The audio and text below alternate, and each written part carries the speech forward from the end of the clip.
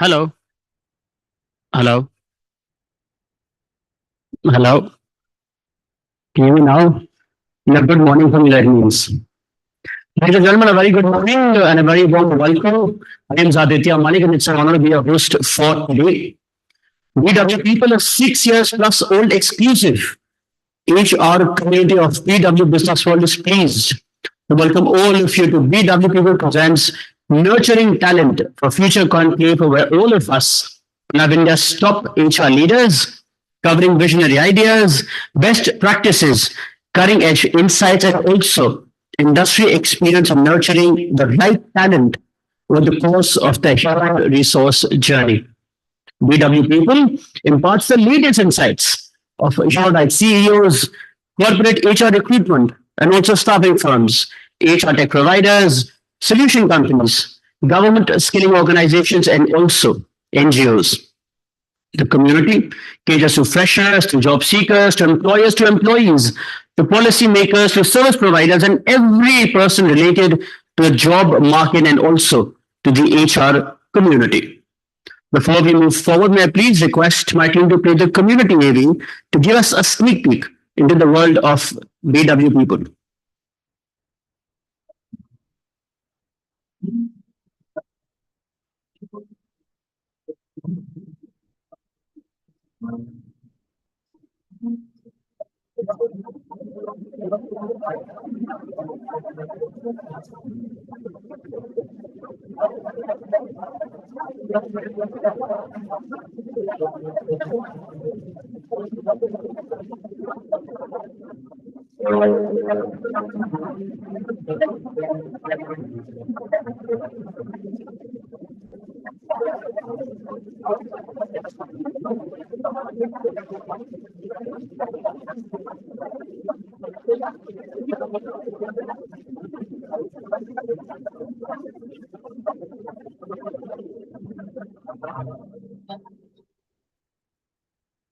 BW Business World, led by Dr. Anurag Batra, Chairman and Editor in Chief of BW Business World and founder. Exchange for Media Group is the fastest growing business media house in the country. With a network spanning across 24 niche business communities and 8 magazines, BW Business World is proud to be entrenched in various verticals in the domestic as well as global business ecosystems. And with changing times, BW now has a massive leadership in the digital space as well. BW in its portfolio has 24 niche B2B communities that organize conferences and also forums to facilitate interactions between rural business leaders and also create a conducive environment for collaboration. And now to keep yourself, please subscribe to BW Business World magazines. I promise you, it would add to a professional quest of knowledge and also insights. For our attendees today, we have exciting offers. An upcoming issue of BW People talks about the perspectives of HR honchos on training and also the upskilling needs of employees, how AI will impact workplaces, insights into India's gig workforce, elite league of CHROs who also won the HR Excellence Award, and more. Our latest issue of BW Business World critically analyzes the UAE consensus from the recently held COP28 in Dubai and how will ambitious transition from fossil fuels lack the financial assistance from the developed world. The issue also looks at Max Healthcare's strategic expansion plan and more. For more information, you can please get in touch with the team at the registration counter from where you got your registration done. And now today's digital broadcast is being streamed live across all BW Business World platforms, including our social media channels and also on www.bwpeople.in. As we flag off today's event, I encourage everybody to please join in the conversations and also share learnings of the day by using the hashtag BW People Talent for Future. With that, may I please request my team to play today's event TV?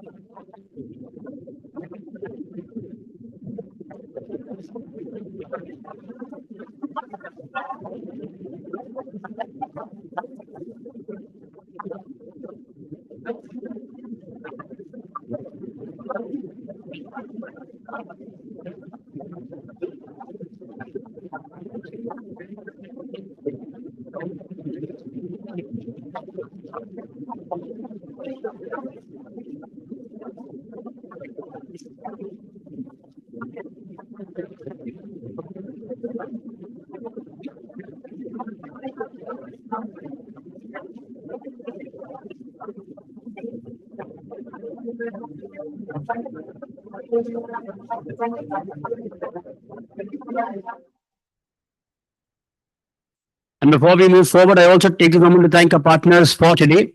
Our associate partner, Lawson and Tuvo, our HR AMS partner, Great HR, our gifting partner, My Anatomy, organized by BW Business World, our event partners, Joy Travels Private Limited, Phantom, Daily Coffee, The Thick Shake Factory, Reality Plus, Exchange for Media, IWM Buzz, Impact, Weekly Magazine, and also Pitch.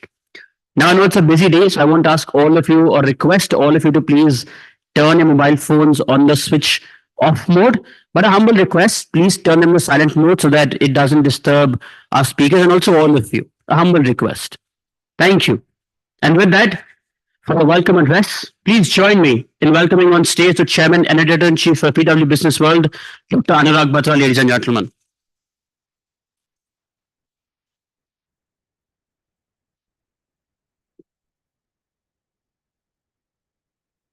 Oh, you doing well? Morning. It's my honor and privilege to be here at the fourth edition of the BW People 40 Under 40. It is still a young initiative. It takes 5, 6 years for initiative to become what it needs to become. Also, to contextualize that, we have a conference under the aegis of BW People on nurturing talent for future. Uh, you're a group full of HR leaders and HR practitioners. You know HR better than me. Of course, I'm an entrepreneur. Uh, so HR has to be part of an entrepreneur's DNA. But I do want to talk to you about things that are on my mind these days and which may be relevant for what you do and what I do and what we do. I just want to say that in the evening we have the fourth edition. Some of you have been on the jury for many years. Mr. Jayakumar, you've been involved with the jury. There are other people who are involved with the jury. We have really every award of ours is through a jury process, and I can only say that no jury process is perfect. It is absolutely honest. At the end of the awards are being judged by people about people. They can be close to perfect, and they are close to perfect because there's data, there is your insights, there is a pitch, but they are nothing. I keep saying I'm a Hindu, so I keep saying only two things are perfect in the world: Lord Shiva and my wife. Rest everyone is imperfect. Mr. Jayakumar is laughing loudly, but so I just want to say that the awards are very honest. I remember on Saturday morning I got a mail from someone who'd applied, and I'm very responsive. I'm first generation, and I'm responsive as a person. So she gave me a number. I got my EA to call her. Earlier used to call from my phone. Now I realize that if I call, then I'm very responsive. So they call me, and I'll have to. And Ruby, I am responsive. So whether I know you, not know you, I will be. I think it's basic courtesy to in any whether you are in media or you're in any profession to be responsive. So she introduced herself. She's an HR practitioner, and she said, "Oh, first she started off saying, oh, I did not get a chance to present."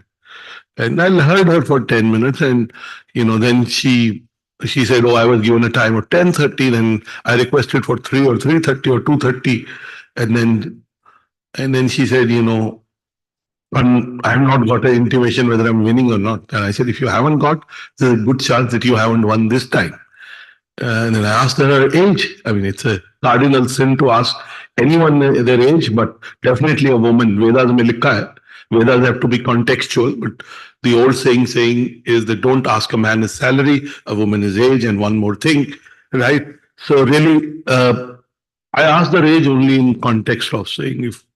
So she said, "I'm just turning 40, so if I don't win this year, I won't win it." So I said, "I empathize with you, but honestly, I cannot do anything. I didn't even sit in the jury this year."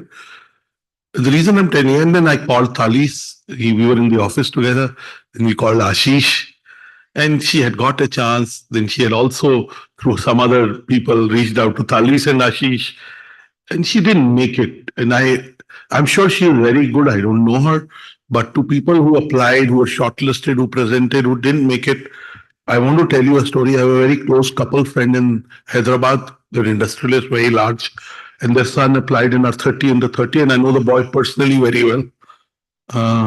He runs a very large business, almost 600 crores business, and he didn't make it. And I didn't sit in the jury. If I'd sat, I would have. What I can do is I can mark my yes.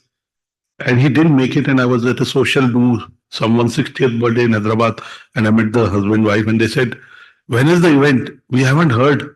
So I knew the list was out, and the event was 10, 15 days. And I came back next day, and I wrote them a long email, which then I WhatsApped to them, because sometimes people don't read mails. They read it later. And basically I wrote that Sachin Tendulkar is a great cricketer, so is Rohit Sharma, so is Virat. But sometimes they get out on less runs. They don't win the match. They don't score centuries. They don't score ups. It doesn't make them any less cricketer. And possibly the son's name is Akshat. Possibly Akshat didn't present well that day, so he didn't make it. Right? And they're parents. I have 2 children, so I know how parents think about children. So really, they were very nice and gracious to me. They built a new home. They recently invited me to their home. I went, So really, if you haven't won, apply next year. On Sunday, we had the BW Legal World 40 under 40 and the BW Legal World 30 under 30. And I'll tell you, there were people I know who I asked to apply. They didn't win in the first year, second year, third year. They won in the fourth year. And they were good in the first year. The first year, the jury had Mr. Justice Narasimha, who's now a Supreme Court Justice. We had Ryan Karanjewala. We had the late Rajiv Luthra. We had Shardul Shroff, who was the jury chair. It was Justice Narasimha, but he made Mr. Shroff the jury chair. And I promise you, it was the first edition, so I whole day logged in, saw how they were deciding. They took ownership of the jury, which is what we like, because they go out and say they're very honest towards. Because right now, the biggest thing is honesty. My business world is my second company. My first company is Exchange for Media. Those who come from advertising, marketing, media. And I know every media company, and I want every media company to prosper, because that means jobs. That means life is about abundance. Right now, what's happening in the country is one person and one party getting strong is not good for the country. It's not. We need to have a strong opposition. And some media companies sell awards. They have a rate card. Here, we don't sell awards. In any part of our business, we don't let people converse. I remember we were here on 12th December. Aman Gupta was the jury chair of BW Disrupt 40 under 40. His first award 4 years back, when he wasn't very big, was a BW Disrupt 40 under 40. So he had to come and present. I don't want to drop names, other very big companies, founders who had to come and present. I remember on 10th, it was a Sunday, a large company founder who has a very good company, and he met me here only a couple of months back, reached out saying, but I've got this regret, I haven't won. So I called the person who runs it, Chetan runs it, and he said he didn't come to present. I wrote to Param saying, sorry, it has to be equal for everyone. If you didn't present, you're good, you would have made it to the list, I promise you. But you didn't. And he noticed the mail. We sent him a mail about presenting. He didn't respond. But he noticed the mail about is not being selected. So the point I'm trying to make is that the awardees, the 40 awardees, have been selected by a jury, which is very diverse. They don't agree on stuff. I did log in to see some glimpse of how the jury works. And so the winners are very good quality. That's where I leave it at. Coming to HR professional, yesterday I was at the our E4M Copcom domain, and while the world is growing, India is growing at a super pace. There is a shrinkage in the communication budgets. Okay, luckily there is a war for talent still. Though post COVID, the tech salaries had gone up, they've got rationalized, but still the talent pool of the quality that you want is still in scarcity. There's enough talent pool available, but not all may be relevant. The three things I want to talk about today to this esteemed audience, and these are things that go in my mind, and I believe it's relevant. First is I want to talk to you about sleep. As senior professionals and middle level professionals, we work very hard. I work very, very hard. That's my DNA. But I don't compromise on my sleep. As senior people, sometimes we push ourselves. We work late in the night, take early morning flight. Mr. Jayakumar has stopped taking early morning flights. I won't recommend that. You come one night before, stay in a hotel, because it does mess up with your sleep. Second, I want to talk to you about kindness. And third, I want to talk to you about sustainability, because all of you are leaders who have an imprint on what you do. You have influence within your organization, in your communities that you serve. First, sleep. How many of you sleep more than, okay, let me ask it the way. How many of you sleep less than 6 hours a night? I'm assuming nobody sleeps in the night, day. Right? How many of you sleep less than 6 hours?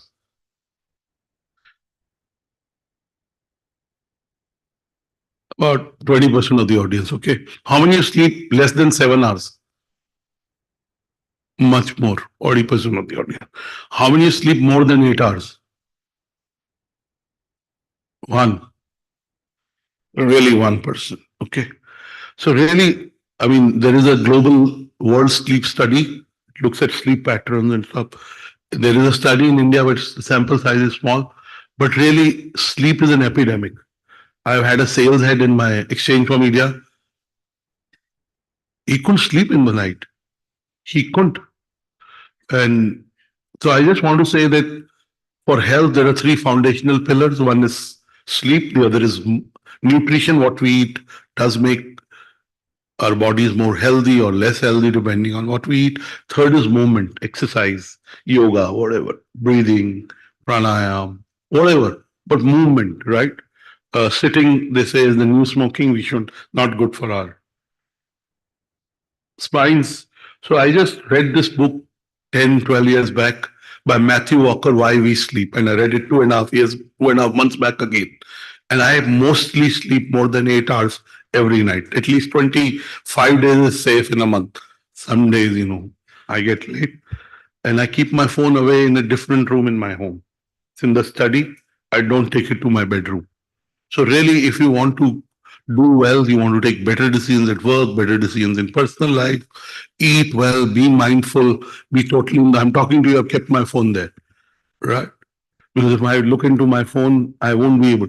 So really, I want to this. Anything that I'm telling you is not new, but sleep is 60% of your health or 70% of your health. And don't believe me, watch the TED Talk, which is free, or buy the book. I am a book reader. So really, I want to reinforce as HR leaders, if you sleep well, you'll be kinder to people. You'll be kinder to yourself first. Second is kindness. Uh, have you heard of Nadav Ben Yehuda? How many of you heard of Nadav Ben Yehuda?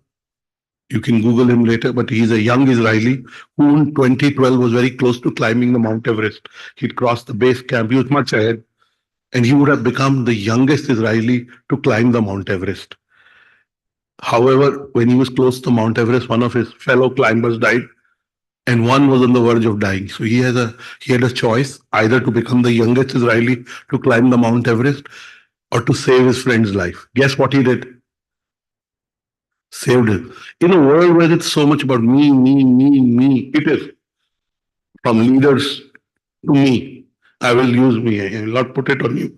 We become too much about who we want, what we want within families. I've seen my parents sacrificing.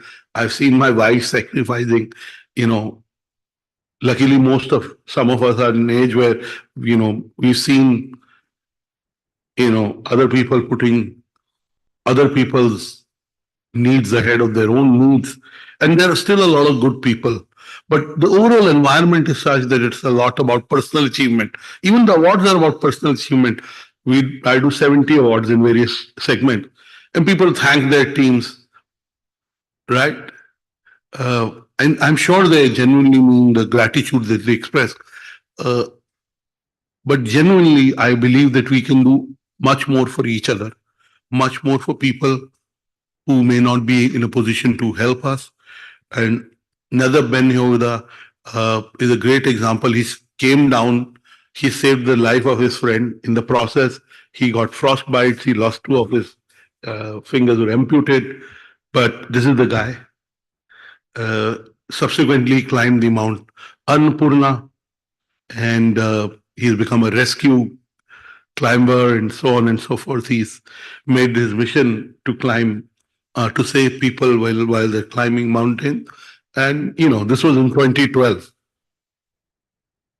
So be kind, help others. As HR leaders, your job is also to balance growth with evolution of individuals, the growth of individuals with growth of companies. You're in a job where you nurture other people. And this is a book this was 10 years back. I'll show you its latest cover. It looks a little different. It's a white cover.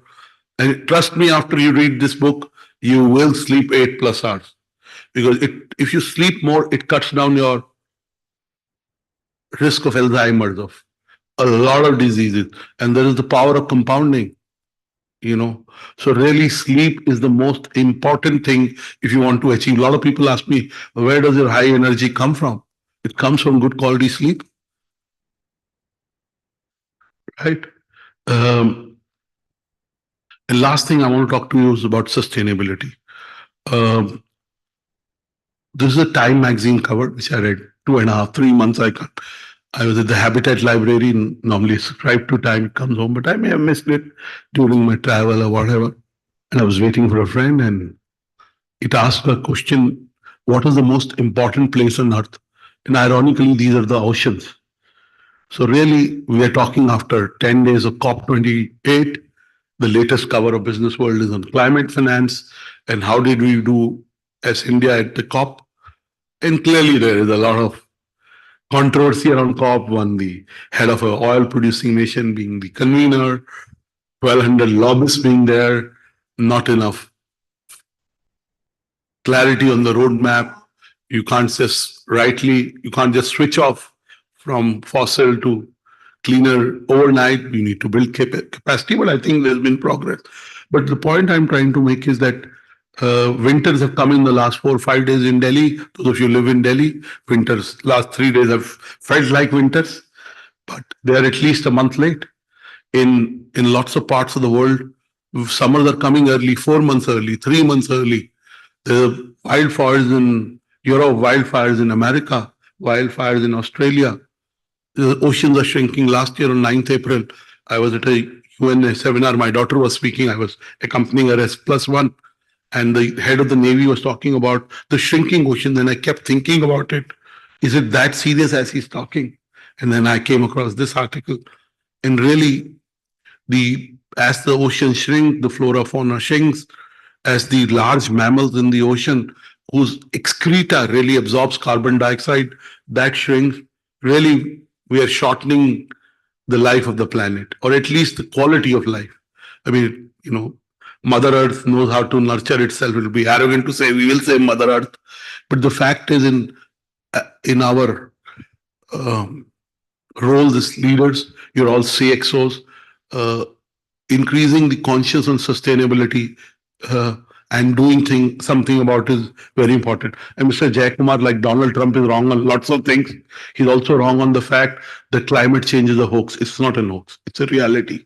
You know, uh, it's therefore. So I just want to say that as HR leaders, I know you're dealing with HR tech, you're dealing with the post-COVID world, you're dealing with disruption in the businesses.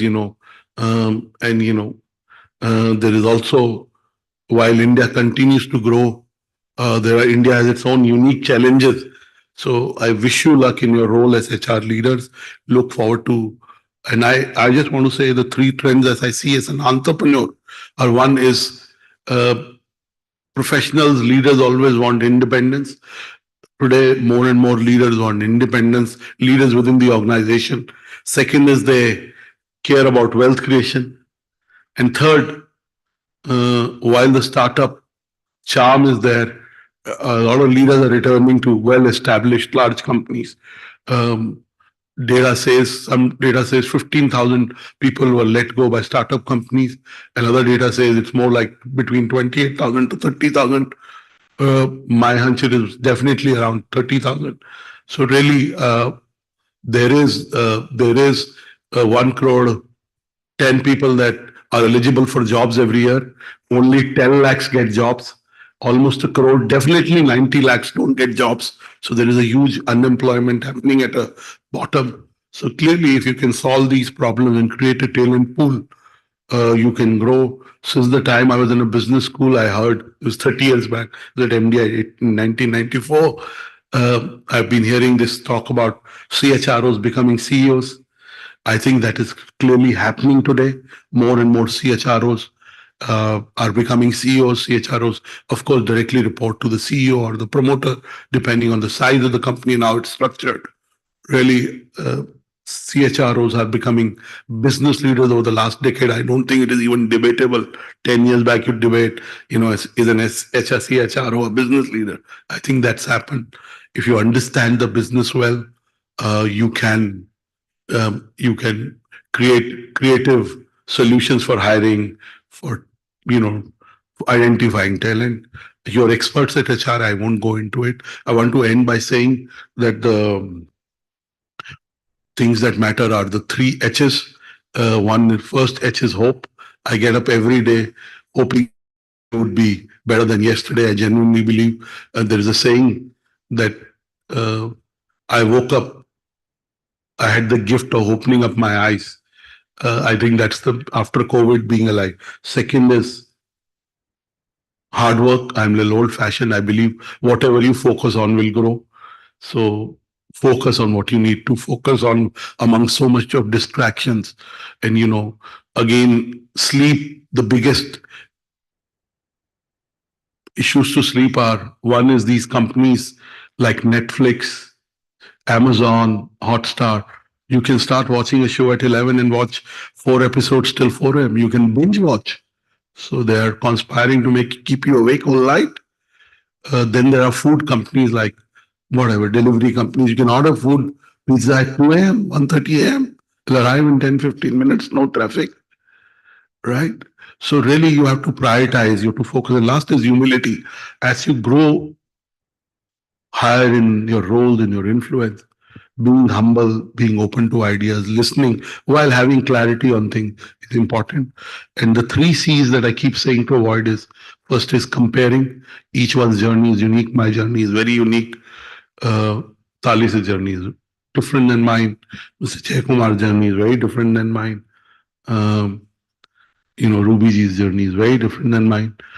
Other is criticize. Sometimes we criticize people without knowing too much about them or empathizing with them on how they are doing what they are doing.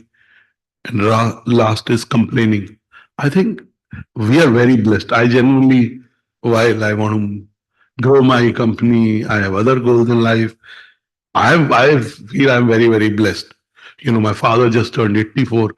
My father-in-law just turned 79. My mother, father are there. My both in-laws are there.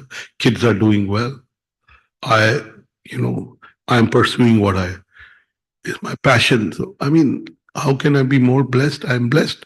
So, don't complain. We complain about small things.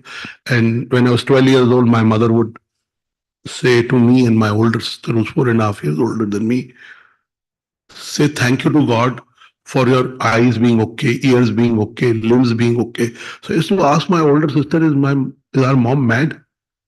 They're okay. Why should we thank God? I think in the last 10 years, I realized what he meant.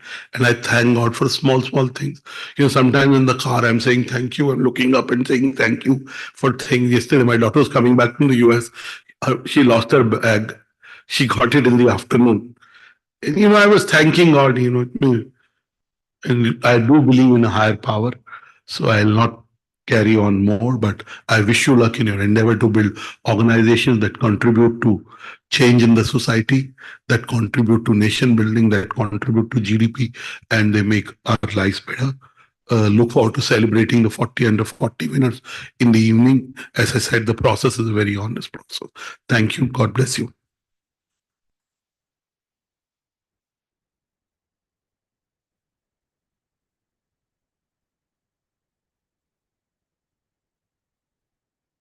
Thank you so much, sir. But just to ask anybody, because sir had asked this last time as well while you're setting up the stage, anyone who sleeps more than 10 hours? There's one. The gentleman got up only to answer. No, for not something. Nobody else who sleeps more than 10 hours, not even on weekends. Someone's lying for sure. Good, what an audience. Wow. Okay. On that note, let's move ahead with the first panel discussion of the day on strategic HR in education, aligning programs with future workforce needs. While the setting the stage, I'll welcome and introduce the panelists here. Mr. Brain Anshu, CHRO, Novus High Tech, Mr. Deep Narayan Tripathi, Group Head HR at Tenon Group, Ms. Nipur Nagpal, CHRO, Mintra Designs Private Limited, Mr. Yadu Kishore Nandikola, Head of Human Resources, Mass Mutual India, and this session will be chaired by Ms. Meha Mathur, Senior Associate Editor, BW Business World.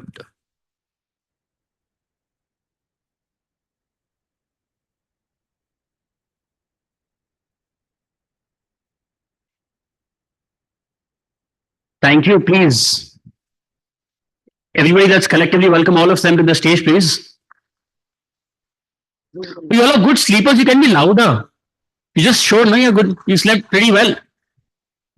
Thank you.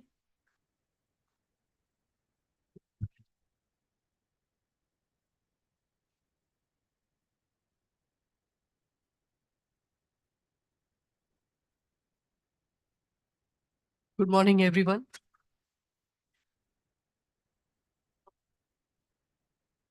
Good morning. So we have 40 minutes and hope to do justice to the time we have given. So much has been reported about the gap between, the skills that the young talent brings to the table and what industry is looking for. Today in this session, I would like to know your experiences about what is it that you are doing in engaging with various colleges and in terms of curriculum alignment, in terms of skilling, soft skilling, how is it that you are approaching this? So I'll start with you. Thank you. Hi, this is Yadu Kishore. I head up HR for Mass Mutual India with about 18 years of experience in HR and talent. I've had hands-on experience in managing, campus talent that's coming into IT organizations, especially. I think it works both the ways. In my experience, corporate IT companies, that's where that's the background I come from. Um, it shouldn't just be an HR initiative in bringing in campus talent into the organization.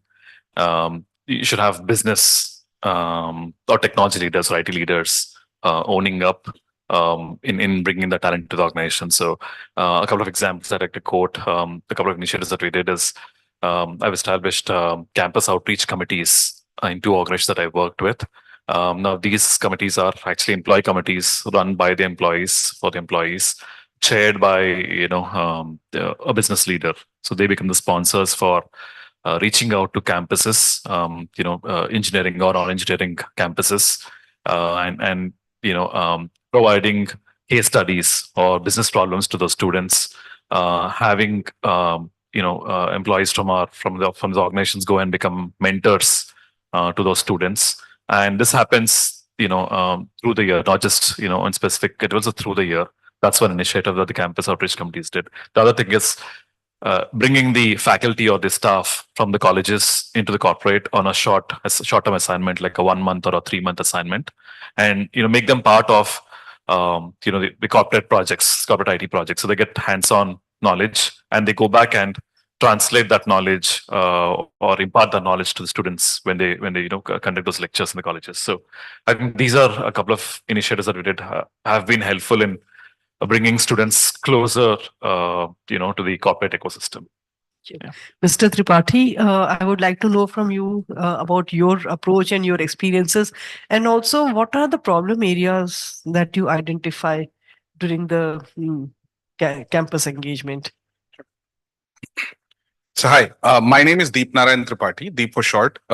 It's been a journey since we've been hiring for our campuses, and I think as we evolve, the problems have also started evolving. So I'm going to talk about the recent most phenomena, the recent most piece that I've been working on along, for the last couple of organizations. There's this talk of culture fit, right? And there's a lot of conversations that happen that when you get the management trainees, or as you call freshers from the college, there is a huge amount of risk of whether or not they will be able to assimilate themselves in the culture. And and that's really a problem even when we are hiring seasoned campaigners, right? If you go to the market and hire somebody from the for a parallel role, right, when you're looking for a backfill or for a new position, experienced people. So I think one of the ways that we've been trying to fix this or solve this is in the last two organizations, including the current one where I'll really be running the first batch. The screening at the time of the campus, right, has got to be pitched right. It's got to be pitched as per what your culture is. And in my opinion, you may want to have an aspirational culture, but at the end of the day, your culture is what works for you. So for instance, if let's say, in the new age day, there are a lot of people who would want work-life balance, work from home and things like that. And this is not my organization. This is any other organization. But if you know that your organization probably does not work like that, or it's not something that's going to be appreciated, the campus pitch and the colleges that you go to have got to know that this is what is coming through. So we are an organization that appreciates people working from office. We are an organization that appreciates and gives people growth right from a management trainee to an MD over a period of 8 to 12 years. And also the fact that if you join us, this is what you get, and this is probably what we will not be able to provide. Hence, this is not the place for you. So I think when you have this conversation with the kids, with the freshers, with the colleges, with the faculty, they also know the right kind of talent that they can present to you in the organization. Now, what this solves for you is you don't look back and say, this is a new age talent. It's not really working for us. We could have done it differently. I think there was a fault that lied with us when we pitched it right, when we did not pitch it right. And the second part that we are really doing, and I'll go back to what Dr. Batra was mentioning, that there is a catch-22, right? There is, as an HR professional, I've always felt, this is LinkedIn and this is conversations with consultants. There is a group of people who would always be willing to work. But as talent acquisition specialists, we are always looking for people. So, there's something which is not working right. I think, in my view, what is not really working right is the right kind of skill. And what we're trying to do is, there is a huge amount of talent pool available in the tier 2, tier 3 cities.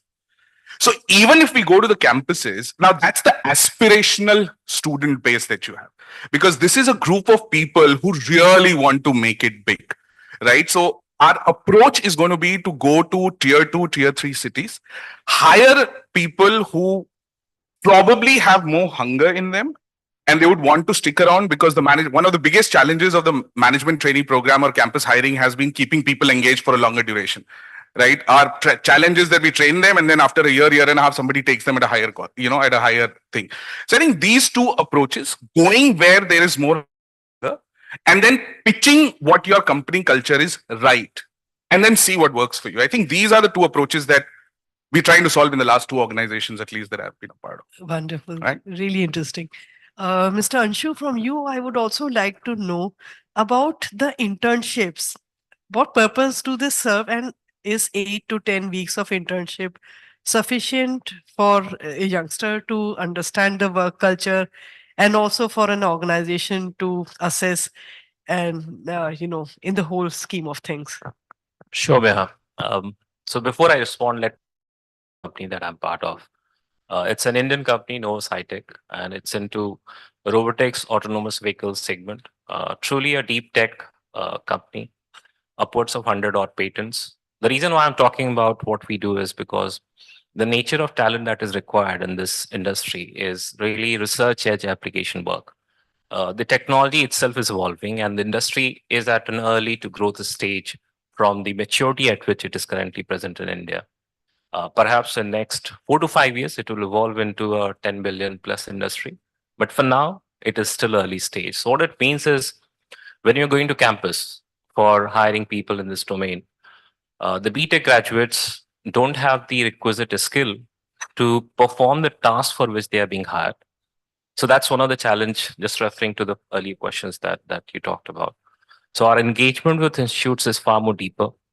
We are working with IIT Delhi with the professors in setting up a separate chair on autonomous vehicle. We work with Delhi College of Engineering. We work in partnership with Stanford and CMU, so that the best of advanced world and the best of what we have as engineering campuses in India work together in the right courses that needs to be created for the talent in the engineering pool, and then we hire the people from there.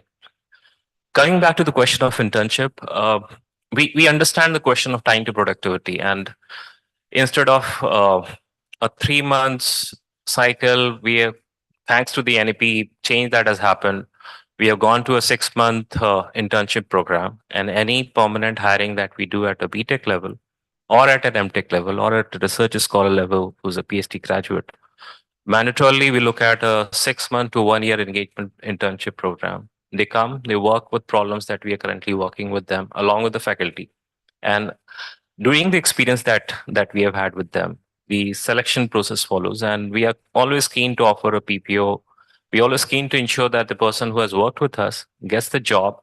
That's the promise with which we actually hire them. The idea is not to check them out and hire a low-cost resource or low-cost resource, but to get them inducted into the organization and again let them have a career in our company. So that's the approach that we're following. It's a tedious journey.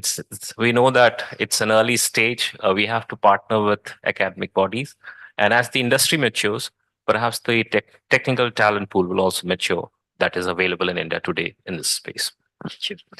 Thank you. Nupur, from you also, I would like to know your experience in talent hiring, and also what Mr. Tripathi has said about tier 2 and tier 3 towns having, that more hunger. Is that also the approach that you follow? Oh. First of all, thanks for inviting me. Very close to this topic, and I've been in this journey for at least I've been hiring for 17, 18 years. So I can bring in perspectives for the last couple of years, but more so what we're doing in Myntra as well.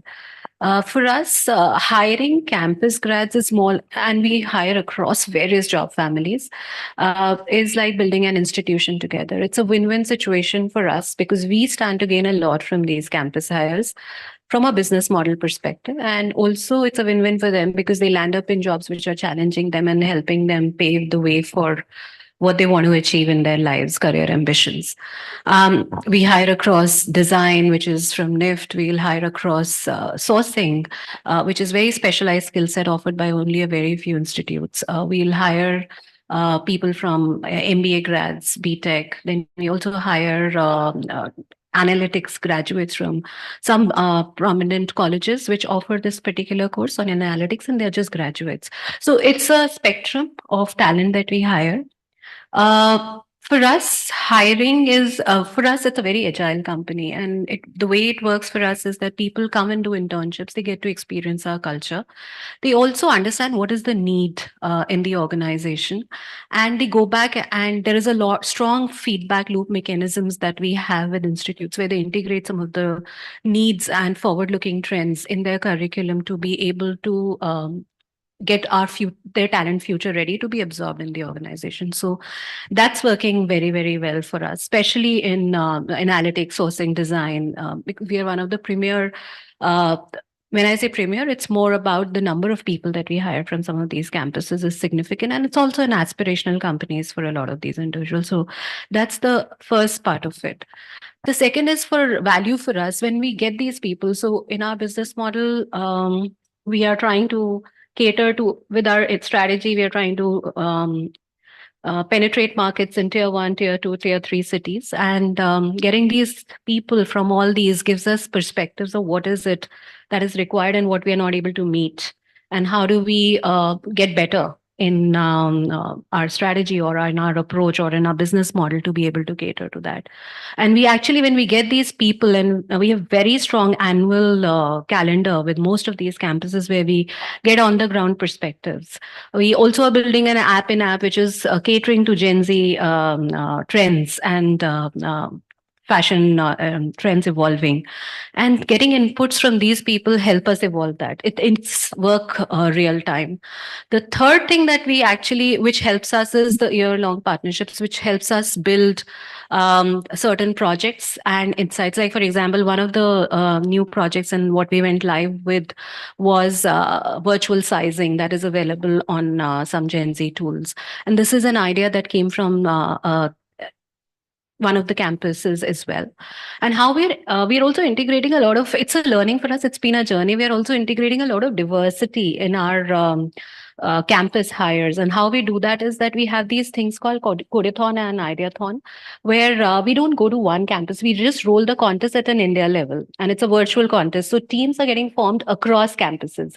People from various IITs or NITs will come together. It doesn't matter which institute you are, as long as your idea is strong and you're backed with logic. And there are like 5 rounds that happen at various jury levels, and people get shortlisted.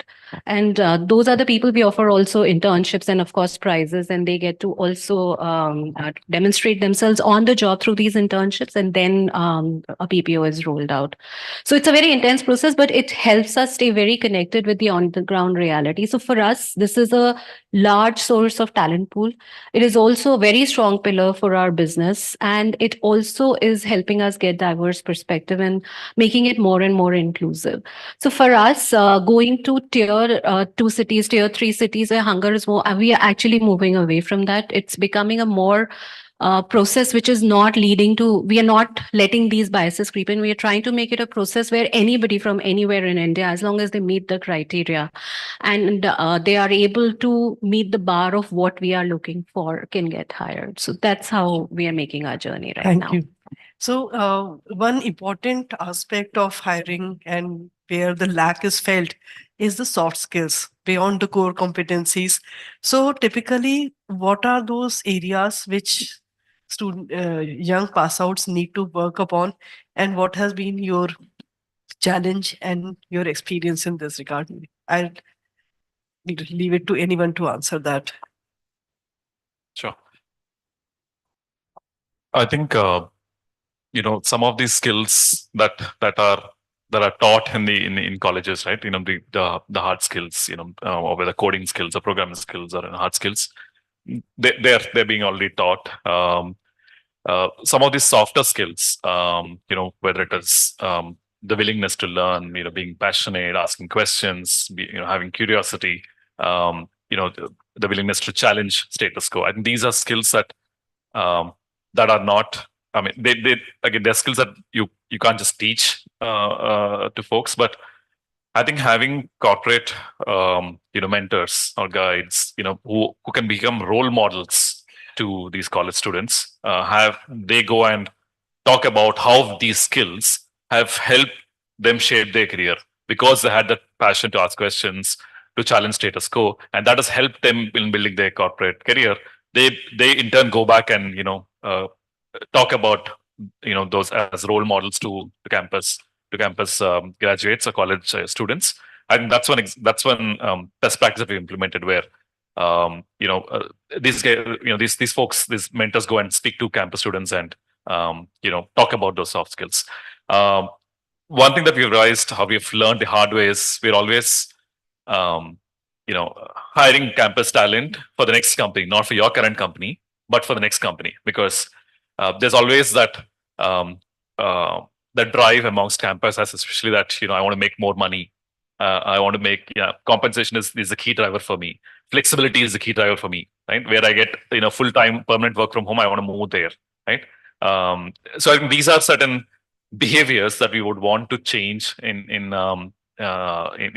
campus students, and I think all these also will become have to become core values, and those core values have to start from home itself, from parenting itself. It doesn't have to necessarily be in colleges or universities, or not even come into corporates actually. So I think these are some insights that I had on. Okay.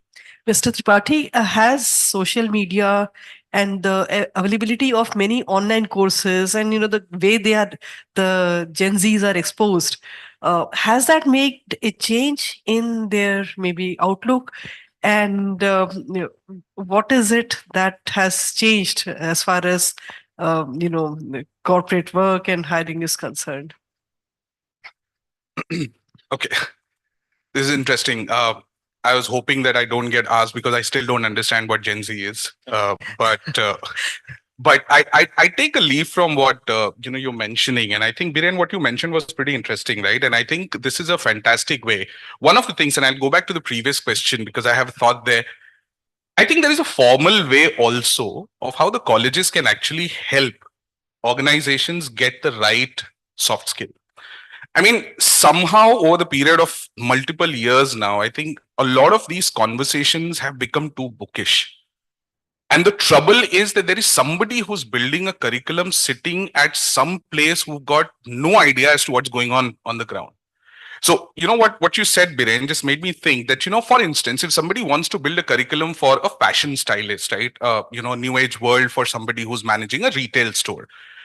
I think that particular professor, teacher, curriculum, faculty, what they really need to do is go and sit with that particular person, understand what they do on a day-to-day basis, learn what the soft skill is. Because if I read it in a book, empathy, what empathy means in a security company versus what empathy means in a contact center versus what empathy means in a retail segment would be very different.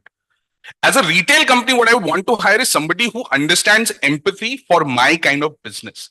So I think that's one way that maybe colleges, institutes, faculties should really start building their curriculum, and they can maybe assimilate it during the same bit. And coming to the Gen Z, I think, if I'm not mistaken, these are people who are born in the 2000s, right? Close to 1999. Okay, so 2000. yeah. I know I have been seeing a lot of changes. Like I didn't imagine I would ask a question as to do you allow work from home when we were working? But it's surprising and startling to see that when you go for a campus, hire, people will ask you this question. And as I said, I'll go back to my initial thought. We talk, culture is aspirational, but culture is also what works for you. So what in my mind has changed is nothing. What really needs to change is the organization's understanding of, one, does this kind of talent work for me? If it doesn't, do I have the time, patience, investment to be able to invest in them to make them work for my culture or not make them work for my culture? I think if that happens, somehow we'll be fine, right? But I don't know, that's the only thing that has changed, right? Work from home. I mean, COVID has made all of this happen, work from. So thank you. Mr. Anshu, your thoughts on this? This is a very interesting subject. So I was there in a campus. We're doing the campus run, and one of the challenges that we have faced this year is that there's a lot of posturing. There's a lot of content that is written on the CV is actually posturing content. And how much of that is actually a skill or knowledge that the person has is really, you have to dig deeper. And then you figure out, okay, chat GPT के ज़माने में काफी सारी चीजें paper पे ही वो चल रहा है. So the way we look at, again, going back to the question of hiring and other things, Eklavya को ट्रेन होने के लिए भी द्रोणाचार्य की जरूरत पड़ी थी. पहली तो क्वेश्चन ये होता है कि do you have in your organisation the people who can actually mentor and train and understand the expectation and aspiration of a Gen Z and can nurture them? If that internal organization is not ready for the Gen Z, then it would be difficult to actually get them purpose connected and get them to be productive best, because this is a generation which is born in a Bani era. It's very brittle. Their answers, they have a fear of missing out. It's a click and swipe kind of feeling. So getting them to be connected to purpose, it's important that you have the right people in the internal organization who understand them, who can train them and nurture them. So that is the first part that I believe needs to be fixed by any organization which is looking at engaging with this group of people. The second part, of course, is the training that Yadu was mentioning, that once you get them on board, you have to have your own owners with this generation in terms of how do you get them inducted, train into the software aspect. And what we have realized, it's always good to keep them as an intern, watch them, work with them, be patient with them, and get them to see that this is the right marriage fit, and then continue the journey with them. So that's the thought that I have. You have to be patient. You have to be easy with them.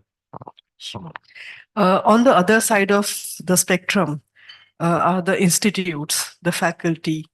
What are your expectations? What needs to change at that end? And what is it that the institutes need to be doing right? So maybe I'll start with Nupur. Sure. Thanks for that question. I do think that as we are evolving our hiring practices as well as our work environments to cater to various kinds of workforce, which spreads across Gen Z, Gen Y, Gen X, etc. So we also want our faculty and curriculums to evolve basis that.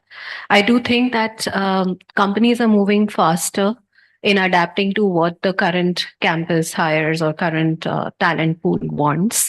However, there is an opportunity for faculty and institutions as well to adapt to that. There are lots of programs that have got launched, but a lot of them are led by institutions. Like, for example, I'll tell you mentorship programs, networking events.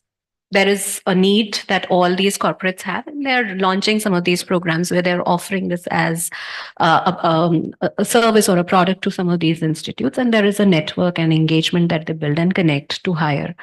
However, I do think that there is a very strong missing link, which is the interaction with faculty and how they are integrating these programs with campuses, how they are keeping themselves abreast of what are the evolving needs in corporates, how they are keeping themselves abreast with technology, and how they're integrating it in their curriculum. And I'll give an example.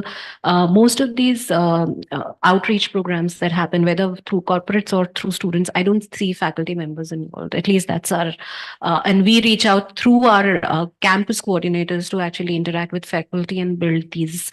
We have started that journey over the last 2 years, and we are building certain specific programs which will help us address our future needs, our talent pipeline needs. But I do think that the evolution of technology is something that we need to embrace faster, and engagement of faculty in building these curriculum as well as these outreach programs and understanding what the future needs. Because organizations are evolving really fast in this world of technology, and AI has just expedited that journey. So how do we keep abreast with that is something that I do think there is an opportunity for corporate and faculty and institutions to work together faster on.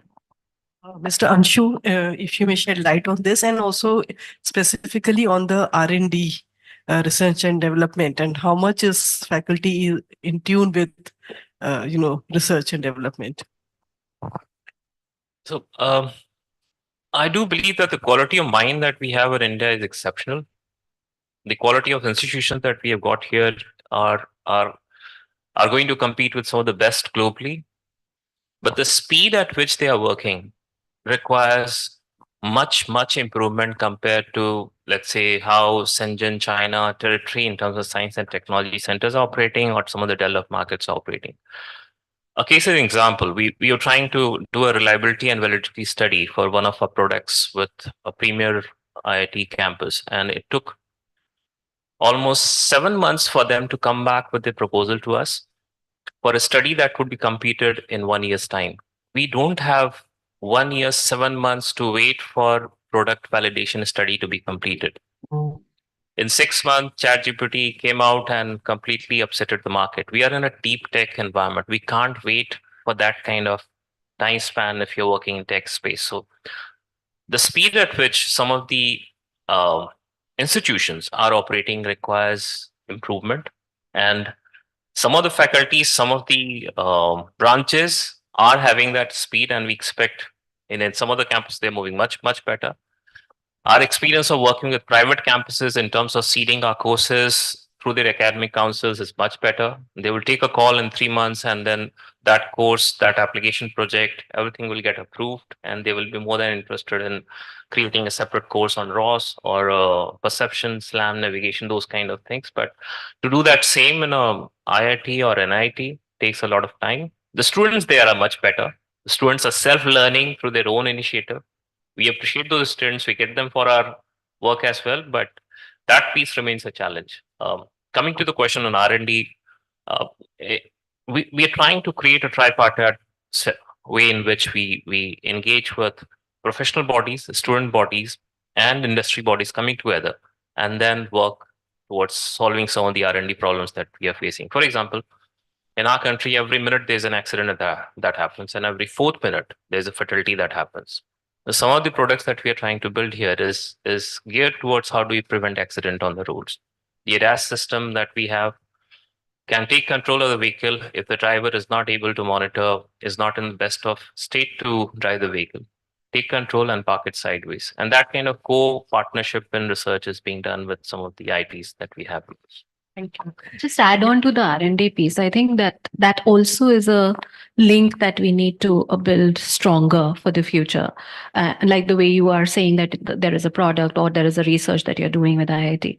I think I'll just take an example with one of the institutes. We are doing a research on developing a fabric for certain needs, which could be something that could be very revolutionary, but at a lower cost. That kind of product exists already, but how do you bring down the cost and also a sustainability angle? And that is a value proposition that we want to build in our future business plan. So how does that become? The R&D has started with some of these institutes already to be able to do that, but this again is a need of the corporate and therefore it has been an initiation here. How does it come from institute, some of these gaps that exist today, or what are some value proposition, what are the needs for the future, and how do we integrate it backwards with campuses as an area that can be strengthened? Just want to add insights there. I think there's tremendous opportunity for faculty and staff to to understand their new age skills and how they can prepare better corporate ready professionals. Right.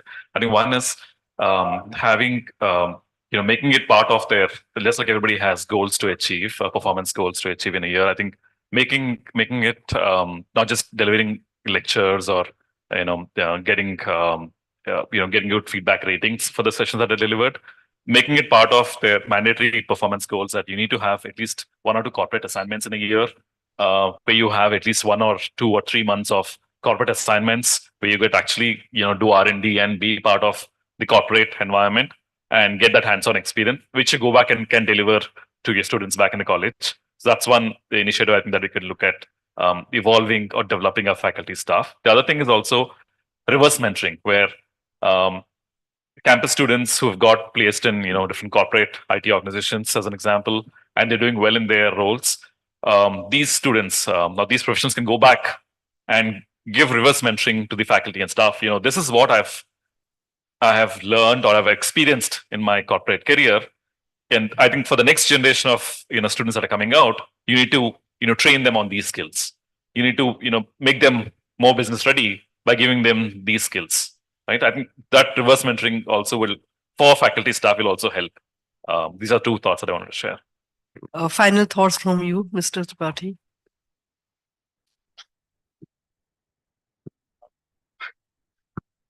I mean, final thoughts, it's, campus, or, as you call it, getting in the new age talent pool. I think given how we advance and given how we are growing, I think this is, and everybody talks about it. It's a boardroom conversation favorite, and it's also seasonal in nature, towards, February, March, we do the budgeting and then we forget, and then we come down to October and then we say now the campuses are open. I think, this is where all of us sitting here in, as HR professionals have got to continuously drive this dialogue, and whatever we've discussed, and I've learned some great insights from industry stalwarts, that we also will have to take this initiative. So whatever we talked about, getting students culture ready, getting faculty culture ready, and at times, one of the drastic things that I've seen one of my previous employers do is, we continue to struggle for a certain kind of talent. And we went to the who's who of the private institutes and the government bodies to get that kind of talent because our need was immense. And finally, nothing materialized out of that. So maybe some of the corporates will just have to jump and create their own academies and start training people, building and also supplying it to the market, right? I know this requires some amount of investments, but there are more than enough success stories about this. And all of this is happening because there is a dearth of talent pool of the right skill set. So maybe we'll have to do both, keep the conversations going, make this right, because there is no doubt that this is the best talent pool available for you to build your organization from a current culture standpoint, for your growth, for your vision, for everything else that's in future, right? Or build your own. That's pretty much it. Thank you. I'm happy that we have time for a few questions. So maybe 2 questions. Anybody? Yeah. Yeah. Maybe you followed by you. Yeah. Can you have the mic?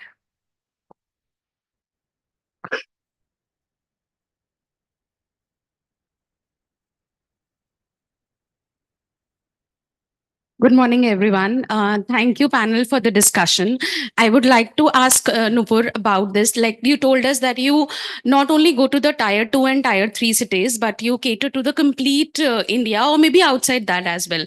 So I want to understand how you disseminate this information to each and every city, each and every institute. What's the communication medium that you choose so that it particulates down to everybody in the in all cities, in all places? So that's what I wanted to understand.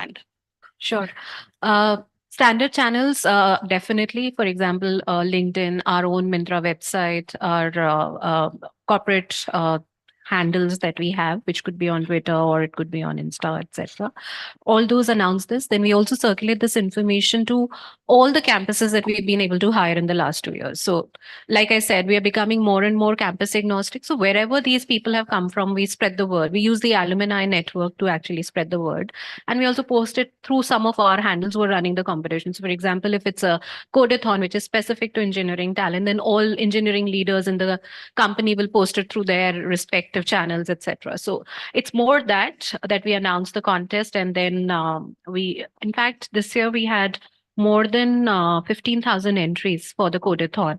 And finally, we when I was part of the panel, we had only about 100 people, and that too in groups. So there were about 10 people who actually reached the semis, and then there were about just 5 who came to the finals. So from 15,000 to a group of 35 people in the final is how it happened. But it's becoming more and more organic, and these are the standard channels that we use for communication.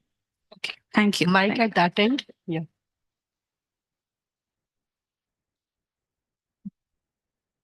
So hi, good morning, everyone, and thank you. The words were really, really insightful. So what I wanted to Your ask name, is, please? Yeah, I'm so sorry. This is Neha Mukherjee this side. I'm from the Times OOH, from the Times Group, basically.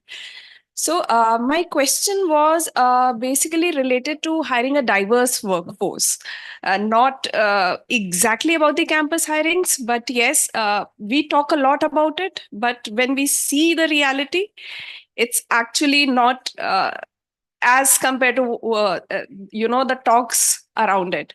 So how do we actually work around it to have a more diverse workforce, not only related to the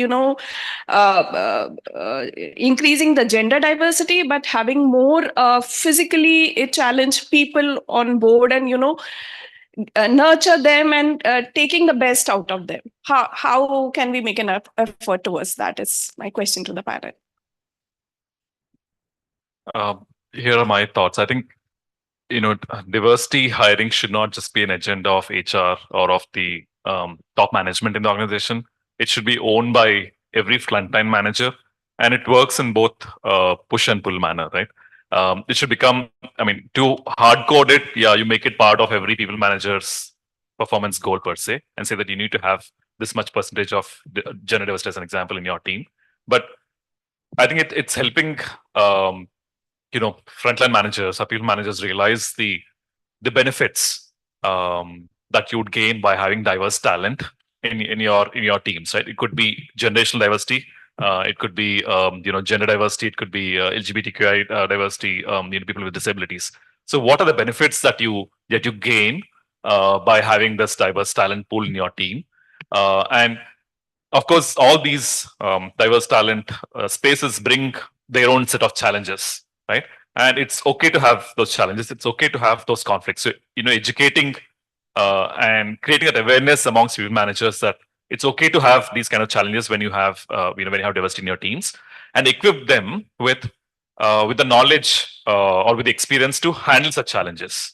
I think that's where more acceptance will come when you push managers to have diverse talent in their teams. And like I said, I'm just reiterating that it should not become an HR agenda that every people manager should have this much percentage of diversity in talent, but we should have business teams or leaders own diversity and make it part of their talent strategy for the year. Somebody else like that? Can I just add a little onto that? One is, of course, owning it as a goal. And I do believe it starts with the leadership, and then it percolates to our leaders and then frontline managers. But when you hire diversity, it's very important to understand also as an organization, we are on that journey. All of us are on that journey, actually, because we've made some headway in the last couple of years in this, is the challenges that you will face with that diversity talent hiring that you are doing. Identifying those challenges proactively, and one, highlighting what are the risks involved and where you can mitigate the risk is very important. So for example, I'll just tell you, when you do PWD hiring, and we do that in our organization, there are system challenges. There's an infrastructure investment that you're supposed to make. Organizations should sign up for that initially. And then even when you're making infrastructure available, you need to sensitize managers that these are the challenges you're going to face. However, this is how we were planning to mitigate it. At the end of the day, business also should not get impacted because you're taking diversity as a goal. That's the larger business mindset that everybody will have. I'm okay to commit to these goals, but as long as I'm not seeing a dip in productivity, or as I'm not seeing a challenge, or even if the challenges are coming, how we are set to overcome those challenges is something that we should be working on and navigating. Only then we can create a level playing field. Otherwise, what will happen is you will keep getting this talent, but it will be a leaky bucket. You will lose this talent, or leaders will not be invested in this talent to make them successful. And eventually they will move out of the organization. So it's larger than that, but you have to, that's why it's a journey that you make, that I will only hire 5%, let's say, this segment of population this year, because I can only set them up for success. I can work with only this much budgets. I can only get these many businesses to sign up for it and do a pilot and see what are the challenges we are facing and how we are overcoming. So as you start on this journey and you're able to solve for business, I think that's when you will see more adoption of diversity in the organizations. So thank you so much. We are very well in time. And thank you so much for your thoughts and for your participation. Thanks. Thanks.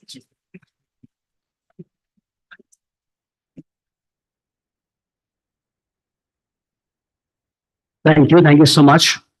A picture, please. Mehaji says time's up now.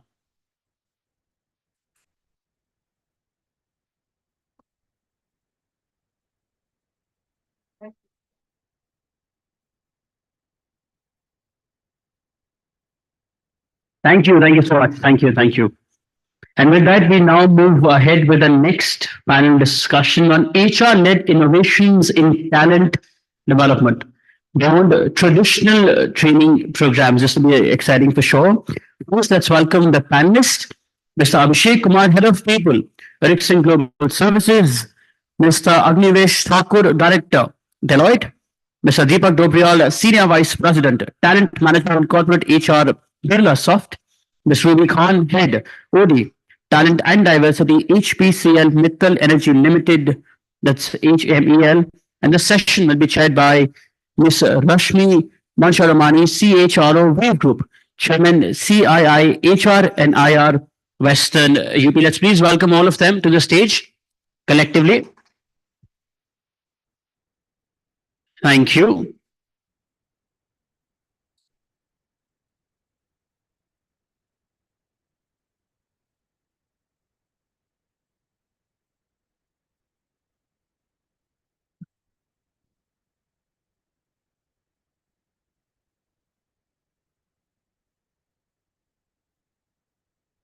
Can we dim this one, boss?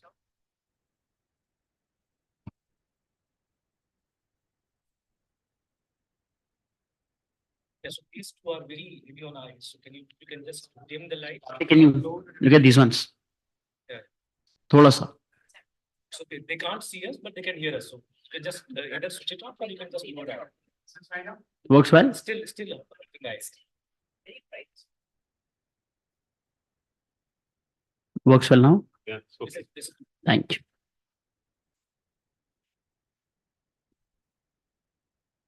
Shall we begin? Yes. So good afternoon, good morning. I don't know if we are behind time or we are ahead of time because we were supposed to start, I think, much earlier, and I don't know how much time we have left. Yes? 40 minutes. Okay. We have 40 minutes. So, but then we have another session after that. Yeah? And then there's lunch. So we'll have to consider that. So a very good morning to all of you all. And we really look forward to this session. And I'm really honored to moderate this session with my eminent panelists here. I really look forward to a power-packed session where we have a lot of discussion and a lot of takeaways. The subject, of course, is HR-led innovation, innovation in talent development. So the rules of the game are like, I get the opportunity to set the context for, say, like 4.5 minutes, 4 minutes. And then I'll be asking questions related to the subject. And we'll have a little, we'll have few rapid fires in between. But this time, instead of you all asking us questions, we'll ask you questions. So pay attention. So pay attention and let's see how it goes. And I hope you have a lot of takeaways and we have a lot of takeaways also. So going in fast to the subject, like HR-led innovation, let's talk about innovation as such. So technology-led innovation has disrupted actually every company and it has altered the market landscape, right? And if you respond to it, if you respond to any such change, so innovation, actually you survive. That is a requirement for survival. But if you do something in the new, I mean, you innovate, that is the formula for success. So actually disruption brings in the new. And, this innovation era will reward those companies that continuously reinvent with agility, experimentation, and risk. So innovation is required in every field. Now to innovate and to transform, we all know there are three pillars, three foundational pillars. One, you need to get the technology, advanced technology. Second, what do you need? You need the processes. And third, you need a talent pool, right? A talent pool that has a growth mindset, a good, robust talent. Now, the first one, I'm going a little fast, is the advanced technology. You have the resources, you can get it, right? Any company can get it if they've got the resources. Now, as far as processes is concerned, again, you have resources, you can copy paste. But this is the third one that creates a formidable challenge to us, that getting the right people, right? Getting the right, a robust talent pool. Have that. If you have that in your company, if you can build that, then you make that, you can continuously innovate and reinvent yourself. So that's required. Now, coming to that, how you got the talent pool now you want to work on it. This is what the topic is about. How do you develop that talent? But here I'll tell you a very interesting phenomena that has happened in the recent past. That is somehow not totally related, but somehow related to the subject. I don't know, some time back, we had the Great Resignation, remember? This was, during post-COVID and all that, and the ripples are still there. So when the Great Resignation happened, it was not about quitting of jobs. It was just not about quitting of jobs. It was more than that. It was a recalibration of professional aspirations and personal passion and work-life balance. People were questioning themselves. Is this the job I want to do? And even entrepreneurial pursuits. So, people were moving in and out. And then what happened was, I'm not using fancy words. They were there, I'm telling you. Then we had the quiet quitting. So what happened in the quiet quitting was that period, I'm talking about the talent pool. People were there physically in the office, but mentally they were not there. Mentally they were not there. Then alongside, we had the emergence of moonlighting and we had career cushioning, all fancy words, sorry. When this happened, we realized people were looking for alternate income sources, alternate jobs. And right now, what do we have still is going on is the great reflection. People are still questioning, is this what I want to do? They're questioning their, life preferences. Is this job the one I'm looking for? So there is a lot of influx. And what you have is, you don't have the talent which is very stable that you would like to develop. That's the question, I'll tell you. Do you have the talent that is stable over there? And I'm not talking about attrition, let me tell you.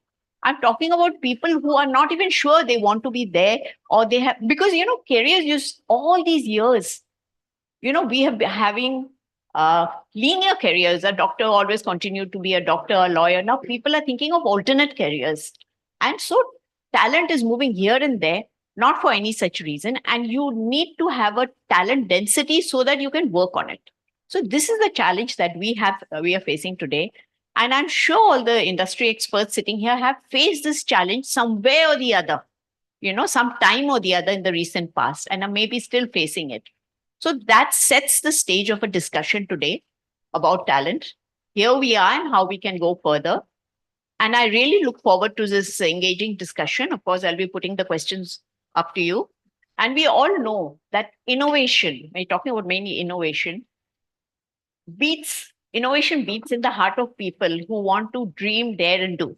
So come along with me on this journey today, next 25-30 minutes, and let's see where we go. I have the first question that I'd like to put up to, 1 second. Sorry, I've got my papers now. My first question will go to Deepak. Deepak, how can HR leverage emerging technologies? Yeah, because like AI and ML to personalize all these talent development initiatives and make them more responsive to individual needs. How are you doing it in your organization, or you can quote anything else? Sure. Thank you, Deepak. Thank you, Rashmi. Thanks for the first question. I have a able set of colleagues here, and I'm sure they will add. I can probably get started. So when we are looking at this whole point of innovation and talent development, the whole point is, what are we solving for? And innovation has to be led by some goal or some aim. I think broadly my reflections on this are that we are solving for two things. One is we're solving for the business, right? We have to be able to solve the business problems and enable the business so that it has the right set of talent, rightly enabled talent, which can help the business meet its goals, right? So that's the first problem. And business, by the way, I come from a software services industry, which is a fairly dynamic area because technology is evolving. So it's a fairly continuous process. It's not as if you do this assessment once and you're done with it. You have to keep repeating that periodically every 6 months to see whether what are we solving for. So one is the business realm of it. The second is the people aspect of it, right? How are you ensuring that the solution that you're giving in terms of whole learning intervention, whether it is solving the individual's problem as well. And individual's problem, by that I mean, what are the individual's aspirations in terms of career? What are the aspirations in terms of competency and skill development and so on and so forth, right? So if you look at the business aspect of it and if you look at the people aspect of it, one, do you have the right solution? Are you solving the problem for both of these people? And secondly, how do you measure what's the effectiveness of whatever intervention that you're doing? And you need to have a constant. And that's where I think technology can enable both those aspects. Tying your learning strategy to the business strategy, I think that's a given. I think most of us try and do that. But can technologies like artificial intelligence or machine learning, all of that help us understand what's the competency and skill gap that is there from a business perspective, right? And that gives us the whole goal as to how much of skill and competency gap do we need to cover to enable the business to be successful. And it's not just for the current scenario, it's also forecasting into the future as to what the business is, where the business is headed. And then look at technology also enabling hyper customization of a learning intervention for people. In most talent development teams are more adept at generalizing things and saying, okay, this is my learning content, it will meet the requirement for 80% of the people, so I am going to do that. So you're looking at the lowest common denominator, which may not serve the purpose for everybody, right? Now, leveraging technology, how can you do hyper customization to solve each individual's learning needs? And it's not just in terms of content, it is in terms of pedagogy and how you deliver that. Some people are comfortable and they can listen, just listening to stuff. Some people need audio visual, some people need, a written word, right? And they can consume written words. So how do you customize how you're delivering that solution? In what bite size are you delivering it? Can that be hyper customized to each person's learning style and so on and so forth, right? And I think that's where technology can play a very important role to hyper customize that, and then have virtual learning mentors who can keep nudging people to complete their learning journeys. That's where technology can help as well, because it can constantly measure where each individual is on their learning journey and keep nudging them. Also trying to simultaneously understand what are they consuming, what are they appreciating, what are they liking, and serve content, just like, Instagram or Facebook, keep serving content that they like, which furthers their learning journey, right? So all of that can be enabled by technologies like AI and ML.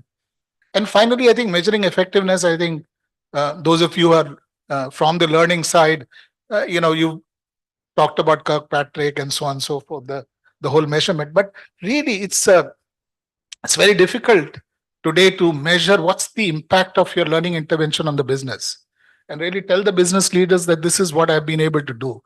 AI and ML can make that possible, because you could look at multiple data sets from the business, from the individual's perspective, and then give a feedback to the manager and the individual saying this is where you are. And there's a survey done by Oracle recently where 65% of the individuals said that they prefer a AI powered feedback that they are getting rather than a human touch feedback, because humans will generalize and humans will not give very specific examples. And 85% of managers thought that they find it easier to give that feedback and have discussions with their people if it is, AI powered, right? So I think that's the future, definitely. So I think that's my perspective, Rashmi, on how innovation can aid talent development and talent management for the organization, both to solve the business as well as the individual learning. Deepak, thank you for your wonderful points. I did note 2 or 3 of them, which I think really stand out. What I really liked was learning strategy to business strategy to be linked, and hyper customization. Thanks to technology, we need not generalize anymore. And of course, the learning mentors and measuring effectiveness. I think that was a wonderful point you said. It was never easy to measure, and all those Kirkpatrick. They're all dinosaurs now. Sorry, I hope nobody's hearing me and quoting me. But when you measure through technology, you have the data points, and then you're sure what you're talking about. Wonderfully said. Thank you, Deepak. I think I'll raise the same question on technology with Agnivesh, that how do you go about it in Deloitte, or your own personal experience? Yeah, so I'll, because my fellow panelists are HR leaders and I represent business. So when Deepak was talking about business, so I thought, okay, let me handle the business and probably I'll tell you, and you will empathize with the problems, and probably you can also empathize when you go to your organization that what are the demands your business is saying, right? So I'll give you some spin and probably some thought process to look at. So let's say you had given me a talent. I requested XYZ talent. So what you did, you went ahead and gave me the talent. When I talk to the talent, when I try to deploy the talent to the projects, I see that there are a lot of fit gap. There are a lot of, they don't know the basics. Now what happens? I have got 2 options. Either say, I don't need this guy, right? Give me a replacement, or do I step up and say that let me try to build this guy, right? Can I be a talent creator? Rather than every time, can I be from talent acquisition? Can I be a talent creator? Can I look at certain skills which will at least let me survive my customer requirement? At the same time, we can enable certain programs, certain booster shots, so it will help him to grow to that level, right? This is a practical reality, and I'm sure that most of you who are in talent acquisition or in HR, you might be knowing that how business is that, because when I walk on the floor, most of the time my talent acquisition team, even in my previous organization, used to hide away from me, because I used to ask, where is the guy? Because demand is such a way that in a person you will like to have qualities of multiple qualities, right, in one person. This is the business demand, because business requires that. And the thing is that the talent is not there, the things is not there. So what are the technological interventions that we look at in terms of helping that? So at this point of time, example, that if I'm looking at job description, what we used to do when I say that I need a guy, to what first thing that what a talent acquisition team does to the business is that, can you please help me with the job description? Again, a headache. You first write this down, then you can go back to HR and validate it, and then you go to the market, stuff like that. So look at the turnaround time. At the same time, now GPT, the generative AI, is giving you a JD. It takes the best of ability of available skills. What are the competency areas this needs to have, and then also it will look at what are the, and then you customize. So the turnaround time, which used to happen for 5 days for at least multiple follow-ups, few escalations to your CHROs, right? The turnaround time become at least an hour or probably a day. On the technology part, no, at least. And the same thing, what is happening when I'm evaluating a candidate, put some AI screen. What Deepak was also talking about, the candidate is, screening becomes more what you say optimized by using those technologies which will give you a prescription that whether I need to have this guy or not. Right. So be it do facial analysis, or you look at semantics, you look at sentiment analytics through the various tool and understand whether what is the purpose of that. So purpose of saying is that this is a joint responsibility, right? And what we have seen in most of organizations, lack of collaboration, lack of trust between the business and the HR itself, and talent acquisition team itself, right? Because we this is the practical challenge. I'm being very open and honest to this, and that's why we tend to solve the problem by having an effective collaboration and jointly see that if I have a talent need, because if I need a diverse talent need in one person, technology is changing at any point of time. Today I am looking at Java guy, tomorrow I may look at something like a prompt engineer, and in India we don't have prompt engineer itself. And the JD says that I need a prompt engineer which has 5 years of experience, while the technology is only 2 months old. Right? So look at the challenges, look at the dynamics that we need to go and do that. In meantime, there are 2-3 models that we follow. Right? As I was saying that, can you be talent creator? Can I take a bet? Can I give him some risk to fail? It's okay, the person is failing. So it depends upon how mature is your ecosystem is, how mature the culture is, and then how can you bring that upskilling. I give you example of my previous org where what we did. So what with the organization did, they say that each employee, including HR, will go on the new age IT skills. Imagine HR professional was sitting in an organization and doing a course on Java development, mobile development, AI, blockchain, and they all were frustrated. They all were frustrated that why, what is the need? A lot of questions keep coming. They were trained on the Power BI, that how can you use the Power BI to use yourself.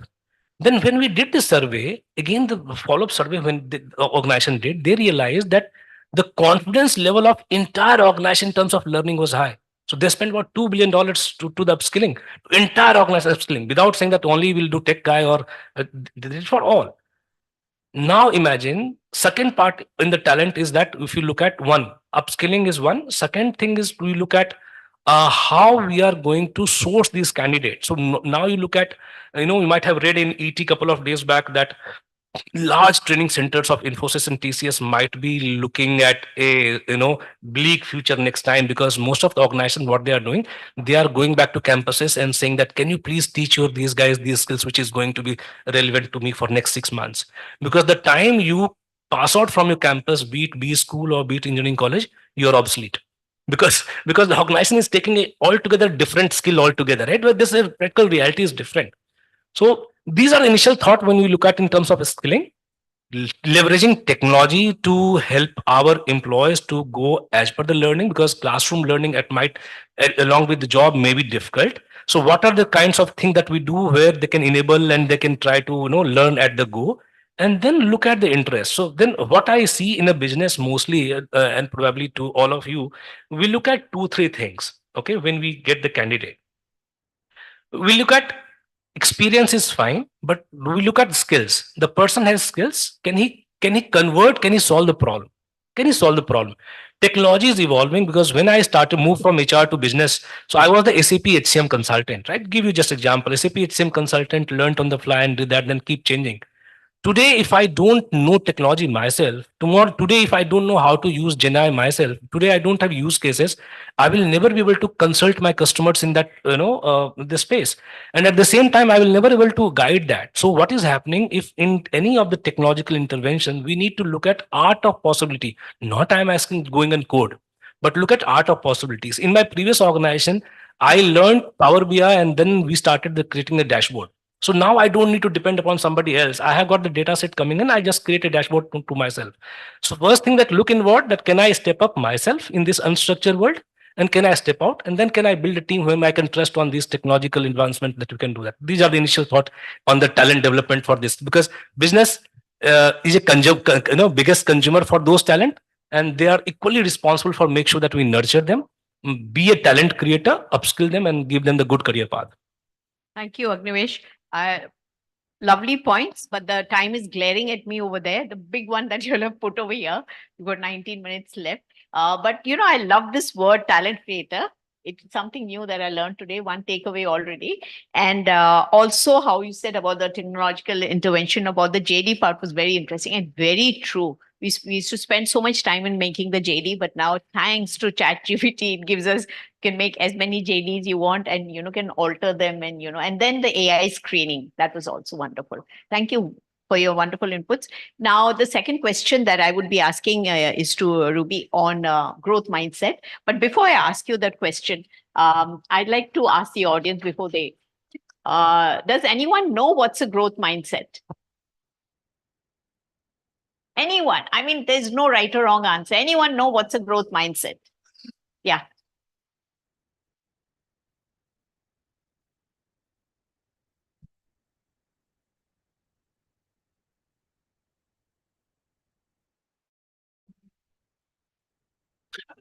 Yes. Yeah, good afternoon to everyone. I'm Dipanjan Sinha. So there are two kinds of mindset. One is growth mindset, one is fixed mindset. So growth is someone who keeps on, who has the, the willingness to learn, willingness to grow, willingness to try new things, and basically coming out of the comfort zone. Very well said. What's your name? Dipanjan Sinha. Very well said. Yeah. Growth mindset is what it can. A lot of times we think this is what from upstairs to what else it can be. Sit on it and get don't know where it is. So thinking of what things can be is a growth mindset. Yeah, true. In everything, in work, life, or the design subject. Yeah, very well said. So, yeah, somebody else? Yeah, yes, please.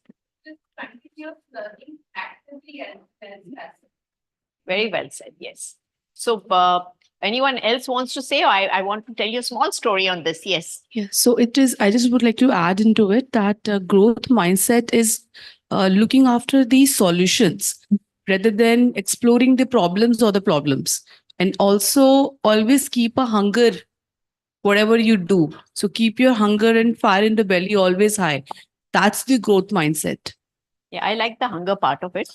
Just to conclude, it's important for us to know, I think we all know it, though there are many types of mindsets now. It originally started with two, fixed mindset and a growth mindset. Fixed mindset was a person who was born with certain abilities. He says, I've got that, I'm good, I can't go more than that.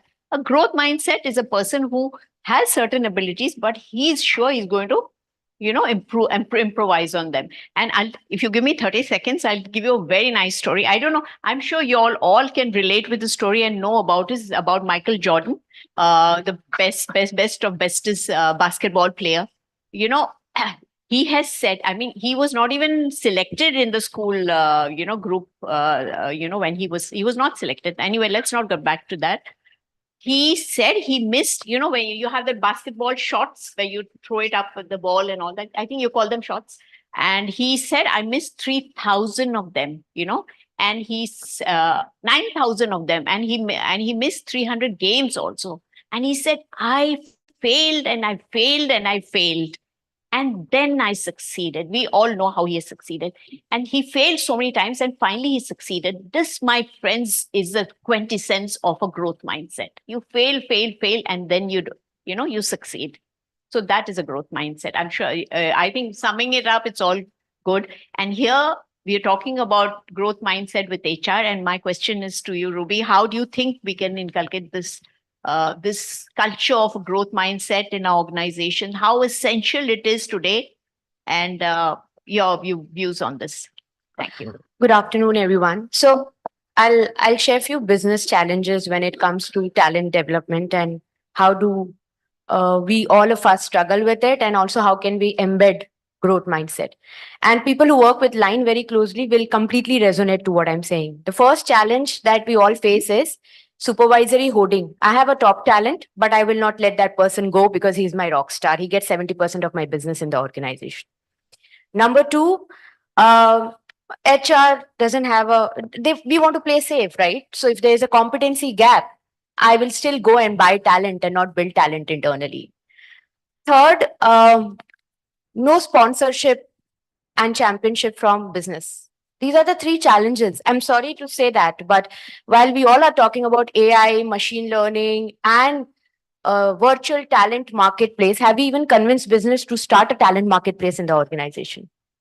Right? And I take a lot of pride because I was a part of a growth mindset culture where we actually embedded a physical talent marketplace. There was a business, there were top talents, but the other business leader didn't knew about it, right? So lack of fungibility, lack of mobility, and then how do you develop them? So I feel as HR practitioners, we need to have a huge tenacity while we talk about growth mindset, and all my people there in the audience have mentioned growth mindset. The reality is that along with growth mindset, you need to have a lot of tenacity when you want to drive talent development within the organization. You need championship from leaders, and that has to be a part of their KRA and KPI. I cannot build talent if I don't have my leaders there. And also building a culture of creating fungible leaders, enabling talent mobility, and telling a supervisor that, listen, he or she is your rock star. Let us move him or her to another business to get the best for the organization. So I believe that's very important. Thank you.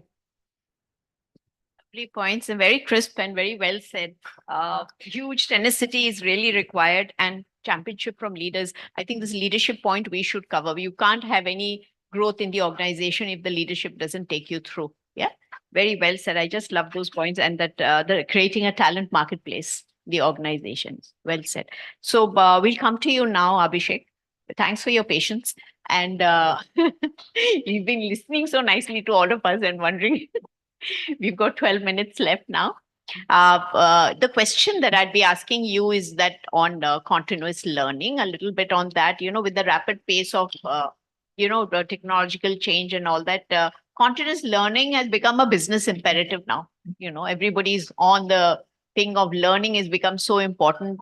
And, how do you think organization should, have lifelong learning, continuous learning, lifelong in the forefront of their talent development always? And the second part of my question is, so there are two parts to it. Second is, how do you measure?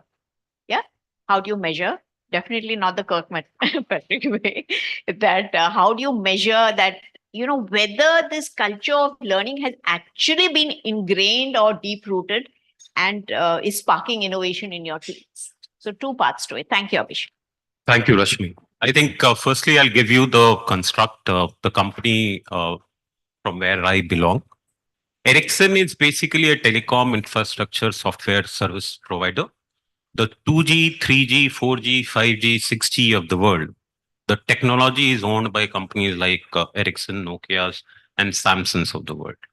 Telecom operator like Bharti, Vodafone, MTNL, they are telecom operator who are selling talk time. I don't know, everybody will start talking about 2G, 3G, 4G. Nobody knows what is 1G. 1G was wireless set. So I think for technology is our pulse, and it is very important for us that the continuous learning is there very much in our core system per se, because we are experimenting with 6G, and in our one of the R&D lab in Stockholm, we are also experimenting with space connectivity, telecom connectivity, and 7G as well. We are one of the few setups, and I'll be giving you few data to ponder. We invest close to 22% of our top line on R&D per se. So this is one company which invests in technology per se. Okay. And that is why it is very imperative for us to have a very well-defined continuous learning program per se. We have devised, I think, our strategy is very much defined for 2030. Unlike other setups per se, we define our strategy, the business strategy, and then the HR strategy, inculcating the complete employee life cycle management. Okay. Unless until it is entangled together, it's not going to work. Be it, I mean, you have a talent acquisition strategy, talent management strategy, L&D strategy, workforce planning strategy. And I mean, you need to stitch the whole story together per se. Similarly, on the learning thing, Rashmi, what you talked about, I think we do have 5 learnings which are very clearly mandated for us, because what we believe that in coming 5 years, this is what we are going to invest in. Cloud native is there, security is there, AI is there, ML is there, and power skills are there. So the map is very much clear. Okay. Now, when we are talking about continuous learning process, we do have a platform called Degree. It is an AI-enabled program. And it is all the moment you get into a job role per se. Agnivesh talked about the job role and he put all the blames to the HR folks. I mean, he never pondered about what was his business guy doing while recruiting the guy. So I'm not getting into that perspective. When you have to drive the complete people strategy, HR strategy, the job roles has to be owned by the job owners centrally. You cannot expect an assistant manager HR or a CHRO to know that every bit of technology, even the CTO doesn't know. I can tell you, I can watch on that because the technology is changing so much. So I think our strategy is very simple. Learning reach is 99.2% for us on a Degree platform. The moment you get into from a TR specialist to a HR business role, the moment your role is changed, you can go to Degree path. The standard learning paths is there, that these are the necessary learning pathing you should be doing. Apart, it is not related to only HR. It is the technology things as well. And all these 5 skills, what Agnivesh said is very correct, that all across all the 100,000 odd employees of Ericsson, everybody has to go through these 5 power skills, which is very imperative for the business perspective. Now, I mean, how do you monitor it? Simple matrix, what we are able, we are inculcating those power skill in ourselves. And that is why we are not able, because we know software professionals are there in the market, but telecom domain specialists are not there. And we have been able to make that move, that our external intake from 7,000, it has come down to 1,000. And all the internal movements have moved from 21% to 40% internal mobility, because people have done the learning and we are able to give those new project, new technical skills to those people. And any company, if you are having 40% internal mobility in your company, your attrition is bound to come down, because apart from compensation benefits, it is the career pathing which saves the whole talent density, talent market on that. So it is all stitched together. A lot you said, and I love the first line that you said, technology is our pulse. Yeah. So, like Agnivesh said, that, all the skills together, everybody learns everything so that everybody knows. And it's not only the responsibility of HR, it's the responsibility of everyone. I hope you all are listening to that. And we, about the monitoring part, and a lot of data points that you said that really proved your point. Thanks a lot for that. I think we have time for one question more. That's on talent density. We've all along been speaking about individual development, how career plans and how AI can help in making individual plans and learning pace and all that. Right now, the last question is on talent density, and how do you build on that? And Ruby, I'll address this question to you and later to Deepak also. I'll give a context of my organization. My organization is currently experiencing a growth trajectory. We're expanding organically and inorganically. Our need for the hour is to build enterprise leaders, right? Enterprise leaders are the leaders who are a fine balance between perform and transform, someone who can act in the present and also look at the future. While we are on that journey of developing them and building that talent density. I was just going through a research by Conclave which said that 58% of the leaders are still not ready for the critical roles. And there's an interesting article in HBR which says that leaders need 3 things. In fact, leadership development encompasses of 3 imperatives. One is experimentation. Second is strengthening your positioning as a leader and creating that visibility. And third is being aware of your mental model. Experimentation happens through experience. Strengthening your visibility as a leader happens through exposure, and being aware of your mental model happens through education, right? So while we all know about 70-20-10, organizations are still unfortunately myopic to B-school interventions.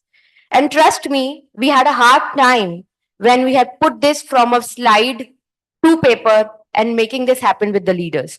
We are doing shadowing, where we have senior leaders, general managers who are shadowing vice presidents and CXOs. We have mentoring. We have a huge belief that other than the manager, there has to be a sponsor within an organization for a leader to grow, especially an enterprise leader. And of course, we have a very personalized format of giving education to an extent. And I'll take a minute more. Many a times when we talk about experience and when we talk about what kind of experience, we actually work with experience maps, where we said that there are two elements of experience. One is intensity, which is maybe achieving a high business result, which has never been done by a leader, and stretched assignment. So getting that to a leader in the individual development plan, monitoring it and building that supervisory ownership accountability as well as individual ownership accountability is the newness that we need in creating that talent density and bench strength within an organization. Yeah, thank you.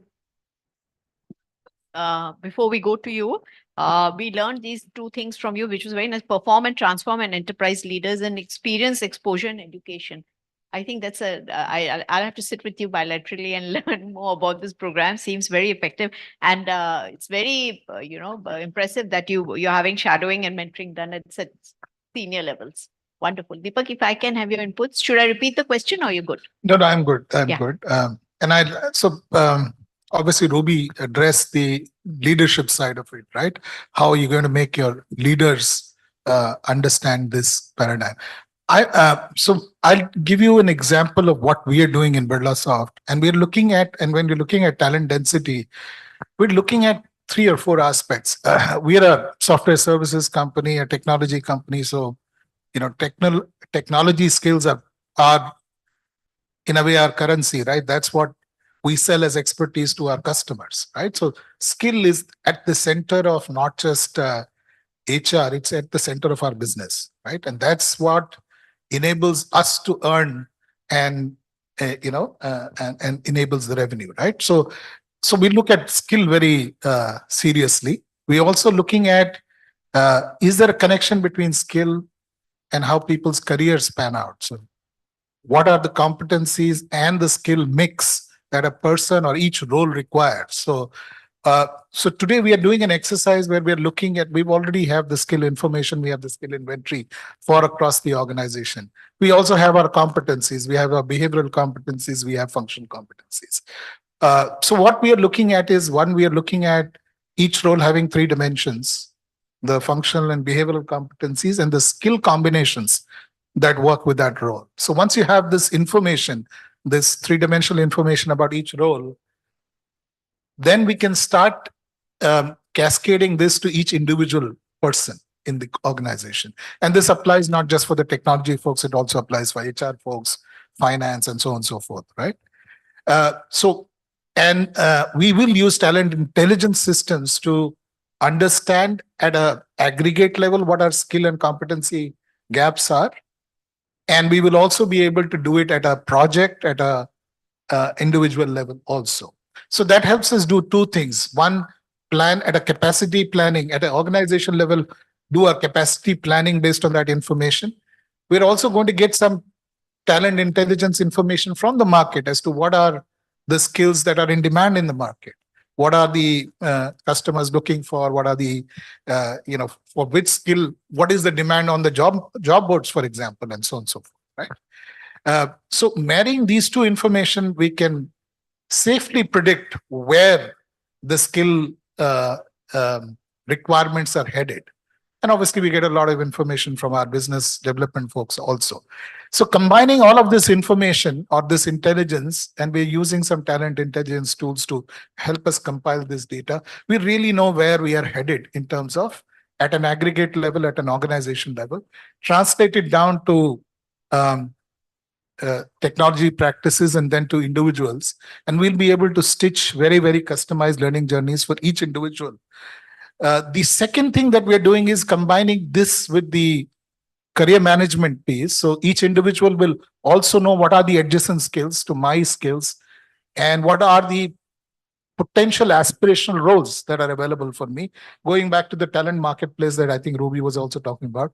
So people will be able to do this, and we are also integrating with our internal job market. So people will also know what are the roles that are available for me to apply within the organization adjacent to my skills. And each individual can then plan their own journey in terms of what is my aspiration, in terms of where I want to head from a career perspective. And hence, if I want to head there, these are the competencies and skills that I need to develop. And it'll also have a recommendation engine integrated with the learning management system to also project to them what are the courses available for them to kind of develop those skills, so that it's a full circle that we achieve. So we are headed on that journey, and we hope to have this talent marketplace ready. We will do away with any promotions, as we call it, or career progressions would all happen through the talent marketplace. There will be job postings, people will apply for it, and with the best person will get that job, rather than just people within those projects getting those opportunities. It will open the opportunities to the people across the organization. So one, it will help in increasing the talent density.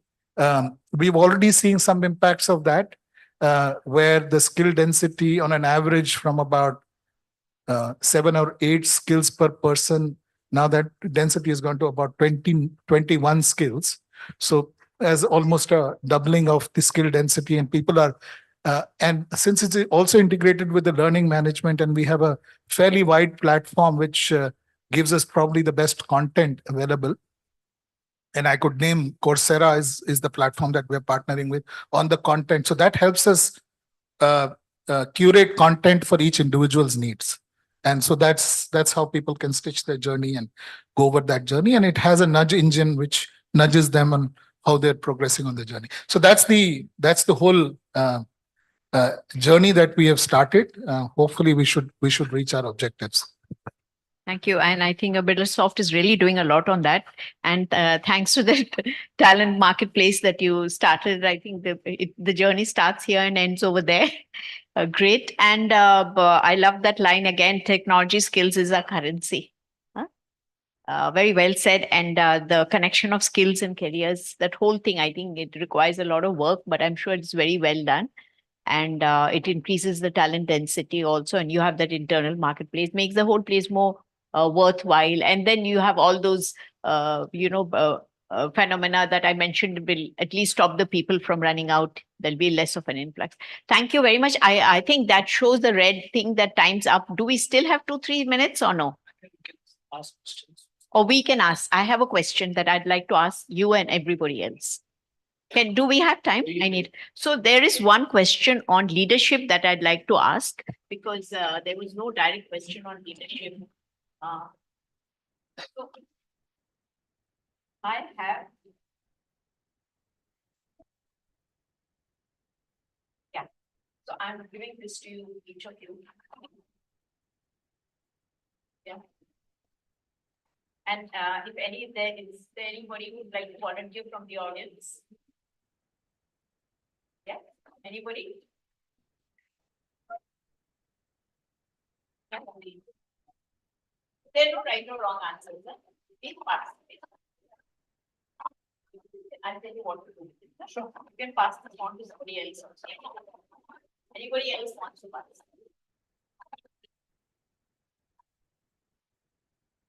So this is a very, so what you need to do, these are 5 competencies.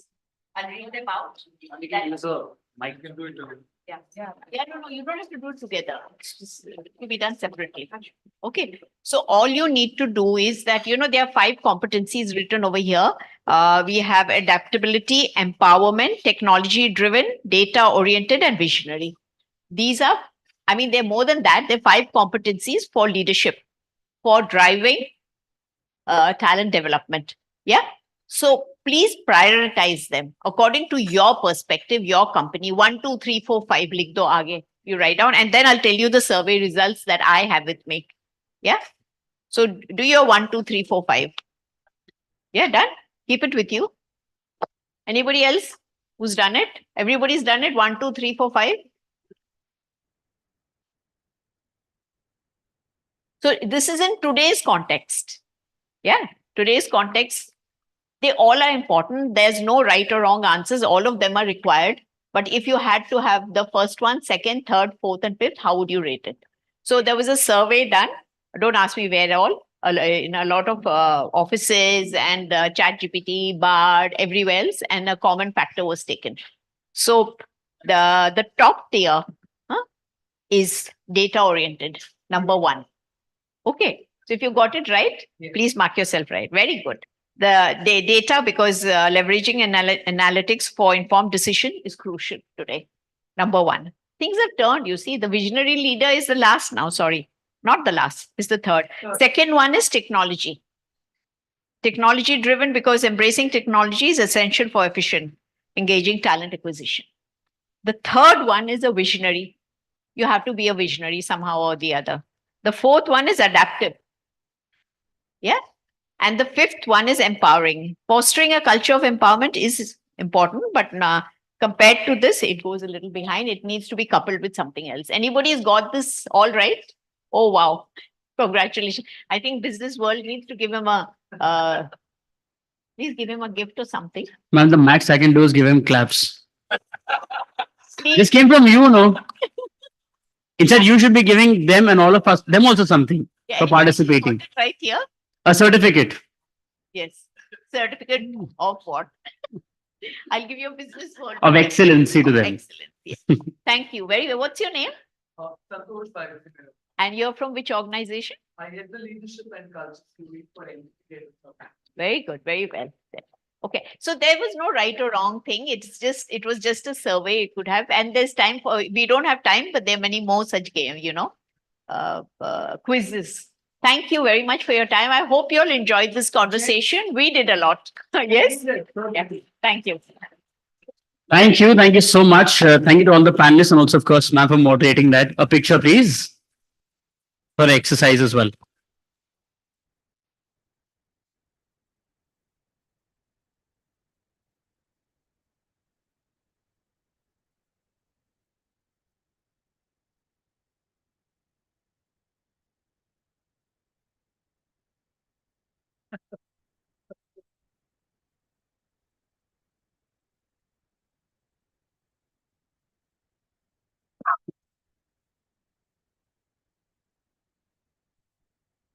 Thank you. Thank you so much. Thank you.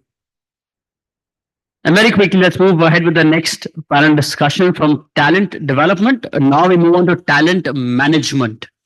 Our next panel is on HR strategies for inclusive talent management, building a diverse workforce. Please join me in welcoming a panelist for the same. Ms. Deepti Mehta, Chief Human Resource Officer, Interface Microsystems. Mr. Dheeraj Modi, Vice President and Global HR Head, Innova Digital. Ms. Megha Gupta, Head of People, C2FO, Dr. Rajesh Mohan Rai, CHRO and Director, Servodec Power Systems Limited. Mr. Rakesh Prasad, the AVP HR, IFS, Indigo. And this session will be chaired by Ms. Savi Khanna, Correspondent, BW People. Let's please welcome all of them to the stage. Ladies and gentlemen, I think let's just do that again. Can we all welcome them together? For all our friends, probably on this side. Lovely. Thank you. Hi, good afternoon, everybody. Thank you for joining us today. And I would like to welcome all the panelists. Thank you for taking out your time and being here with us. The topic for this panel is HR strategies for inclusive talent management and building a diverse workforce. Now, I would just like to introduce the topic a little bit. When we talk about inclusive talent management, it does not stop at just recruitment. It involves the decision-making process, the policy formulation, and each stage of whatever an organization is going through. And diversity, again, today is not just limited to male and female. It includes people with disabilities, generational diversity that we spoke about. It includes the LGBTQ plus community, diversity in thoughts as well. So I want to keep my first question open to all the panelists. We'll start from that side, Deepti. What could be some HR strategies or policies, and what are you doing at your organization in order to create an inclusive culture? Thank you, Sabi. Thank you for the invitation. See, I work with just a little background about myself. So I work with a company called Interface Microsystem. We are in the automobile sector. I work as a CHRO. For us, as you have rightly mentioned, the diversity is not only the gender specific hiring, number one. What we do is we have different segments wherein we hire people. It's not hiring is the only strategy which we use. We make sure that whenever the talent is there, that talent has been retained. The opportunities which we provide to the entire, all the employees are very, very different. So for us, number one, the retention part, because this auto sector is evolving and the scarcity of the talent is too high because of the technology which we do. We provide, we have different platforms with us. Like, for example, what we have done is She for She is a platform which we have created, wherein we, for the talent management, keeping the diversity also in mind, we invite the women's which are on career break. We give them a platform. We have generated a platform wherein we give them an opportunity to work with us, and we give them, the internship program for 12 months, which is a paid internship, and after that we hire them and retain them on board. So that is a best practice across the auto sector which we are doing, and we are making sure that another is the training piece. Training that this particular talent which we are hiring is something which we opt for in our particular sector. So it is why I'm talking about training, because our sector is pretty different and diverse sector, and every EV is coming in, and every now and then the technology is changing. Today I'm hiring somebody, and after 3 months we see there is another demand which is coming, which is our R&D team works on, and then we have to train another talent. So we are focusing more on that particular train the trainers, and making sure that these guys are trained in the organization. Third is, somebody, before this panel, people talk about the shadow boarding. So we make sure that we have that talent pipeline which is ready, which we call it young talent pipeline, wherein we make sure that the young talent which is there in the organization has been retained. They've been given an opportunity to think, to deliver more and to participate more. And these are few of the things which we've been doing it, differently in this particular sector. Yeah. Thank you, Deepti. Dheeraj, your views? Yeah, diversity, inclusion, equity. I started my career, I think, 20 years back. Since then, I'm hearing this, these three golden words. So I think as an HR fraternity, everybody is aware of it, that what is the importance of these three words. And I want to congratulate Business World that now after 20 years as well, we are keeping this point intact and we are emphasizing it again, because this is the right fraternity which is sitting here to go and act as a catalyst and promote diversity. So thanks to Business World and the team that they're thinking still that there is a need in the organization. So for me, if you have to promote diversity and to get the right benefit, there is most important thing is awareness. That as an organization, leaders, people managers, because there are generations, right? New generation coming in. There are older generation working with us. Everybody should be on the same page that this is a very important. So the most important thing to me, which has worked in my previous organization, is storytelling. Right? You call somebody in your organization, maybe a smaller session, let's say for an LGBT.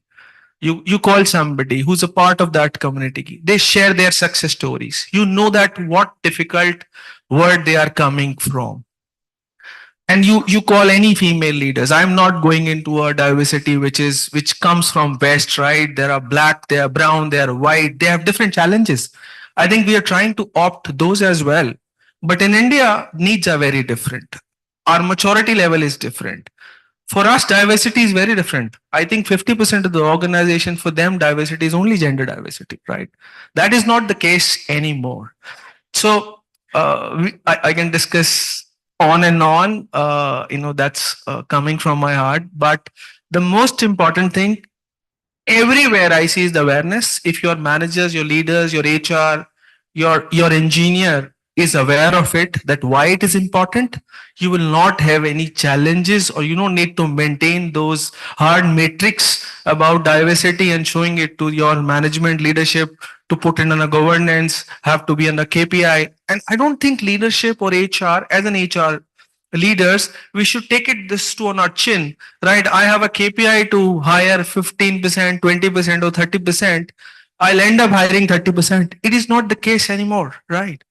So equal opportunity does not come that you give 50% of the opportunity to gender without thinking about the role.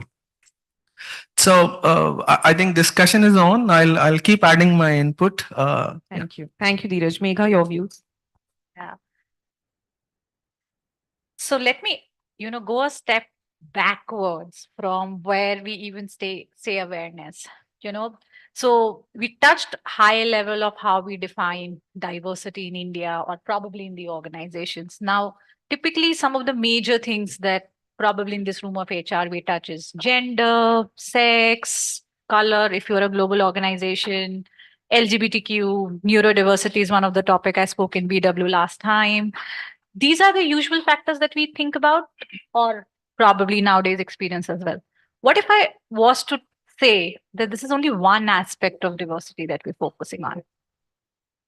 There are actually 4 aspects that we can start to think about. And it's also about how we're defining diversity, equality, inclusion in the organization, which means, think about, internal diversity. And internal diversity is nothing but what you're born with, which is your color, your sex, your PWD, LGBTQ, your orientation, which you can't change. And that's one aspect of where most of the industry is, really touching upon on multiple interventions that we're doing. The second aspect of diversity can really be external, which means how you brought up, what are your experiences that you've gained, which brings in your thought process when you think about diversity. How many times do we start to focus on, what kind of an experience the person has come in, what is the cultural background that the person has bring in, and therefore that influence on how we operate as an organization. That's the second type of diversity. The third type of diversity can be organizational diversity, which is, hierarchy of the organization, job functions, what works in the organization. Now, if you are a sales organization, speed, agility, decision making, now that influence the culture of the organization. And that's where your inclusion, how you're making decisions, how it is influencing, how people are experiencing your culture. It's another way of looking at diversity inclusion. And your last is the world view, which, how does the world influences? And that's where your religion, your politics, your cultural affiliation to a group, what impacts the world from a thought standpoint comes as a diversity. And that's where global organizations need to put in a lot more focus around there. But it's all about how we categorize and where we focus. I think all 4 are important. I still feel that at least in the corporate sector, we're probably lingering around the first piece of internal, DEIE, but there's a lot more to it. I mean, how much do we put it, categorize and start to put focus is definitely a lens that we need to start thinking about. Right. Thank you. Thank you, Megha, for sharing that. Dr. Rai, what are your views on this?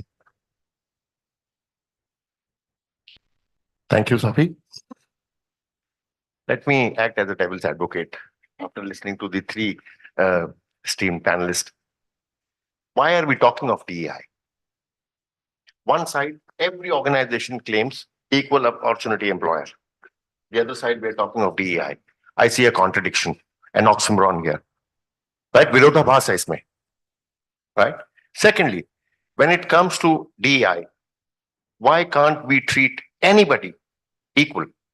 Let's begin with gender first. Right?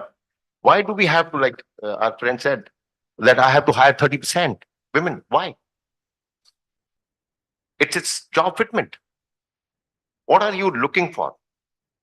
I'm like, are you anybody? I'm like, with all 100% women or all 100% people with disabilities, we are not running a charitable organization. We are running a business organization, and all of us. Right? So the point is, let's first start taking at the cultural level, wherein all of us are treated equal, irrespective of the gender, disabilities, special abilities, sex orientation, or not. right? So the point I'm trying to make or put across is, let's treat individual for the role, irrespective of any other thing. So let's make the person inclusive, feel inclusive inside the organization, irrespective of any other factor. So once we start treating our people equally, right? Equal opportunity inside for internal promotions or for talent management, talent development. Let them be treated equally on all aspects. Everyone should be given an equal opportunity to prove oneself in the organization. And the best one wins the race. Simple. I'm like, we shouldn't be talking about gender or the other diversities we are talking about. So the first thing, like Megha said, I'll go backward, one step back. I'm going also a step back. Culturally, let's start treating ourselves equals. And once if we are convinced, and this statement comes into the DNA or the fabric of the organization, I'm like, we shouldn't be talking about this subject anymore. So that would be my. Yeah, I just want to add here, just let me add some spice to it. A problem is not to think or hire 30%. The problem is unconscious biasness. When somebody hires 10 male or a female and looking at their preference of gender. And that is the reason we should work as a catalyst, let's say. And that's how, it multifolds and become a target for HR. So the problem is unconscious biasness, but that result to a different targets, right? So problem is not that organizations are not treating people equally, but somehow we felt after looking at years of data, now everybody has our data points and we can take decisions accordingly. And we realized that there is a place wherein a lot of unconscious biasness is there in most of the organization, at least in my organization. To remove that, you have to spread awareness to make sure people are conscious and they are taking decisions accordingly, irrespective 10 female hiring a male or 10 male hiring a female, but most of the time it is otherwise, right? You will not find female-centric organization and they are reluctant to hire male. And that's how we have our own unconscious biasness as an HR as well. And that is what we are struggling today. Have to come into the DNA and the fabric of the organization. Thank you. Rakesh? Yeah, so all of them have spoken about DI. And I, apart from what I am, my profile is put up there, I also lead the diversity, equity, inclusion for Indigo. He spoke about diversity, person with disability, man, woman. That's the physicality part. And to understand diversity, I think there is another element. And I will go ahead and talk about what are some of the things, actionables that we can do to make it even more conducive at every organization. One is, of course, we talk about psychological safety. All right. And when you talk about psychological safety, I'll give you an example. And this was in Kolkata when I was in a seminar. And there we spoke about the hygiene for women, especially during their menstrual cycle. How much are the men aware of women pain, women problems? Are we enough and more talking about it? These are the basic things. Okay, we speak about men and women. So there is equal impetus and importance should be given to discussions like this. Organizations where there are a lot of women, how much are the men aware of it? I'll give you another example. When my daughter was born and what my wife had to undergo. So I've seen that as a husband and then later as a father. So I know what a pain that a woman goes through during that period of time. And when she comes back, so she's an entrepreneur, and when she has to get back to her business, she had to climb first floor. That's what she did till she was about eight months of pregnancy. And then she delivered and the baby was pretty healthy because she said, oh, I was doing a lot of exercise.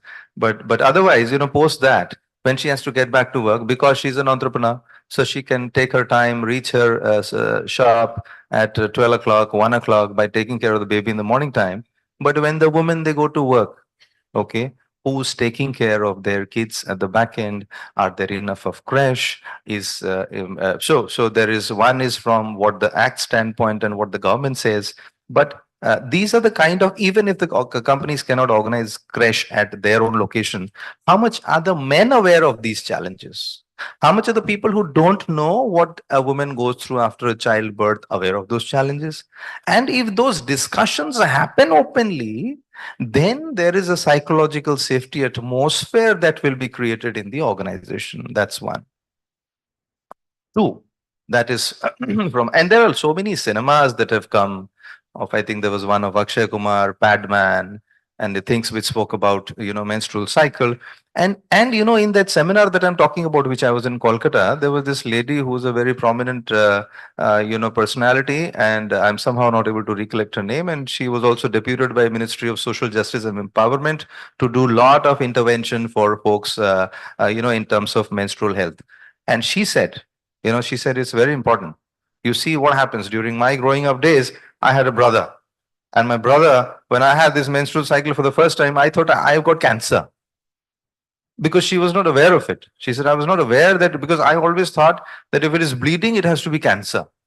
And I got so worried. I said, cancer, I'm dead, I'm going to die, and this and that. When my mom came and said, Arey, not to worry, this is nothing. This is like a, this is like a God's gift. So now God's gift, I mean, science is, they're defying science and saying God's gift. So that point in time, I mean, she's an old lady. She's about 60, 65 years of age. So that's how we grew up. But now the culture has evolved. Our culture has changed. So there has to be openness in terms of discussion of challenges that women face. And it should not be hidden. Hidden because, it will be considered as a taboo. The second thing, we move on to, I think there is another element which was there in your topic, which is to do with LGBT, with the LGBT. We can talk about LGBT, companies increasing the numbers in their organization. But, this most of the times is seen that the attrition goes high. And there's a data that says that attrition goes high wherever organizations have not done enough and more of sensitization. Now, what is sensitization? What is empathy? Okay, empathy is when you feel yourself in people's shoe. Okay, and that is what is empathy. So does a heterosexual know what is it to be a gay, to be a homosexual? So having those discussions, that okay, it's equally absolutely okay. It's just that the gender orientation is different, sexual orientation is different, and it's absolutely okay. It's not a very a mysterious thing to happen. It's been there in the society for a very, very long time. So sensitization, I feel that's the key towards creating. Otherwise, and then what will happen? The people won't stay. So if you sensitize good enough, your people are going to open up and come out of the closet themselves, increasing your count of the LGBT, just in case you want to do a tick in the box. Otherwise, if you're doing a real good intervention and intense intervention, then these kind of conversations should continue happening in the organization. Third part is persons with disability. The very important thing that I realized when I was intervening and, into this person with disability, to see how do we bring more people in the organization. And one realization was to do the accessibility audit. So we did a lot of accessibility audit, and thanks to one of the lady, I can proudly tell her name, Lina Sodi, and she's right now in Canada, and she's from BIY, and we took her help, and she said, you listen, you have to be very careful. If you just if you tell everybody we are giving job, there will be a lot of people around, and you might find the skill and the talent. But tell me something, if they come in and you can't provide them a washroom, you can't provide them a proper floor where the wheelchairs can roll, and you can't give them the right infrastructure where they can have ease of access. So don't just bring them in. And that point in time, that struck very bad onto the head. Though everybody has KPIs, as he said that there are these business sense that it makes, but these are the very, very important elements to go to the board and say, no, I am not going to get in people unless and until I know it's going to be a safe space for them. So what am I creating? When I'm creating a safe space, I'm creating a psychological safety for that person. And when there is a psychological safety, the numbers will automatically happen. That need not to be looked into. So what needs to be looked into is the sensitization, impetus on their safety, creating that environment of psychological safety, and how am I mentally able to stay in this organization the way I stay at my home. I should not have that fear of anything else. Right. I agree with you that sensitizing the employees is very important. And I also agree with Dheeraj that still there is a lot of bias and prejudice that occurs and persists. Deepti, I want to ask you how effectful if are the employee resource groups, ERGs, or other such initiatives or policies that can help sensitize the employees over these issues? Yeah, I was just adding to Rakesh's points, wherein he was just mentioning on the point called gender sensitization, which is pretty important. First and foremost thing, we are talking about diversity, equity, and inclusion. How many of us, how many of our manager? Because in the organization there are different kind of employees. If we talk about, if I talk about my current organization, we have lateral talent, talent which is there. There's a new fresh talent also which is coming. So maybe Gen Z or millennials, they are very well aware, but other people, they are not at all aware. For them, diversity is just hiding a women. First and foremost thing, one is pretty important, is embrace difference. First and foremost thing, we should know this is what it is. Not only to deal with females, it is the kind of different sort of groups which we bring it on table. Say, as Rakesh had rightly mentioned, basic amenities which are there in place.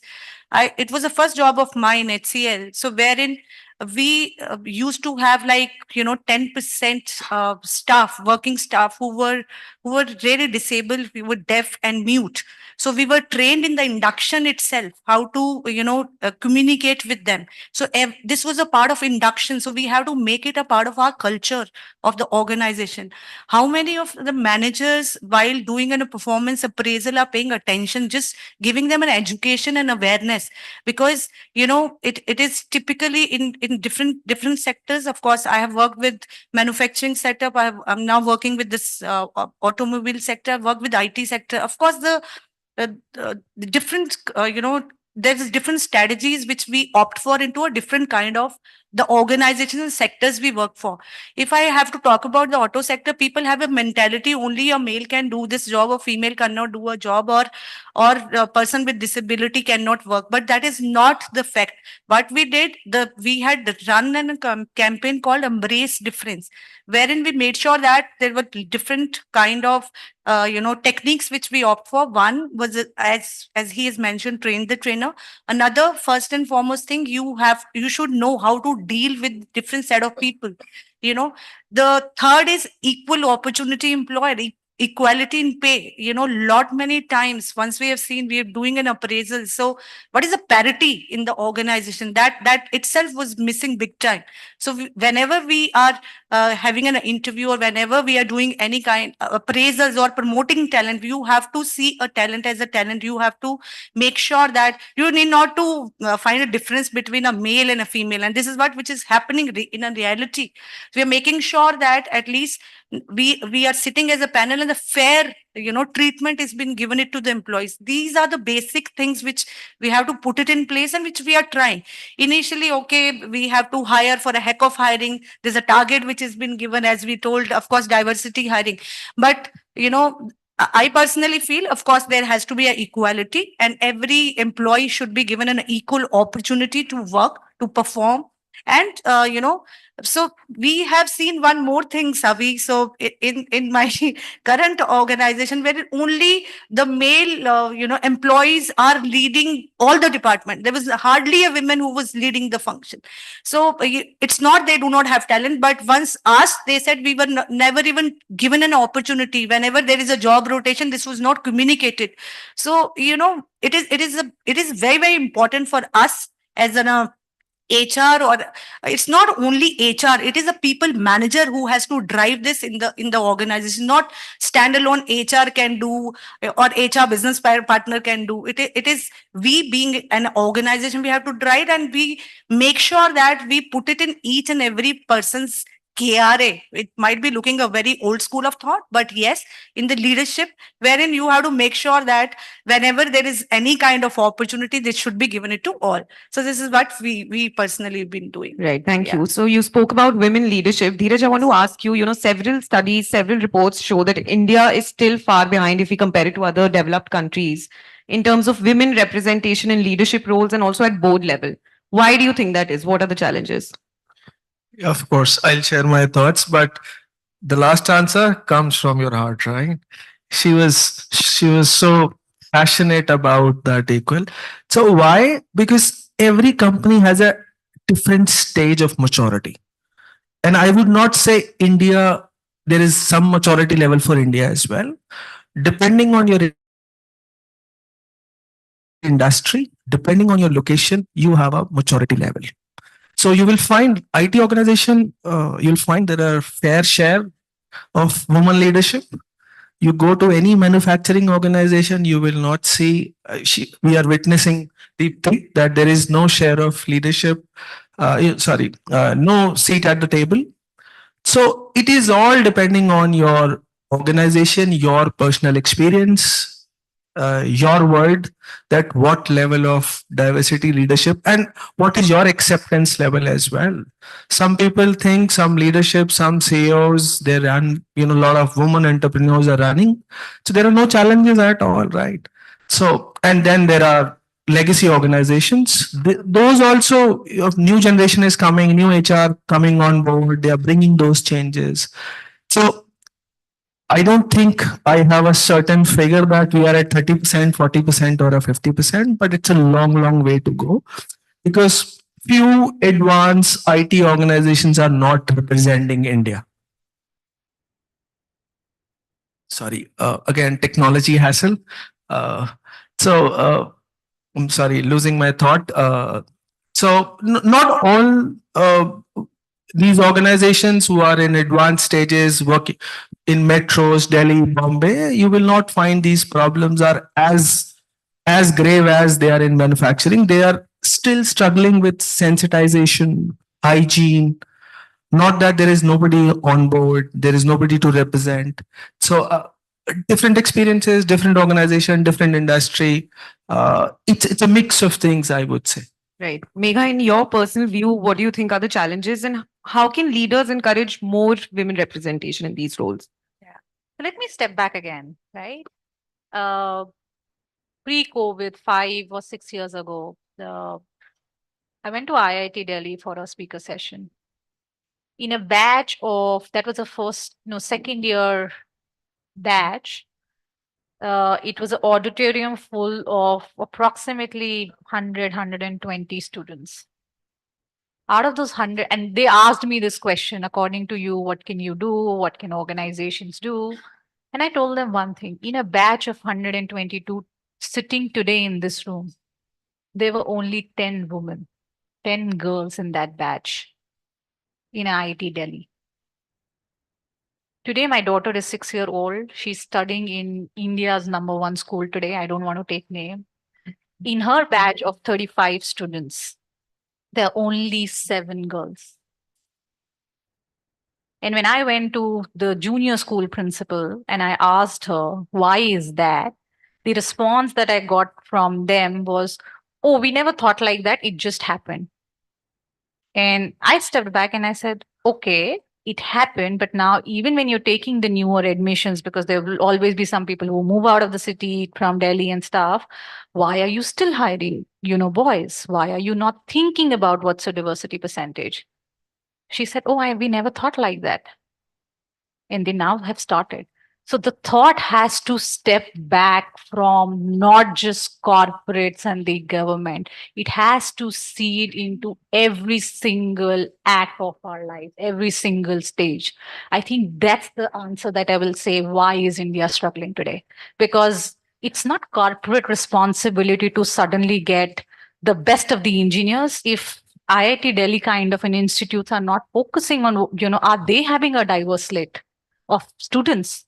Because today, if best of the brands think about we only want to hire from top B institutes, you don't have diversity to hire from.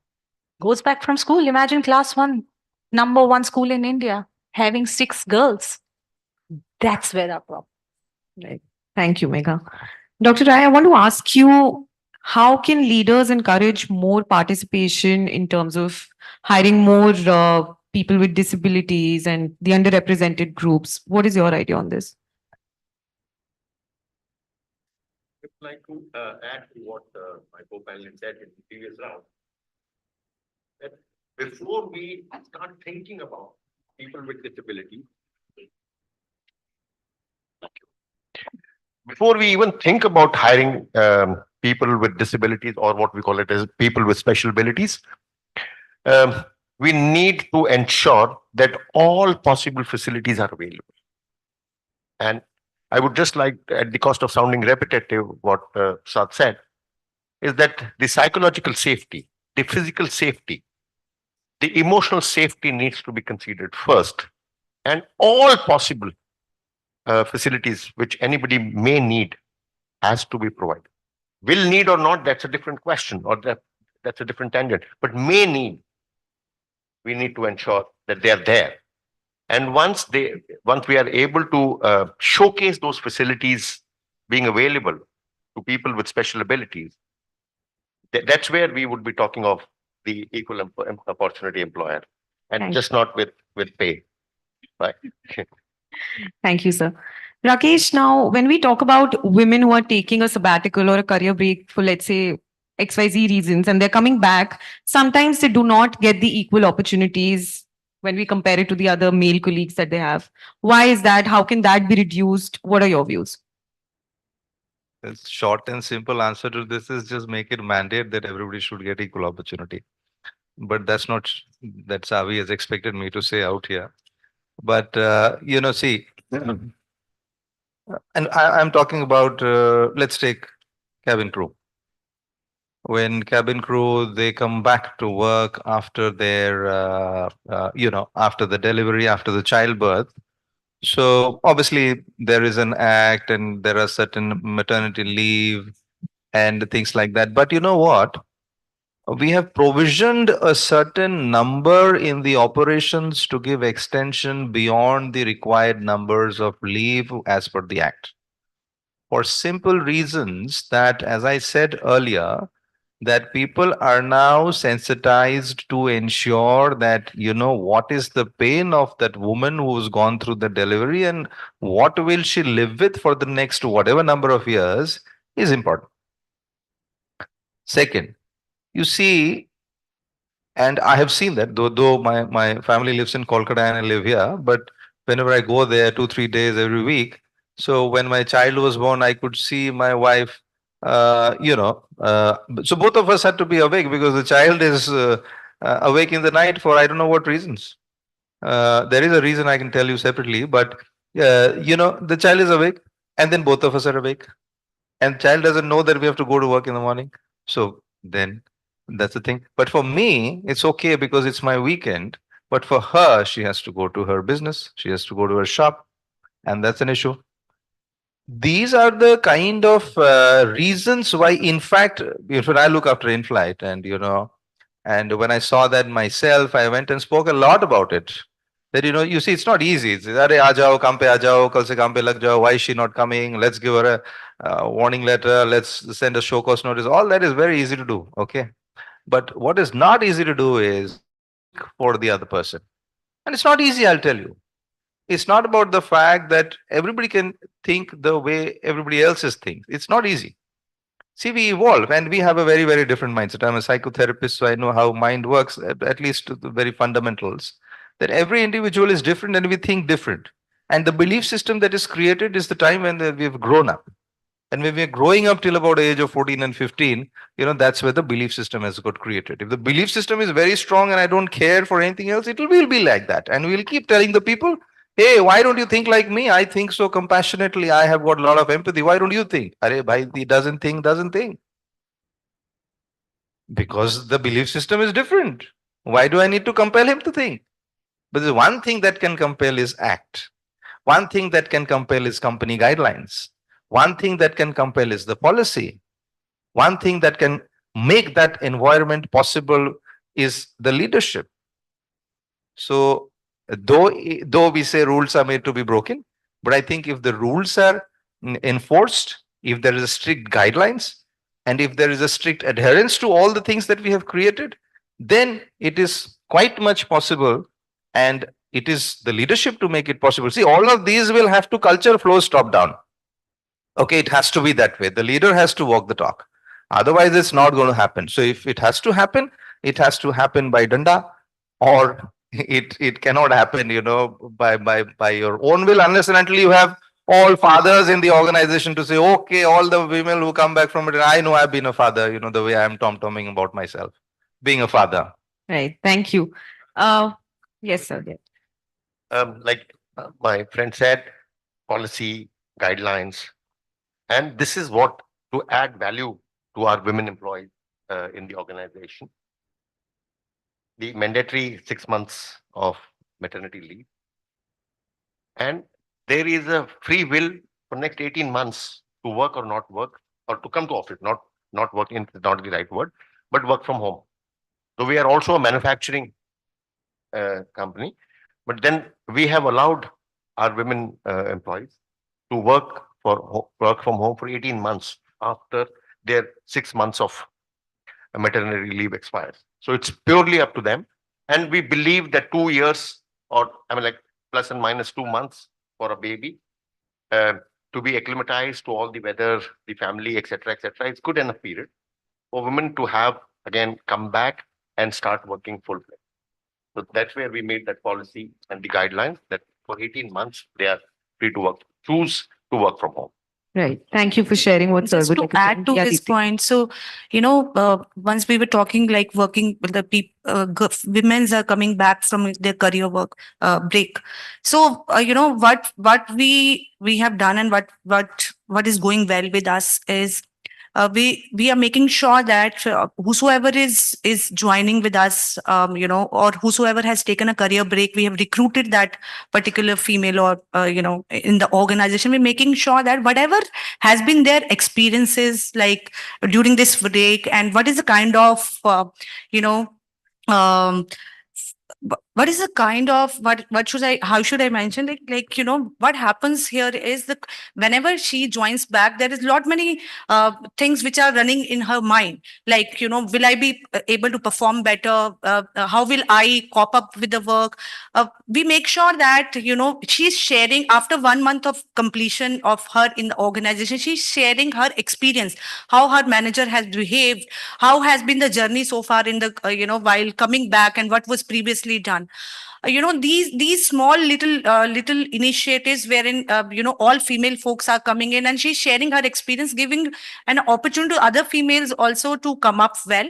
Another thing what we practice and we have started just now is whenever somebody is going for a maternity leave, we make sure that we schedule a call with them after 3 months of her delivery. We make sure that we talk to her, we let her know these are the development which is happening in the organization, we value you, this is what is happening in your function, so that she is totally aware and she's feeling a part of the organization. A lot of time this particular insecurity keeps on running in females mind, like whether I will be able to come back or perform, will the organization will be welcoming me the way it was previously. This particular thing has really worked pretty well with us, and this is what I personally feel, and we encourage more such things and more such strategies which we implement in the organization. Thank you, Deepti, for sharing that. Dheeraj, as Deepti mentioned, sometimes women fear that would they be able to understand what is going on after such a long break. So how do you ensure proper training or upskilling them to keep them updated to the trends?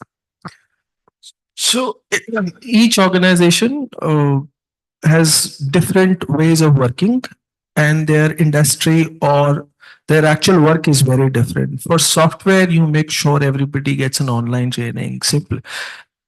These are very pragmatic pointers, nothing specific. So let's say you're working for a software organization, you make sure they have an Udemy access, Coursera access, and you make sure that you are talking to them. There is an HR partner, there is a business manager. They're saying, okay, now you're working on this. If you upskill yourself, you can move directly to a new job role. You don't need to come back to the same job role. So you make sure that when opportunities are there, you are trying. People who are coming back from sabbatical, not only females but male as well. I have experienced that there are now my male friends, colleagues are also taking sabbatical for their own, somebody for education, somebody to take care of their parents.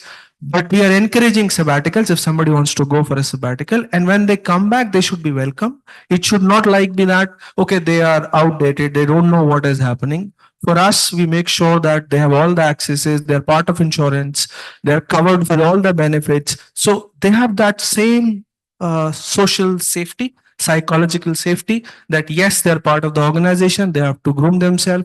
So it's all about education. You make sure everybody's connected, they're part of communication. Do not eliminate from your DLs and all that. They're not part of the organization. They should get constant communication, what is happening in the organization, so they are plug and play when they join back. Right. Thank you. Our time is up, but Megha, any last piece of advice for the young HR professionals?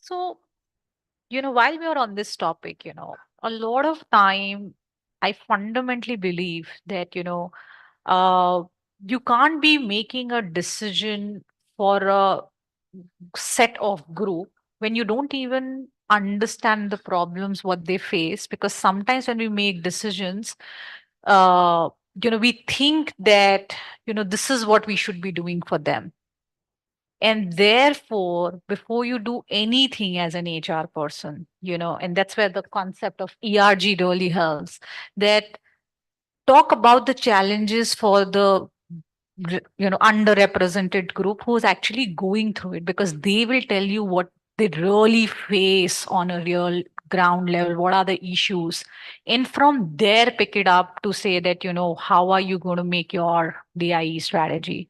Because when we think we are the subject matter experts, maybe sometimes we would be far away from the reality on the ground, because their challenges may not be solved by designing a policy. Their challenges may be solved by probably thinking about, can they share what they really are going through, and then really thinking about. So leverage the strength of your people actually on the ground and get in touch with the real issues, real challenges, rather than thinking DNI everybody is doing. Oh, there is a new thing that Microsoft has done or Google has done, why don't we replicate in the organization? I think it's a trap. Get to the reality on the ground and then make decisions around what interventions do you want to roll up for the organization. So that's my piece of advice to the younger folks. Yeah. Talk about a study. The interesting study. We are all talking about, I'm thinking thoda sa differently. What I'm trying to think is that we are saying, okay, increase the number of women population at the leadership level. But do the women want to go there? No, I don't know. I'm just thinking. While on one way, we are saying that yes, we want to, but somebody also has to understand that woman, because when she goes through time of when there's a life changing moment in her life and the kid is born, then that emotional thing comes in. I want to be with my child, I want to spend more time, all of that. And there was a very interesting study that I want to share, and this was done by some organization, and that study said that there was a survey that was rolled out, and the survey said it was to male and a female, and they said, okay, you want to apply for this senior leadership position. So they saw that almost 80-90% male applied, and about 30 or 40%, I'm not exactly right with the percentage, but less women applied for that role. You know what they realized when they spoke to the woman who did not apply? They said that I am not 100%, I don't have all the skills that is defined in the role. And when the men, when they asked, why did all of you apply? They said, I am 50-60% there. I will cover up the rest 40% because I want to plunge into that role and I want to take that lead. So the fact of the matter is that women want to be perfect. And then they said that, unless and until I don't know all the skills, I won't apply. And the man said, okay, let me plunge into it. Let me take a leap. And, so that was a study done. I'm not saying from a standpoint that, but I'm just trying to reflect upon that. Most of the times, organizations also forget to check what the woman wants and try to drive their agenda, as most of us are speaking, which is DI and inclusivity and women and PWD and LGBT. But also let's understand what and how people want their journey in the organization. Thank you. Once again, thank you everybody for joining us today, and we loved having you here. Thank you once again.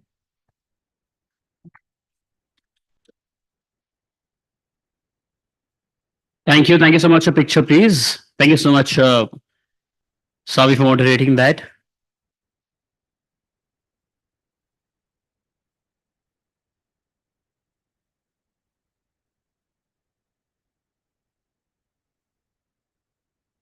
Thank you. Thank you so much.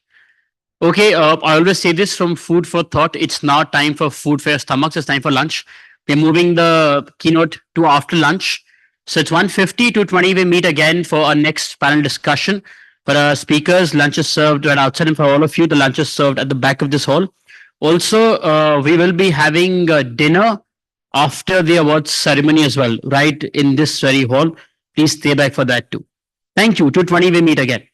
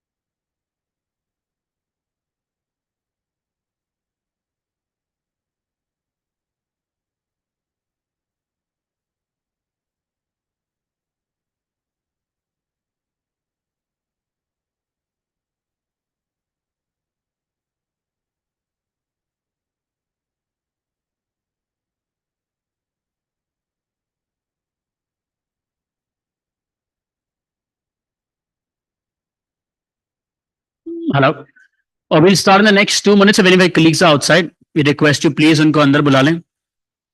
2 minutes more, that's it.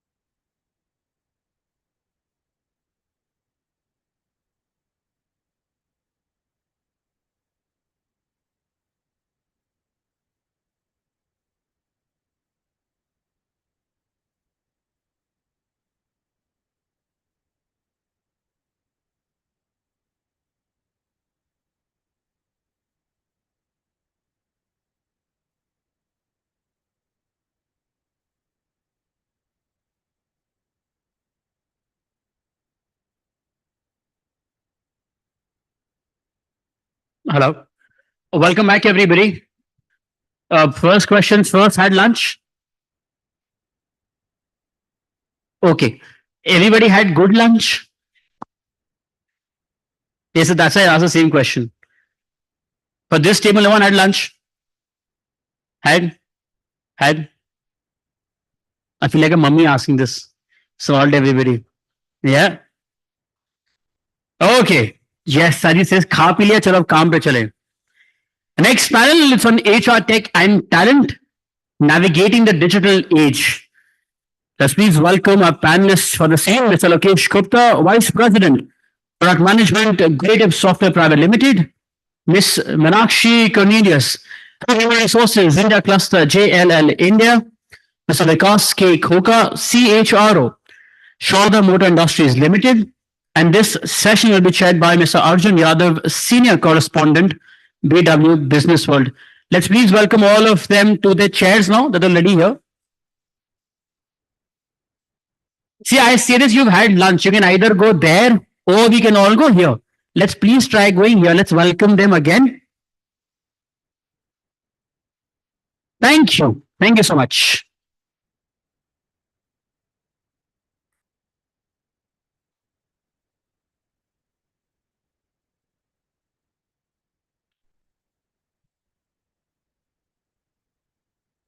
Check. Good afternoon, everybody. Thank you for joining in this post-lunch session. We'll be talking about HR tech. Now, in September, I was at a Fortune 500 company's headquarters in Chicago. And I'm not somebody as a journalist here at BW Business World who covers the HR community. I look at more of the industry and economy. But given my experience there at their headquarters, it certainly evoked my curiosity. And when the discussions in this event was being planned, I told them I'll moderate this session. So while preparing for this session, I was reading certain reports, and one of the reports by Gartner showed that investments in HR tech was the number one priority for HRs in 2023. And 46% say that these are supposed to increase, right? But that was 2023. It's December 2023 now. And for all media houses across the country, this is the time when we ask leaders what their outlook is for the year ahead. So given this backdrop, Vikas, if you would like to start, what's the outlook when we are talking about investments in HR tech? How was 2023 been, and what's the year ahead looking like? Thanks for putting me on the first. Makes me feel safer. I'm talking more from my last organization, and I was in the agro tech space. I felt 2023 was kind of extremely fast moving on that. The way it started in January and the way we are ending in December, I think it's tremendously changing its fortunes almost every day. I'm really not talking of the turnaround and the new workforce that I'm hiring, but the kind of mandates which change, starting of the year to the end has tremendously changed the fortunes. And I'm just taking a few examples. When we started, we created a tech landscape for us. What is the space that we need to operate in? Our challenge was to cater to maximum number of farmers across the country. Right. And how would we have our people present in those places, and how can AI help us in reaching there? That was first. Second was our yield itself. How do we can maximize the yield of farmers so that eventually it can impact on agriculture as an output? How technology can help us be there. Right. Third is the quality of talent that we hire. What kind of future competencies that are required that we need to build? I remember working on all three aspects at the beginning of the year. And while we reviewed, I'm not coming to December, somewhere around September and October, things had really changed their fortunes, because the kind of technology which was available to us at the beginning, right, versus what was available at that time, we had to completely rehash our plans and get into a revised caricature. We had to identify people within our own company who could channel this change, because they would know the ecosystem, they would be able to drive that change well, and then train them and get to that. So then we started getting ready for 2024. Right. How we could, create a more robust technology landscape for us in 2024. That's how I looked at 2023. Right. Thank you, Vikas, for those opening comments. Lokesh, your quick take on this. So in this case, I am representing the other side, which is HRMS and HR tech vendors. So in 2023, what we observed was a lot of companies that have traditionally focused on operational HR. They have started moving towards full suite HRMS, right? They have started asking for advanced technologies like AI. They want to build performance culture. They want to introduce learning management systems. They want to train their workforce for the modern technologies, and they want to improve their productivity, right? And this is not just specific to knowledge-based industries. We are getting a lot of requests from traditional industries like manufacturing or healthcare or chemicals, right? So it's a culture, it's a shift that is happening, and that shift is going to continue to grow in 2024. The investments, I believe the investments will keep on growing, and the products will also evolve. The products will also introduce newer technologies like AI for performance, for resume screening, for learning management as well. Thank you, Lokesh. Meenakshi, how would you sum up the scenario in the year gone by, and what's your outlook? Thank you so much, and pleasure to be here today. I think it's always great to be part of these sessions, and I think it's just coincidence that I was talking to my HR technology person 2 days back about the strategy for next year. I think for me, technology is not something, or AI, what we're talking about, or anything else linked to the new world is different, or it's actually part and parcel of what we do every day. Like I was mentioning to my panel, like what we used to talk about processes some time back, and they are now just part of anything what we do. I think technology is something which has become the most important DNA.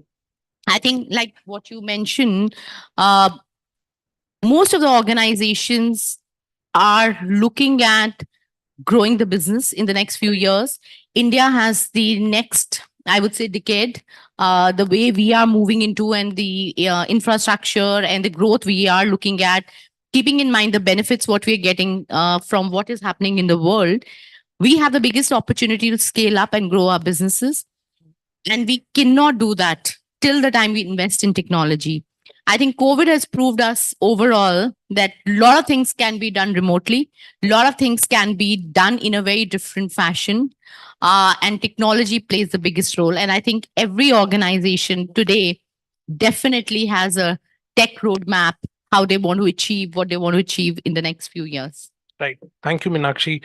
Now, the same report that I cited in the beginning of this discussion also mentions, if we look at from the employee side, that 63% of the employees, they have some sort of resistance on using those technologies if they find its relevance or it's difficult for them to use.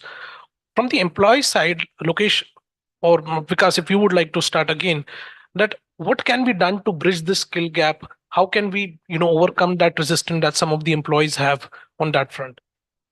So again, I'm looking at resistance to change as a general human behavior, not necessarily linked only to technology, right? Anything that you introduce new as an HR, it could be a new style of training program. It could be a virtual training program that I remember way back we started in the mid of COVID when nobody had an idea in our company to work on a Zoom platform, and we got our remote sales guys to come, from sales guys to distributors and retailers subsequently. So I think resistance is one philosophy which works. But what you could probably do is create more pull factor if you take more relevance from them. So I think take it from them in terms of what they need, what are their challenges, how you can help them eradicate those challenges and make their life easy. Right. Now, as I'm hiring more of millennials, so I hired about 99% millennials last year, and now getting into Gen Zs. I'm seeing more and more of ease of working, flexibility, life changing, work life, right? Being talked very, very openly. Now I'm using technology to marry that and create that space for them to be able to communicate to us. I think this is the space. Right. If we can capture, can really, remove that barrier, and then the technology is the enabler for them for the objectives that they've set. Very interesting. Any example that you can tell about that, how exactly you're marrying this? So, we had an idea that, when we took a survey, we realized that people were holding farmer meetings late in the evenings, right? And in the mornings, we used to have a daily sales call. So hardly a person gets one night to, rest. And I think this was called out as one of the reasons of an unrest of that population in our company. And, just by technology, you could assimilate a lot of data and cut down on that review time in terms of reviewing the data, but to cut on to what decisions are you taking or what support that you need. Right. So the time of a 2 hours call was cut to a shorter time, while we relooked at the farmer meeting time. Right. We could manage through AI and through automatic data support that people could access that information so easily. Right. And come to those 2 points. One, what support I need so that, I can ease this out, and, and then, what is my plan for the next day? So a lot of homework could be done by them with the ease of data. This is a simple example I could think of. Right. Thank you. Thank you, Vikas. Lokesh, how do you see this thing? So resistance is natural, but resistance comes out of fear of unknown, right? And most of the time people are afraid that either this is going to replace me, but they are not thinking the other way around, that this is going to augment them to be more productive, right? So one of the things as a leader, what I started doing was to coach my teams that, okay, this is how you can use AI tools to augment yourself, right? And one example I can give you is, because I am a product leader, right? There's a concept in product management where you have to write user stories, use cases and user stories. And typically my product managers used to take half a day to a day to write 5 or 6 user stories, because there is a lot of thought process required. With AI tools, they can do it in maybe half an hour, right? But I had to showcase it to them, and now they are using it actively, and the resistance has reduced, right?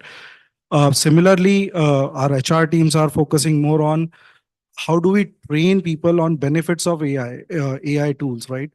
At the end of the day, these are tools, right? Even Microsoft CEO in the year-end review, he said that these are all tools designed to augment human capability, improve productivity, improve efficiency, right?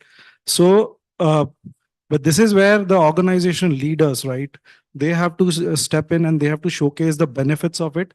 That's how the resistance will come down, and people will adopt, and the productivity of the team and the organization will increase. Right. Thank you, Lokesh. Meenakshi, your comments on this? I would give a little different twist. I would say probably in one way you could say resistance, but I would say it's more adoption. I think people do realize and workforce do realize how important it is to adopt technology, but it's just old ways of working that it stops them. And I think the most important thing to bring that change in any culture or in any organization is to showcase the outcome. Data. Data is something which can really tell the story on what is needed and why it is needed. If you see the effectiveness and efficiency of a process or a particular job or task getting 5 times better than what you were doing without adopting a technology, I think it makes a big difference. And this is what we have seen in our organization as well, especially in our hiring processes, where there was people take time to adopt, but as soon as adoption happens, the outcomes of numbers, of effectiveness, etc., goes up a lot. So I think it's a lot about the way you explain or derive the outcomes, and I think everybody realizes we are talking about a 5 trillion economy for India, and we are talking about 30 million tech professionals by 2026. If we all don't adopt it, we'll never reach there. I'll shift my focus to AI. Of course, a lot of mentions from every one of you since the beginning about AI, and since we're discussing tech, it's imperative to discuss, given how the developments have unfolded since last November, since the coming of Chat GPT, the investments. We also saw a classic boardroom power struggle in recent weeks. How do you see, and actually we were talking before the panel as well, that these two things cannot be seen in isolation, right? If you would only like to start on how the developments on this front, especially with regards to generative AI, has been, and around how these technologies can be used to streamline talent management processes. I think it's a question which can't have a simpler answer, but I'll try my best. I think AI is something which is the need of the hour. Before I proceed on, I think the only thing we have to watch and be careful is how do you take it further, because what goes in goes out.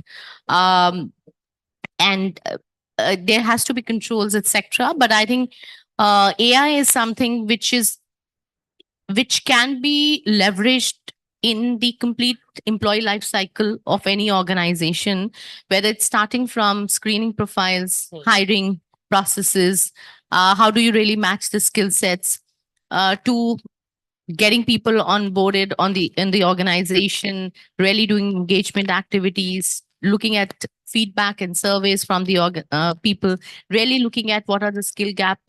I think AI plays a big role, and technology options, what we have today, is really making it completely very different. How do you really see the outcomes? So I would say it has place in every activity or every process from a talent management standpoint in the complete life cycle of what's working well, what we can do more effective in a employee cycle. Right. So, Lokesh, in the whole life cycle, what are you seeing? So the way I see AI is a tool that is augmenting the HR organization for managing the entire employee life cycle, right? So Meenakshi mentioned about resume screening, right? So resume screening is one part. It has some additional benefits, right? It kind of reduces the biases that humans have in general, right? It helps you reduce the biases as well. But as she said, it's a double-edged sword. It can create biases as well. Right. But resume screening is one aspect. Mapping the skills with the learning requirements is another area. Performance management and data analysis is another area where AI can tell you unique insights from the data, and the leaders or people managers or HR managers can take data-driven decisions, right? So that's where I see AI augmenting the capabilities. But at the end of the day, I strongly believe that AI is a tool that is designed to augment. But yes, it's going to impact every stage of employee life cycle, whether it's onboarding, whether it's general day-to-day management, or at the time of exit. Right. Thank you. Because how do you see its impact? So I see typically a 360-degree change, and now as I'm talking about the organization I'm sitting in, there's a, it's already entered the boardroom and it's part of the core strategic discussion. It is part of, it's an enabler to the business success. And business leaders recognize that, right? That's very important change, which I've seen, this. Second, even to get the capability, and as I'm talking to you, I have immense amount of data which is coming my way.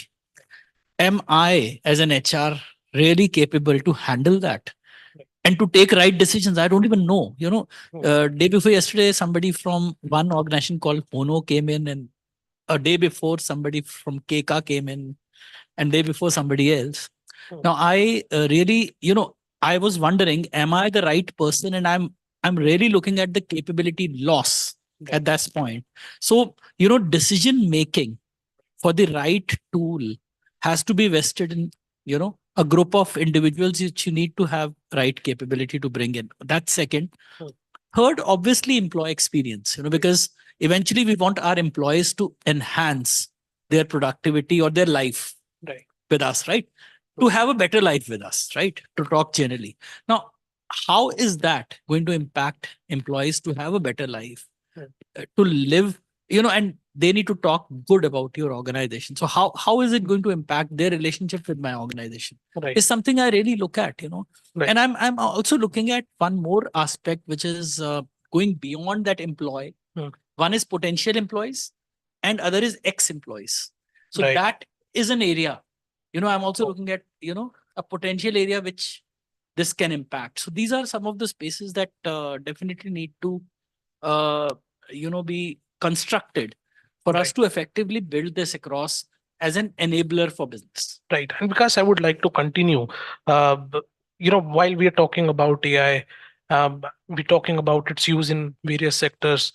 Then, of course, there's also talk of preserving that human touch, right? For example, few weeks back, we were having our hospitality summit. Now, this was one industry where, hoteliers said that you essentially need a human touch. No AI can come or, replace that thing. And similarly, for employees, they need that sort of somebody to talk to, a human element. How do you see, striking that balance in all of this? I see it slightly differently because I would not see it as a choice, mutually exclusive. I see mutual exclusivity in that. You can still maintain a human touch while, you can have an enabler to help you to, derive. It's like driving your car. You can find the best route through a Google map, still reach there where you are, So I see it like that, and I'm in the Google world these days. I'm in my Spotify world. So my mood, Spotify can test my mood with certain questions and then, preserve some kind of songs for me. I've started using all that. So when I see that this customization in my own personal life, why would it not change other people's life while they still maintain personal touch, right? We do talk of hybrid working while we say work, not completely work from home, but hybrid working. When you still meet, but you still have a convenience of work anywhere, So I think this is the space that we need to explore more. But yes, yet to be explored, yet to be discovered. No right solutions for right questions. Right. But Lokesh, how do you see this yet to be explored space? So it's when it comes to employee engagement, right? Employee engagement, or when you are interacting with a human, right? There is an emotional connect. There is an empathy that is required. None of these AI tools can do that. At least not today, and I don't see that happening. Being a technologist for last 1.5 decade, I don't see that happening at least for next 5 to 6 years, right? But simplest example, I was reading this LinkedIn article, and simplest example is when an employee applies for a leave, AI can easily approve that leave, or can reject the leave based on the rules, but it's based on hardcore logic, right? There might be n number of reasons that a person can get in touch with their manager or an HR manager, and they can take a decision based on that human connect or the need that is there, right? I think that decision making power doesn't exist today. But definitely, when it comes to augmenting the capacity, AI can help. But going human touch is critical. AI is not there to replace the human touch or human connection that we build with our teams, with our organization. Right. Thank you, Lokesh. Yeah. This I recently joined a new organization, and our HRMS tool mandatorily asks you, how are you feeling today? And there are 5 of those emojis. One is the smiley and other is feeling sad, and you have to answer that. Now when you get all that data, and I go back and ask my system, what are you doing with this data on a daily basis if you're not using it? So this is one way to capture the data, that how's the mood of your organization. You have to answer to get into the HRMS. So it's mandatory, and it's like a quick one, so people will not use their brain and then quickly say either I'm happy or I'm not, right? And it doesn't give you any negative marks for not being happy. So how are you using that to be able to connect with people? Is that collaboration I'm looking at is the space that we need to explore. Very rightly put. Meenakshi, how do you see striking this balance? I personally feel we've not reached to a point where we have an answer that what is the right balance. I think we are still evolving through the tech world, trying to understand what can technology do or AI do, or what can be automated and what needs to be still with humans. But I think by the time we reach, and probably there'll not be an end, right? By the time we finish this journey, there'll be something else coming in, right? But I think there will always be a fine balance. Any organization, any technology solution, or any workplace would have to maintain, because there are few aspects which technology cannot do. End of the day, what is AI and technology? It is algorithm.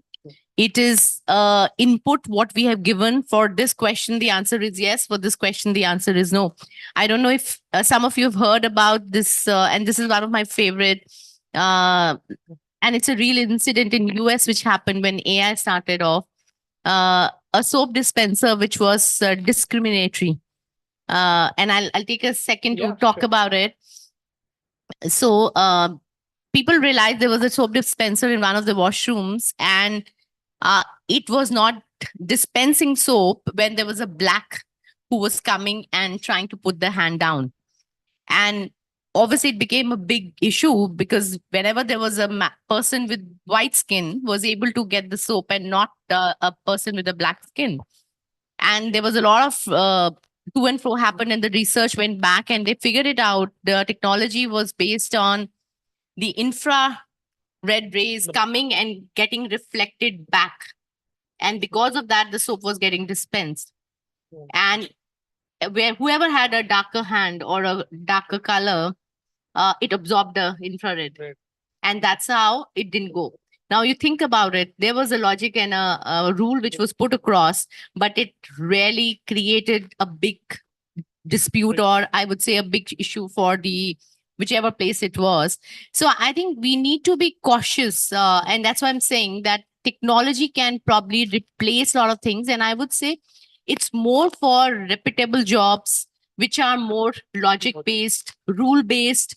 But wherever there is, and even now in AI, there is decision making also can happen based on multiple parameters, but there'll still be that one element which will always remain, which will be always personalized by humans. Right. And, this brings me to the question of ethical considerations.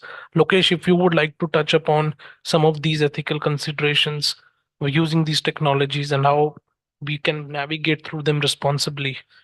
Biggest thing that I have noticed being a technologist myself is the bias that gets created, right? These AI technologies are trained on certain data set, right? And Meenakshi just mentioned about the perfect use case about dark skin, right?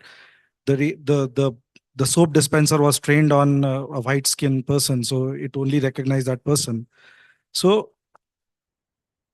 testing before launching a tool internally, right? Testing the tool becomes critical, whether it is what type of answers it is giving to most common questions, right? Is it showing inherent bias or not, right? And that is one of the global concerns right now as well. All these tools that are out there, whether it's ChatGPT, whether it's Bard, whether it's Claude, or now the Gemini thing, right? Bias is a biggest challenge when it comes to ethical, and because few people have started using to even drive decisions, you don't want to propagate that bias that came because of it was trained on a wrong data set itself, right? So I think that is the biggest consideration. If you are adopting a technology, then you should definitely look at ask general questions, ask, is there some inherent bias in the system where it is favoring one side compared to the other? If once that passes, right, then you can start using the tool and then you can start rolling it out. But I think that testing part is critical. Because how do you see these Very interesting. I think I'm looking at the piece of diversity and inclusion, especially inclusion. I've driven across industries which are extremely biased, to gender, sexual orientation, disability.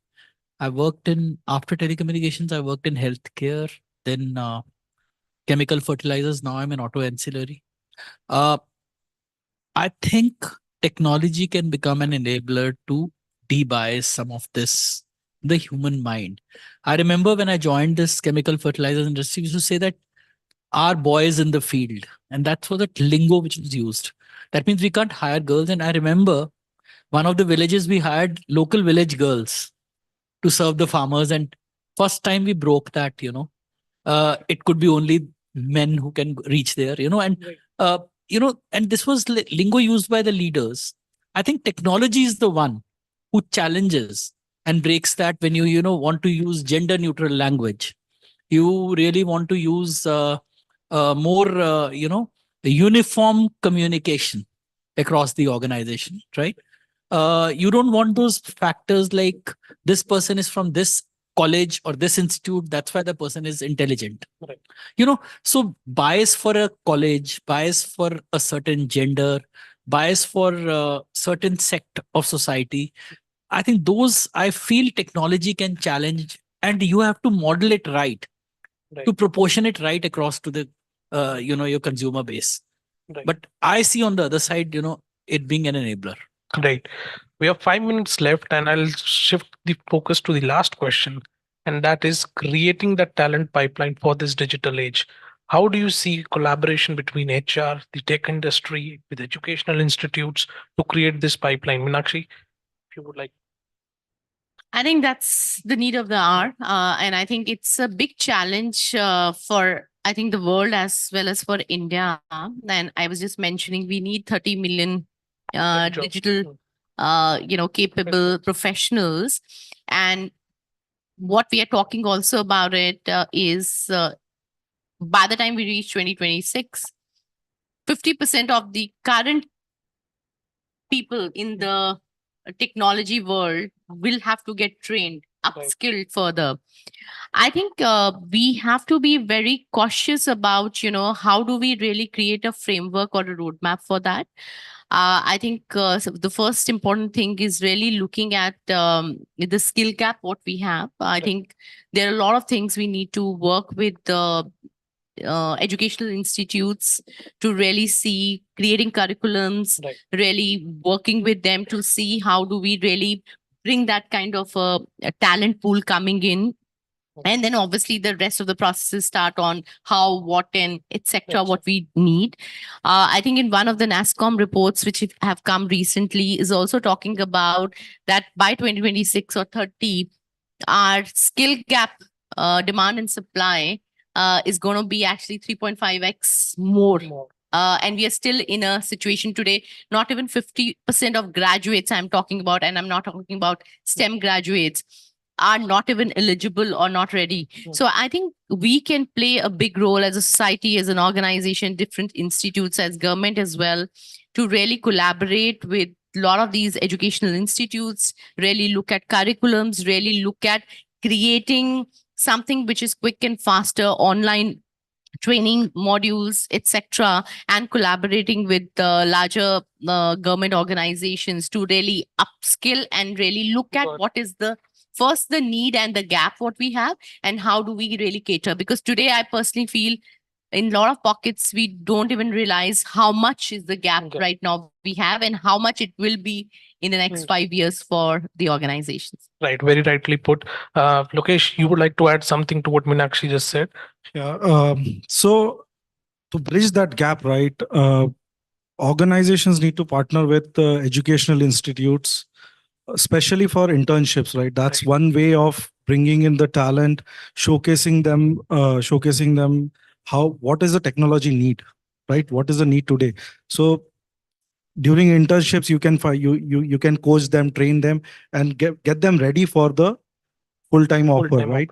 Second part is organizations can play an advisory role to these educational institutes, and they can guide them. They can work on designing the curriculum. That really helps, right? So I'm on one of the on one of the advisory boards for one of the organizations, and we meet every 6 months to discuss the curriculum and keep on tweaking the curriculum to align with the technology pace, right? Third thing is talent that comes in or talent that exists in your organization, right? How you're augmenting them, right? So there has to be continuous assessment between skill gap and the need, Right. Skills that are required and the need in the organization, and you have to design those maybe employee specific or team specific programs to augment them, right? Then you will have a consistent supply of talent, not just externally but internally as well. You may have people who may shift from one organization to other inside the organization because they have learned something new and they can own additional responsibilities, right? That is possible. So it's not just a educational institute, but you have to look at holistically. Right. Just one point I just missed, and while we're talking about internships, I think internships is a big thing. And this time it's been in news because of IIMs, IITs not getting them. Yeah. Absolutely. I think government has also started this program of apprenticeship. I think it started few years back, but I think we've not been able to leverage that fully. I think that's a very good model or a framework which we have, and if we leverage that, I think it can actually really give us a big, I would say, volume of people really getting into the workforce for us. Very rightly put. Because how do you envision this? So, I looked at one of the examples where we were launching our new recruitment system, and we wanted all our leaders to do some work on the system. And I think a relatively middle management above folks were giving it to their team members to do, and they were not doing it themselves. I think I picked from there that how you need to bring a change in person's way of working has to be really taught. You go back to your books, you go back to your roots, you go back to, say, nursery class and teach them. I think that is something which, if we miss, might be sounding very trivial, but it goes a long way in getting that person inbuilt in technology. Of course, we have new generation to be hired from the colleges, and we can define skills and competencies for those people. But what about the people internally? Are they ready to absorb it, or they are pushing it back to their personal assistants or their team members? So I think that change we need to consciously bring through an upgradation work in the organization. And you could talk of any tool, anything which is new is new. First time when I sit on a new HRMS system, I also take time. So I would have worked on 5 more, but 5th one looks so different, and it says, where is this? So I think that basic conjuncture of building a technology into the base is very important. Right. Thank you so much, panelists, for joining us this afternoon and providing those essential tips for what will be required in this digital age. We have 3 minutes left if anybody wants to ask some question to our panelists. Any questions? tough session after lunch. Well then, thank you so much. Thank you, panelists, for joining us. That was it. Ladies and gentlemen, can we please have a big round of applause for them? Thank you. Arjun, that means that that you explained everything pretty well. That they didn't want to ask a question. But they feel the need to. But a picture, please. Aye.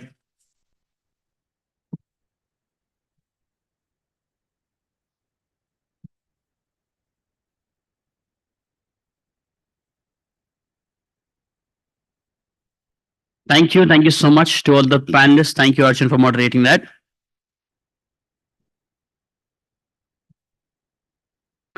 And with that, our next panel discussion on HR's role in global talent management, overcoming challenges and also embracing opportunities. Please join me in welcoming a panelist for the same, Ms. Nida Karam, CHRO, Omega Siki, Ms. Pooja Kapoor, Global Senior HR Director, OLX Group, Mr. Rahul Vij, Human Resource Manager, Radisson Hotel, Mr. Yuvraj Srivastav, Group CHRO, Make My Trip, and this session will be chaired by Mr. Talis Rizvi, Director, BW People and BW CFO World. Let's please welcome everybody to the stage.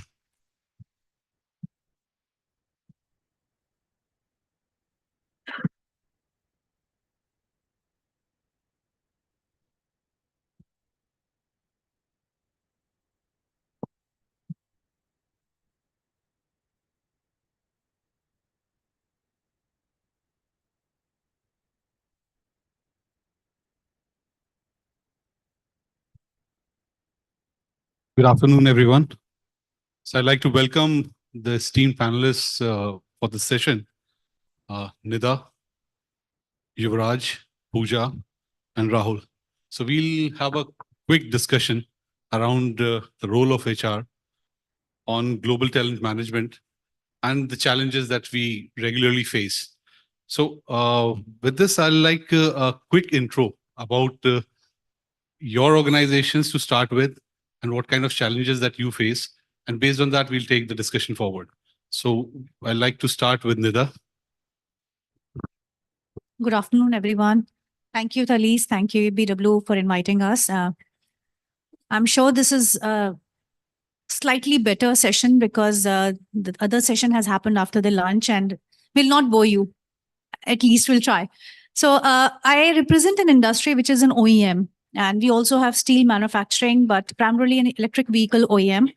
And the challenges, so let me give a background that I won't talk of just global, but we'll talk of the multi-locational because I think we in India has diversity and cultural differences. So we have people who are not just multi-locational, but people who are multi-generational. So we have people from 18, 19 years to 70-year working because it is manufacturing. So people, Indian organization, so you become consultant even after a retirement because you actually have skill and knowledge which you bring on table.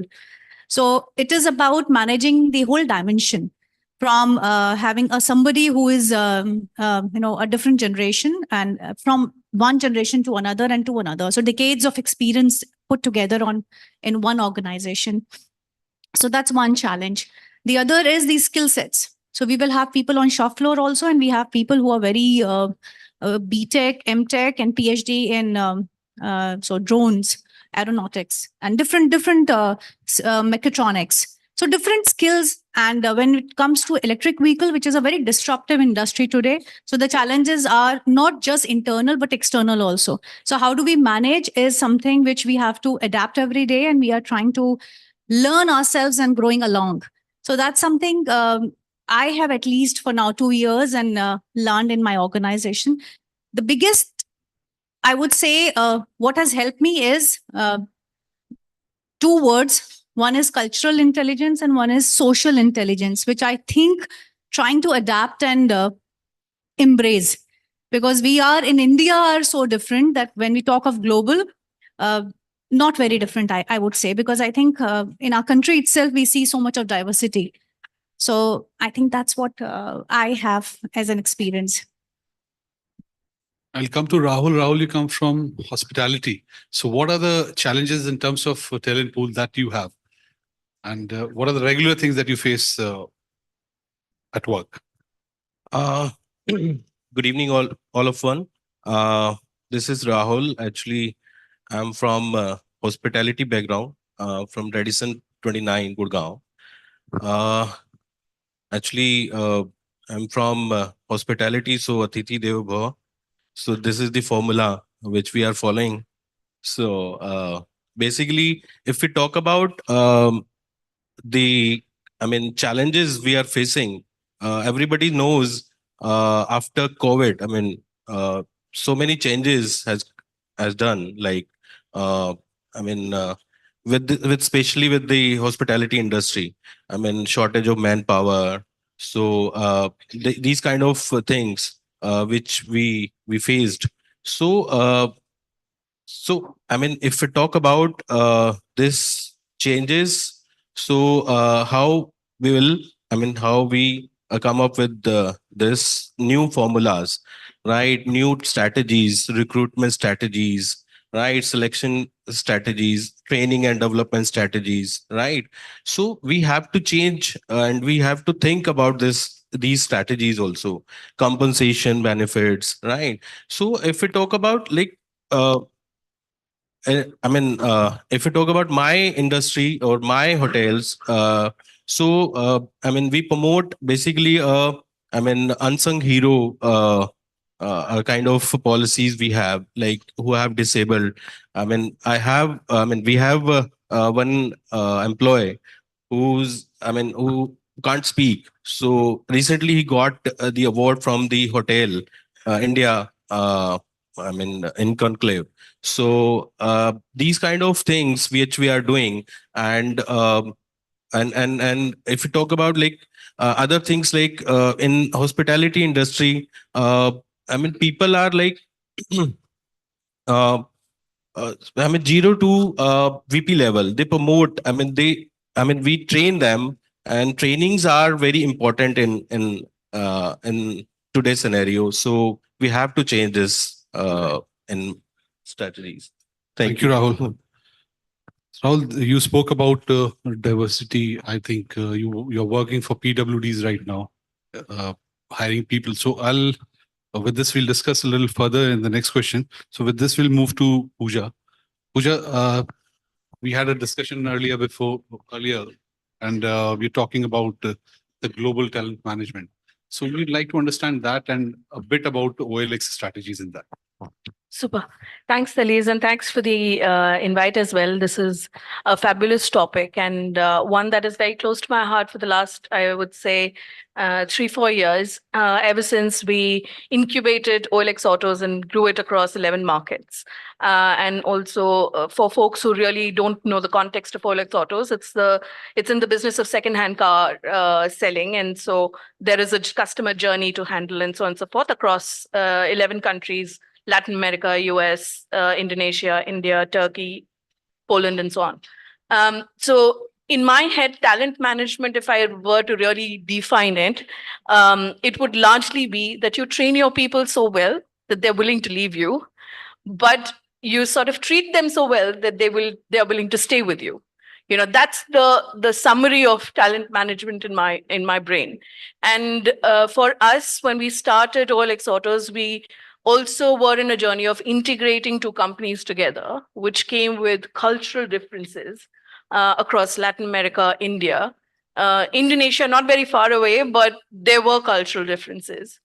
There were differences with Europe. And then we were sort of establishing a product and tech unit separately, and we were establishing a sales and a refurbishment unit and a sort of, last mile talent unit separately. And there is where you actually realize that when you have to sort of do talent management, you also realize that there are top 30 to 40% of your employee base that will constantly travel.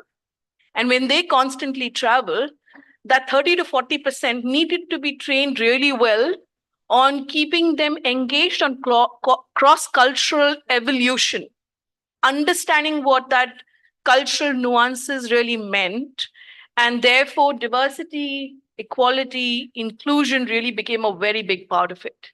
It was almost like you had to bring layer by layer into the ring of understanding what does inclusion really mean, despite the fact that we were in a COVID environment. As soon as the COVID went and there was this burst of travel that happened, we had challenges of time zone matching. We had challenges of sort of understanding cultural languages. We had challenges, and lots of technology was helping us. But at the same time, the speed of decision making itself differs in different markets. And so, when you actually have to do all of that, you have to figure out as an organization, and these were some of our mistakes that we made, but we sort of had to correct them really fast, that you have to figure out what are your top 5 or 6 non-negotiables in a culture. Those ones you sort of establish as foundation, you build engagement over that, and then you sort of go through a journey of mapping your talent, figuring out segmentization of what really will work with that talent, what's the basket of sort of training programs or engagement programs or policy programs that you can offer that will sort of bring in the global talent management framework for you. So overall, I think that's been our global experience, but there's lots more to talk about in terms of, you can start from onboarding and schooling to getting to figuring out how do you increase productivity with onboarding in different markets. And each onboarding experience is extremely different. US onboards with one person in one store and does everything themselves. And India, you need 7 people to man a store. And that's itself an efficiency challenge, but it's also an onboarding challenge. And so you have to go through that journey to figure out what are some things that you will infuse in some locations, and therefore one size does not fit all. So you have to figure out what's the extent of standardization you build and what's the extent of flexibility you can build in so that hybrid and also scalability can be sustainable in the long run. So that's been some of our experiences of managing global talent. Lovely. So this is a bit too much, for me to grasp right away. But with this, we'll go to Yuvraj. And Yuvraj, you have worked in various industries before MMT. So I'd like to understand what has the experience, the differences between the talent management that has been there, between those and the current roles that you handle. Yeah, thank you, Tanis, and great to be here in the Business World event. It's always not only interesting to be a part of the panel discussion as a precursor to the awards, but also be a part of a jury and look at young talent, what you guys present every year. I think it's an interesting topic, and I was thinking that, where should one really start from when it comes to global talent management? I think looking at global talent management, one thing is very important to understand the geography which you are talking about. And if you talk about geography, Talis, you'll also realize that every country gets categorized into the developed country, developing country, and underdeveloped countries, right? And if you understand this overall framework, anybody understand this framework, it becomes very easy to figure out what works and what doesn't work, right? All these 3 segments of countries will operate very differently in terms of their statutory regulations, in terms of cultural nuances, quality of talent available or quality of talent they are looking for becomes very different from one to other. So any HR professional, when looks at skills around this and also global talent management, first thing is very important to figure out or understand that it's different. And I'm sure that Pooja has spent a lot of time with people, so have we. We know that Americans operate very differently. We keep talking about the way they operate. You go to the European countries, you'll find people operate very differently. They are very stickler in terms of their time, personal time, discipline, delivery. They'll not, waste time at the workplace, and they'll be very, very focused in terms of productivity. And in India, you work very differently, right? So if you get this fact clear and map cultural, social nuances, as Nida was saying, and also the geopolitical ecosystem of those countries, it becomes very easy for you to get used to and also really make peace with what you are going to encounter. If you don't do it, then I think that it will always become very difficult to manage global talent in that space.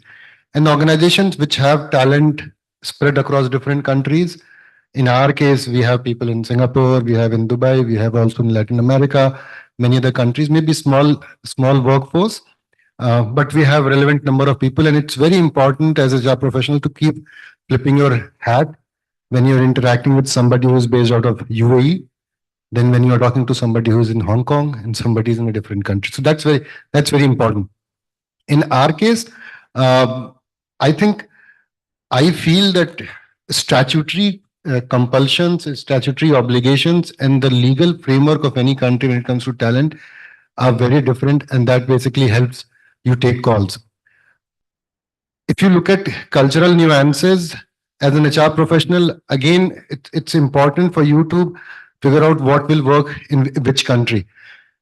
And your ability to look at the root cause of the issues rather than really trying to jump on the solution is very important. For an example, if you are sending somebody from India to take up a role maybe in Singapore or in Hong Kong or in a different country, if you are still operating from an INR mindset, then you are not going to do justice either to the organization or to the individual you are sending.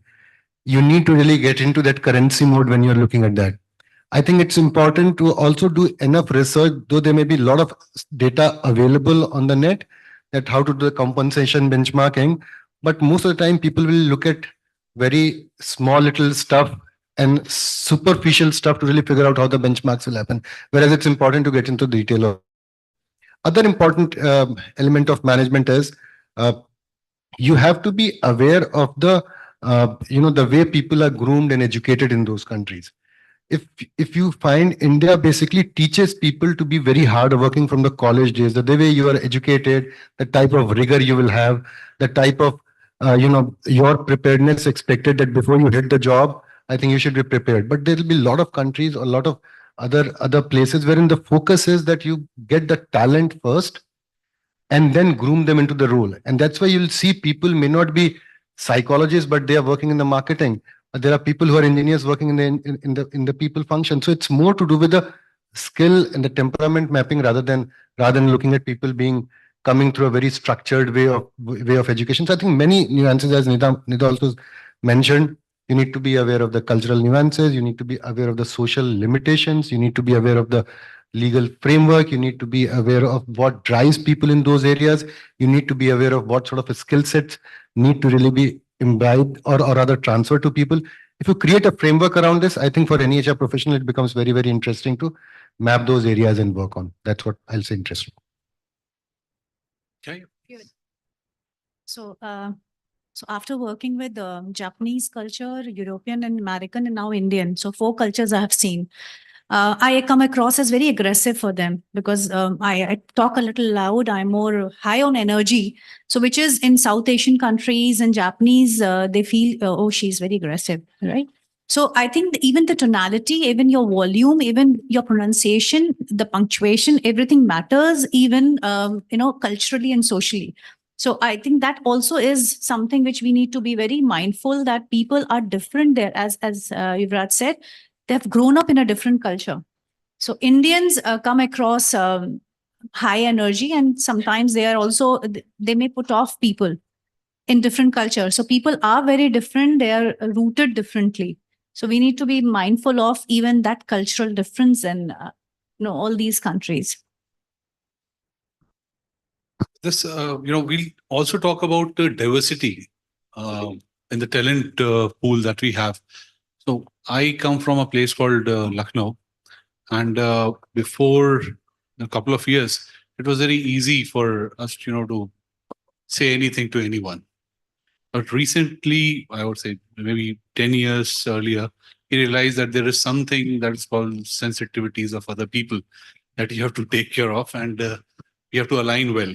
And generally, when we induct younger talent into the organizations, so that sensitivity is not there. And with inclusion of other genders and women at workplace as well.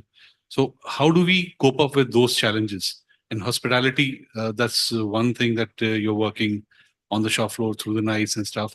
How do you manage that? And I'll put this question first to Pooja, then we'll come to Rahul to address that. I think it's extremely important. And, before we even embarked on the journey of OLX Autos, we are and still continue to be a classifieds company. And so I think our journey for this is the context of diversity and sensitivity and gender balance and all of that was already on, and it was there for a long time, except that it was not very well organized. And so I think the one thing that we did, which was slightly more aggressive in its journey, was we established a diversity council in the company, where we had like 5 or 6 people who probably could influence a lot of change in the organization.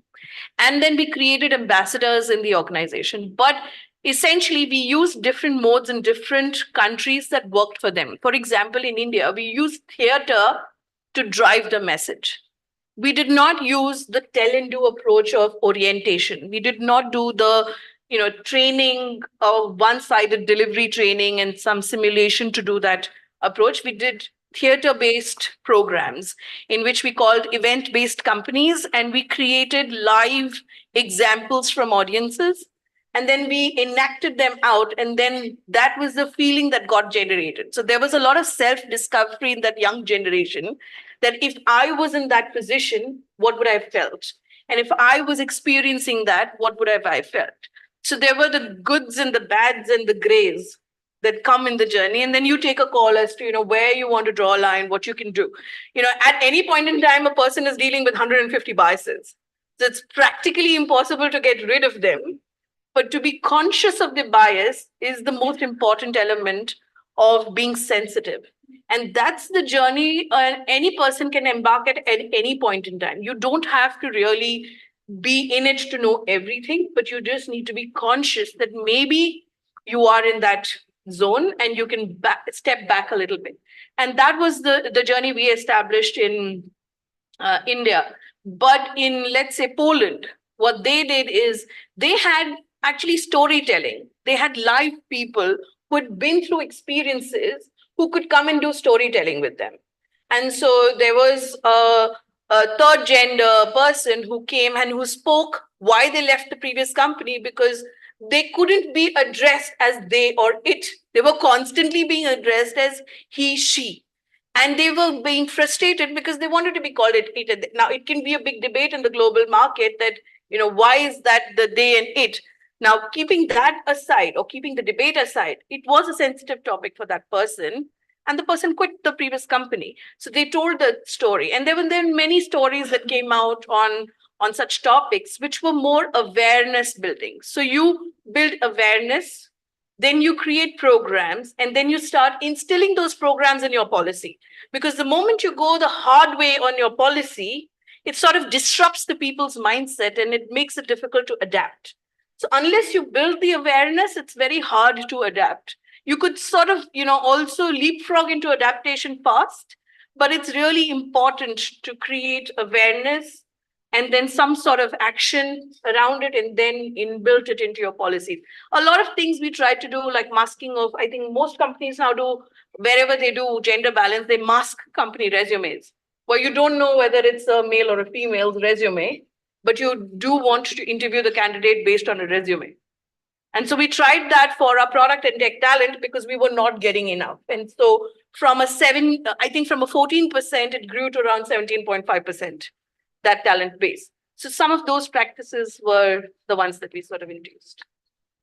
Rahul, we'll come back to you. And when you're talking about diverse workforces, you have a lot of female employees that are at your workplace. So how do you ensure the security for them that the talent is maintained? It shouldn't be like, okay, if it's an insecure place. And in hospitality, it is very important that your customers are secure and the people who are working with you are secure. Just a bit on that, if you can. Yeah. Okay. If we talk about the security of female in hospitality industry, so now, as I already mentioned, so we already working on the culture, and we're working on the revised policies, right, for females as well, right? So basically, the scenario has changed.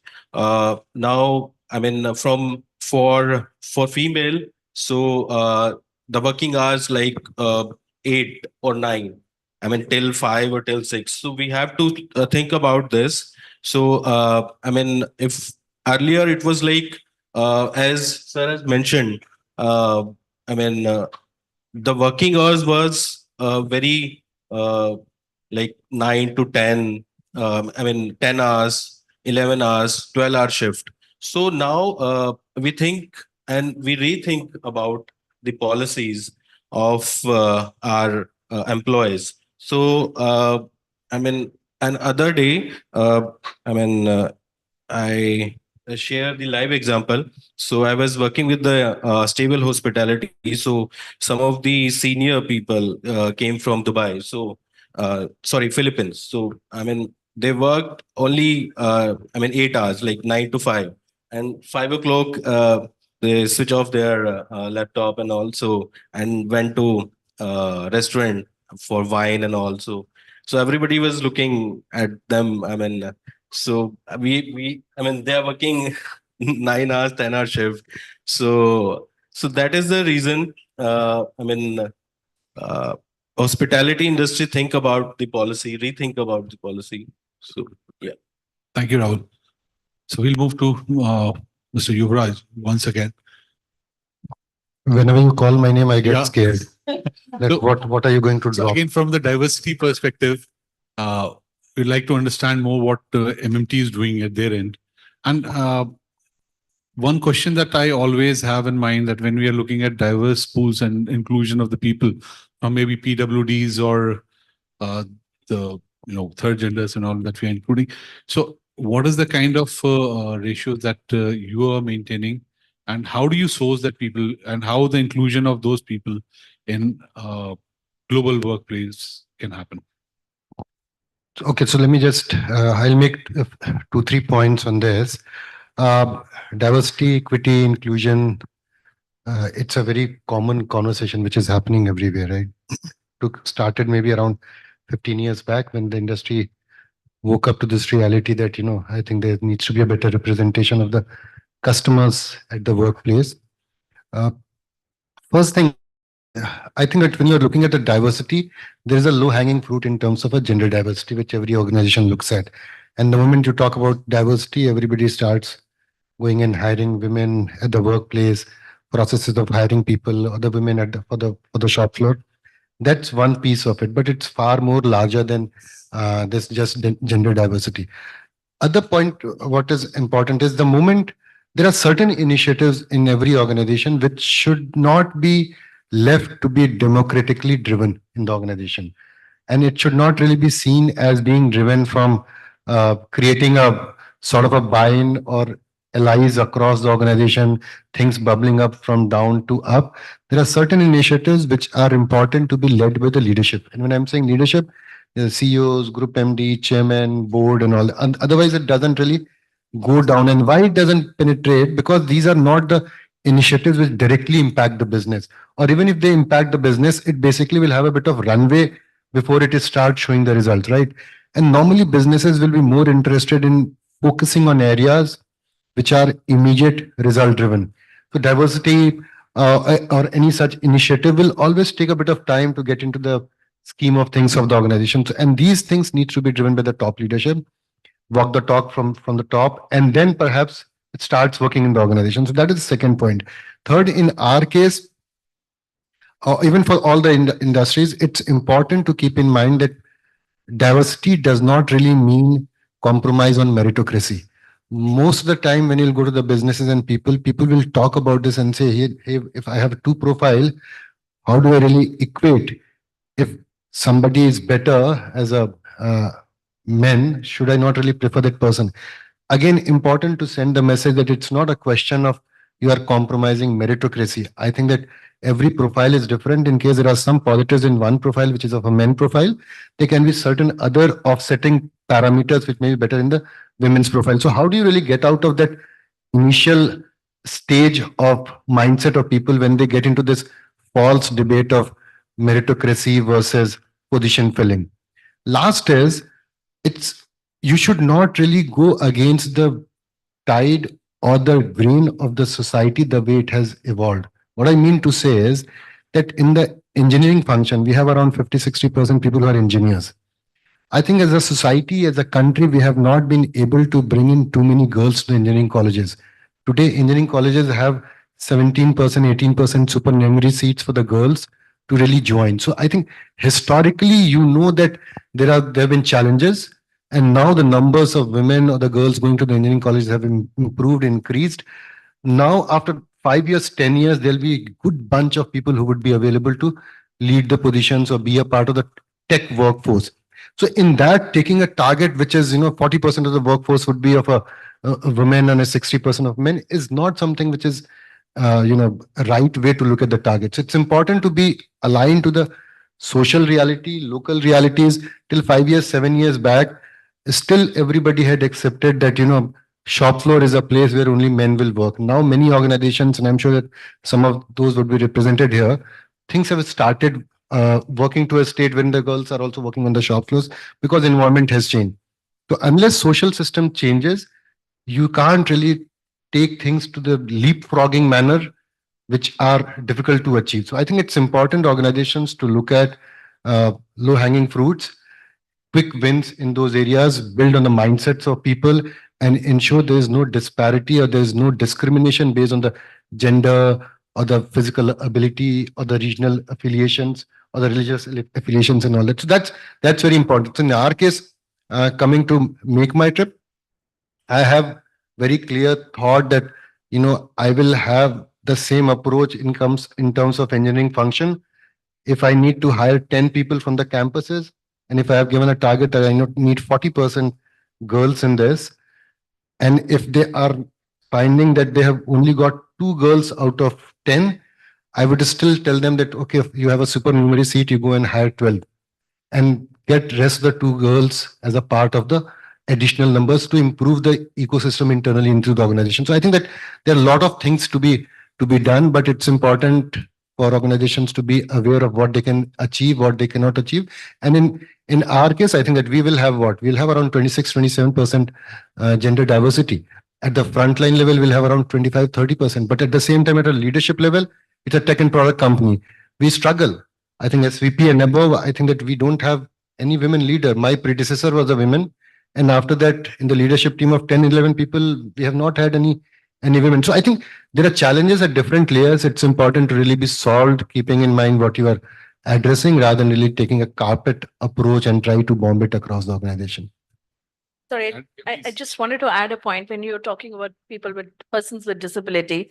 There was a point in time we wanted to introduce this topic very, very sensitively in the organization, and we realized that there was a bit of resistance. And like you said, that the fish thinks from the top. Unless you get the leadership buy-in and you want them to sponsor the program, it doesn't really work. It doesn't really penetrate into the organization. So we had the CEO sponsor a team, a disability team that would work on a content moderation for us in the classifieds team. We said, that's fine. You just give us excess capacity of 20 people and we'll work that as wonders for you. Use that as your CSR budget or from wherever it comes. We created that plan. And once we got that, we ran that as an experiment, and there was a precursor for it wherein we had to sensitize the whole organization that once those folks are in the office, what are your etiquettes of dealing with those folks? Because it was not to do it with them, to orient them, but it was to orient the general public of how to deal with them, right? And our infrastructure was not very well equipped for it. So we had to well equip first the infrastructure to get them to sort of walk around in the office or move around in the office. That's one. Second, I think what we sort of tried to do is we gave them a lot of flexibility on time.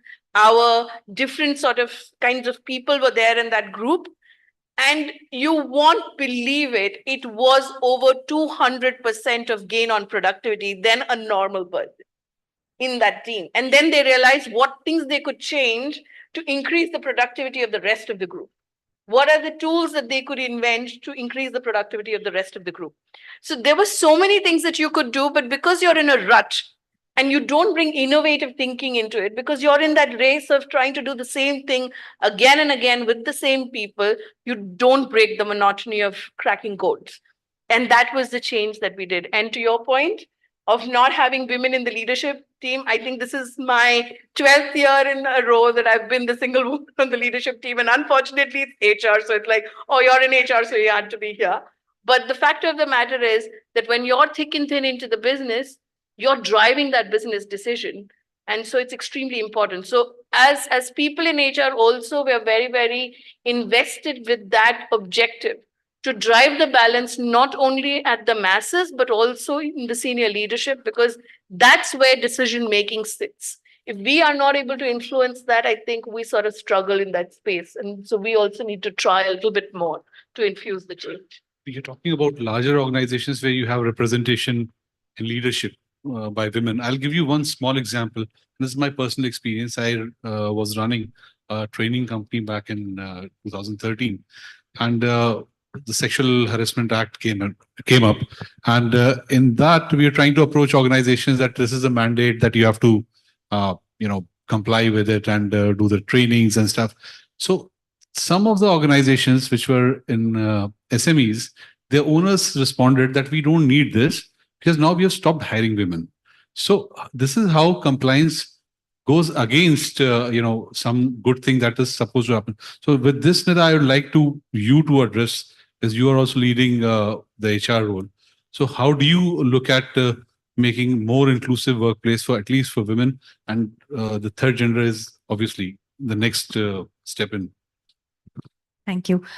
So first of all, I think we stereotype. We stereotype that HR is women, and that's where the leadership stops there. That okay, you have a CHRO, head of HR, she's women. So what I did at least so my fundamental says keep it simple, keep it agile, don't don't unnecessarily complicate it. In my team, being in HR, there were more women, so I had to bring diversity, hiring men first in HR team. So I think that we stereotype that way that okay, fine, it is shop floor. Don't hire women, it won't be safe. Don't hire a different language because you are operating a factory or a manufacturing facility in Pune, Chakan, or in Faridabad in interiors. So what we did in Pune, we actually sent our people from Faridabad. So we did not hire local Pune people, so that we have people. Internal mobility was very important.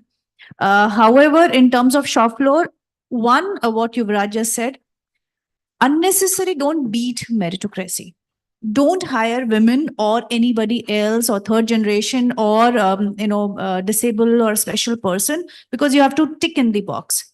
Hire when you can take care of them, when you can find productivity, when you can actually from the first to the last person encourage them. That's very important. So that's where I think we are keeping it simple. We are not trying to just do it for the heck of it. We are hiring more people from different. So for example, we have in Faridabad, we have people who are multilingual, people who are from, so we have people in Haryana working from, who actually, when they came, they did not speak Hindi. And people had to work because they were heading R&D or they were heading service. So our service head today is actually a Karnataka person. People are learning him and he's learning, the Hindi language. So both ways, we have given him time. So this is one example. The other example was Pune, where, very typical local people might be successful. But that's what we have tried doing it. And multi-generational. So we have the young generation of 19-year, and then we have 65-year-old in the same. We are trying to be flexible, customize, but there are core foundation, which is non-negotiable. And rest is flexible. We can't fit everybody in the same box. We have different programs, different initiatives. However, there are non-negotiable core values, which everyone falls same. So I think keeping it simple. Yes, I'd come back to you with the final remark that you have about global talent management and what are the opportunities. Just a quick answer because we are about to close the panel now.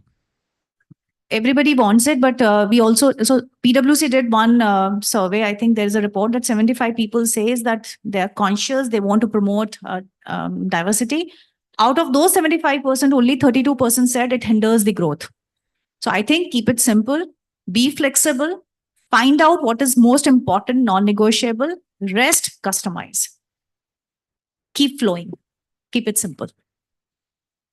Thank you. Rahul, your closing remarks. So, as ma'am has said about the female part, like government has also, said about the 30% of the total manpower of in hospitality industry of female. So we also working on this, but if we talk about the back end, like HM colleges, so parents are not interested to to encourage their children to get admission in hospitality or HM. So this is the challenge which we are facing. So concluding point, like we need to think about selection. Recruitment policy. We need to rethink about culture. We need to think about training part also. So yeah, we have to work on that. Thank you, Rahul. So, Pooja, your closing remarks. Look, I think from an opportunities standpoint, if you were to look at a global workforce, I think distances have shortened, connection has increased. There's more technology that you can leverage to sort of manage your talent brilliantly. And therefore, I think you should latch on if you have the ability and capability to upskill. Like I said in the beginning, that you have to train your people so well that they're willing to leave you, but you have to treat them really well so that they're willing to stay with you. And in the process, I think leverage AI to improve experiences, leverage generative AI to sort of increase the learnability, increase the skill quotient of your organization, and therefore free up talent to do much more innovative work, because the market is growing in terms of different opportunities. And so the same things are not working anymore. And the ability to break that barrier is extremely important. And therefore, I think that's one area that I think I would look up to in the next 10 years, of how technology of artificial intelligence or AGI is really going to make the difference in this sector of change of skill management. So I'll sum up once Yuvraj has given his comments. You want to take questions? No, I'm saying that if you have any questions, you can take from audience, or I'll save you some time by keeping my closing it's up to you. remarks. So do we have any questions from the audience?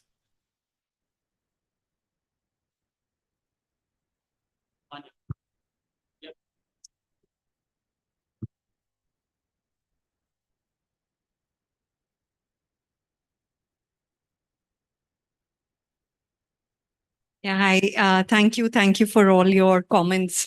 Just a quick question on numbers that we look at, especially when you're talking about D&I. As you rightly said, the definition of inclusion has increased, but what do you do about just taking one aspect of it, which is women, the leadership positions and women on board? So if you look at women on board, we are still at 19-20%, and that also because of corporate laws.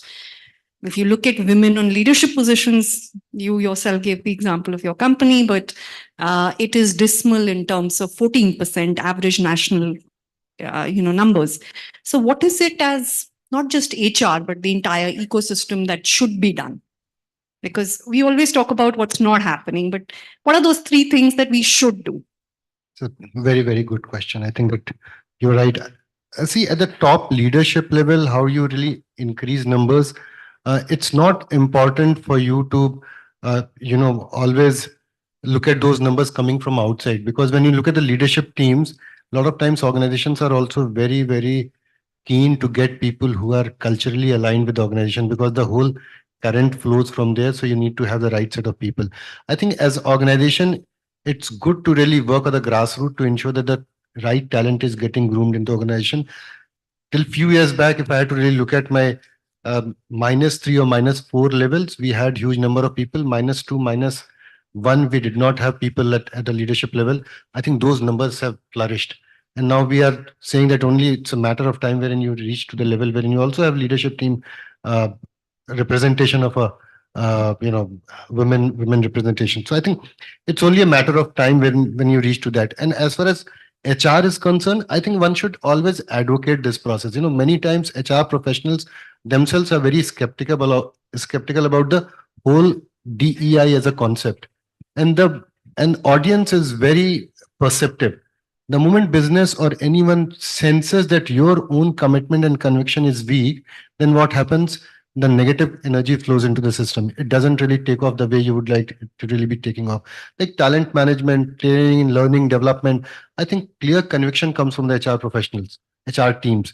When it comes to DEI, you'll see most of the time, and with all due respect to everybody in every function, most of the time, in case somebody has some time available or somebody is not in position to do any mainstream role, within HR also it will be considered as a DEI somebody is driving, which is not immediately resulting. So I think, how do you really make DEI also as a mainstream role within HR teams?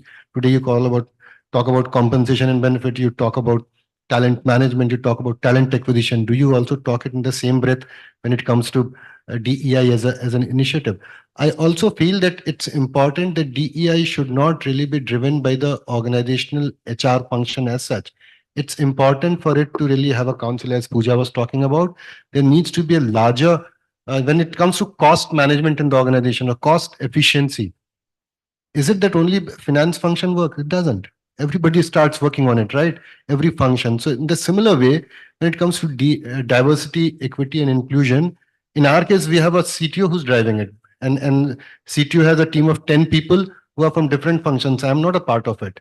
From a couple of people from my team are the supporters, facilitators, but I completely keep myself out of it. And I don't want it to be seen as a HR metric. I want it to be seen as an organizational metric. And you need to get the right people to do that. And we included people in DI after taking their applications, that who all are interested in coming and becoming a part of the council. So if you are interested, you think that you can create an impact, please come and join.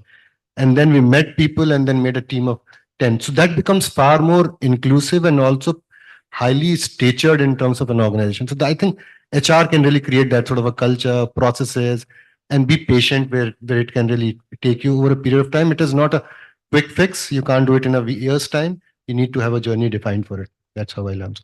Long answer to a short question. In fact, when I was, my founder was saying, "Yaar, koi L team mein, leadership team mein hai nahi for last so many years.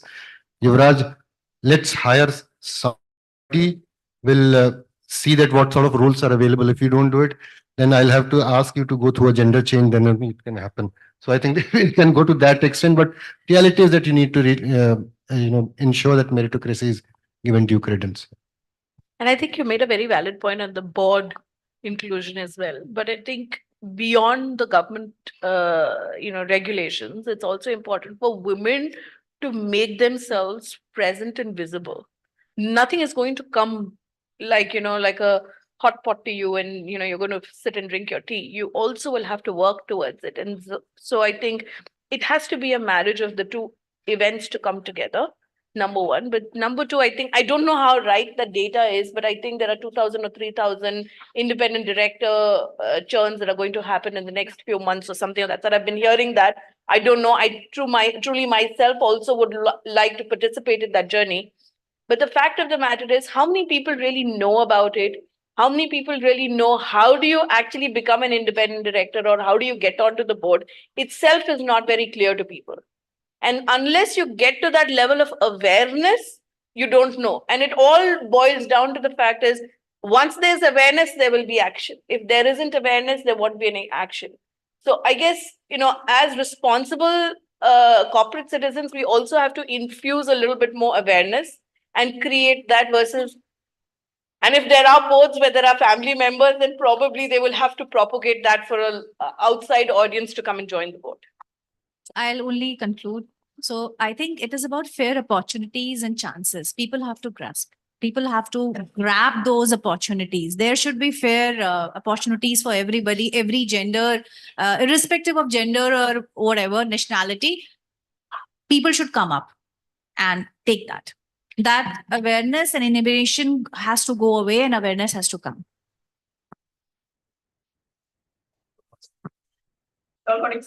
Thanks, Priyanka, for extending our session. So with this, I would like to thank my panelists, Yuvraj, Priya, Pooja, Rahul, and Nida. Thanks for joining us. And Yuvraj, I'll be asking Savi to have a piece curated on the discussion that we had. She'll call you up and take the votes for this. Thank you. In the front, please.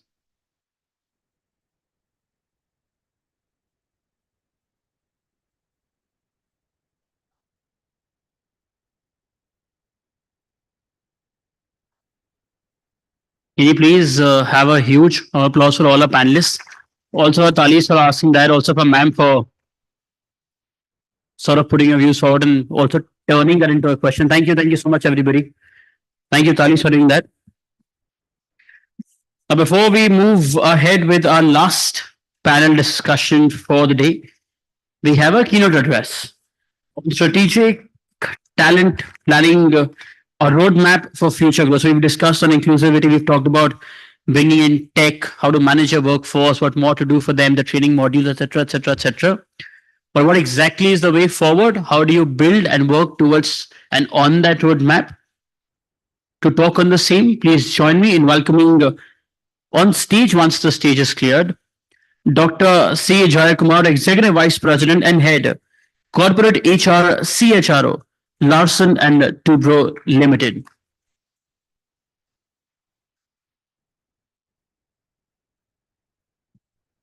And after this, we shall have the panel discussion.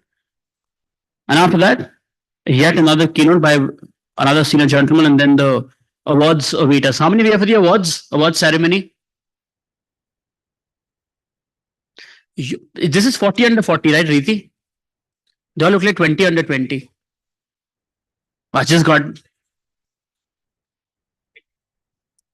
all are here for the so I framed it wrong. You all here for the award ceremony? Okay. How many of you think you won the award? हाँ so सोचना क्या जाता है? No, my mom says कि तुमको the biggest mistake that at least we make is मुझको लगा कि ऐसा हो सकता था. All those things, but okay. इस बात में कोई शंका कोई लगना लगाना नहीं है. There are next keynote speakers here. Let's please welcome on stage once again Dr. C. Jayakumar, everybody.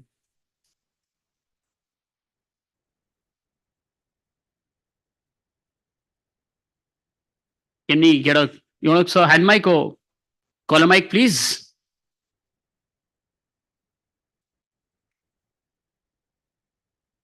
And then you just I'll just bring it. Yeah.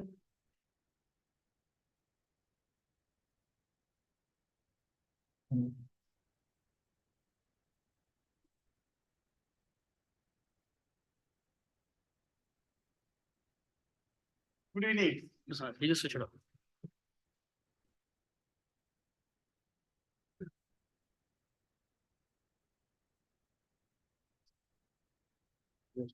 No, so say something. On? Yeah. Good evening. Extremely happy to be here. Thank you, Dr. Batra, Razvi, Business World for giving me this opportunity. The topic is on strategic talent management. Before we start, India is booming. 5 trillion economy by 2025-26. Each of the states are talking about 1 trillion economy. Surprisingly, or very, very pleasant surprise, last quarter the GDP was, though it was planned 6.8 or 6.7, it was 7.6 for the second quarter. And people are talking about 30 trillion economy by next 25 years, that by 2047.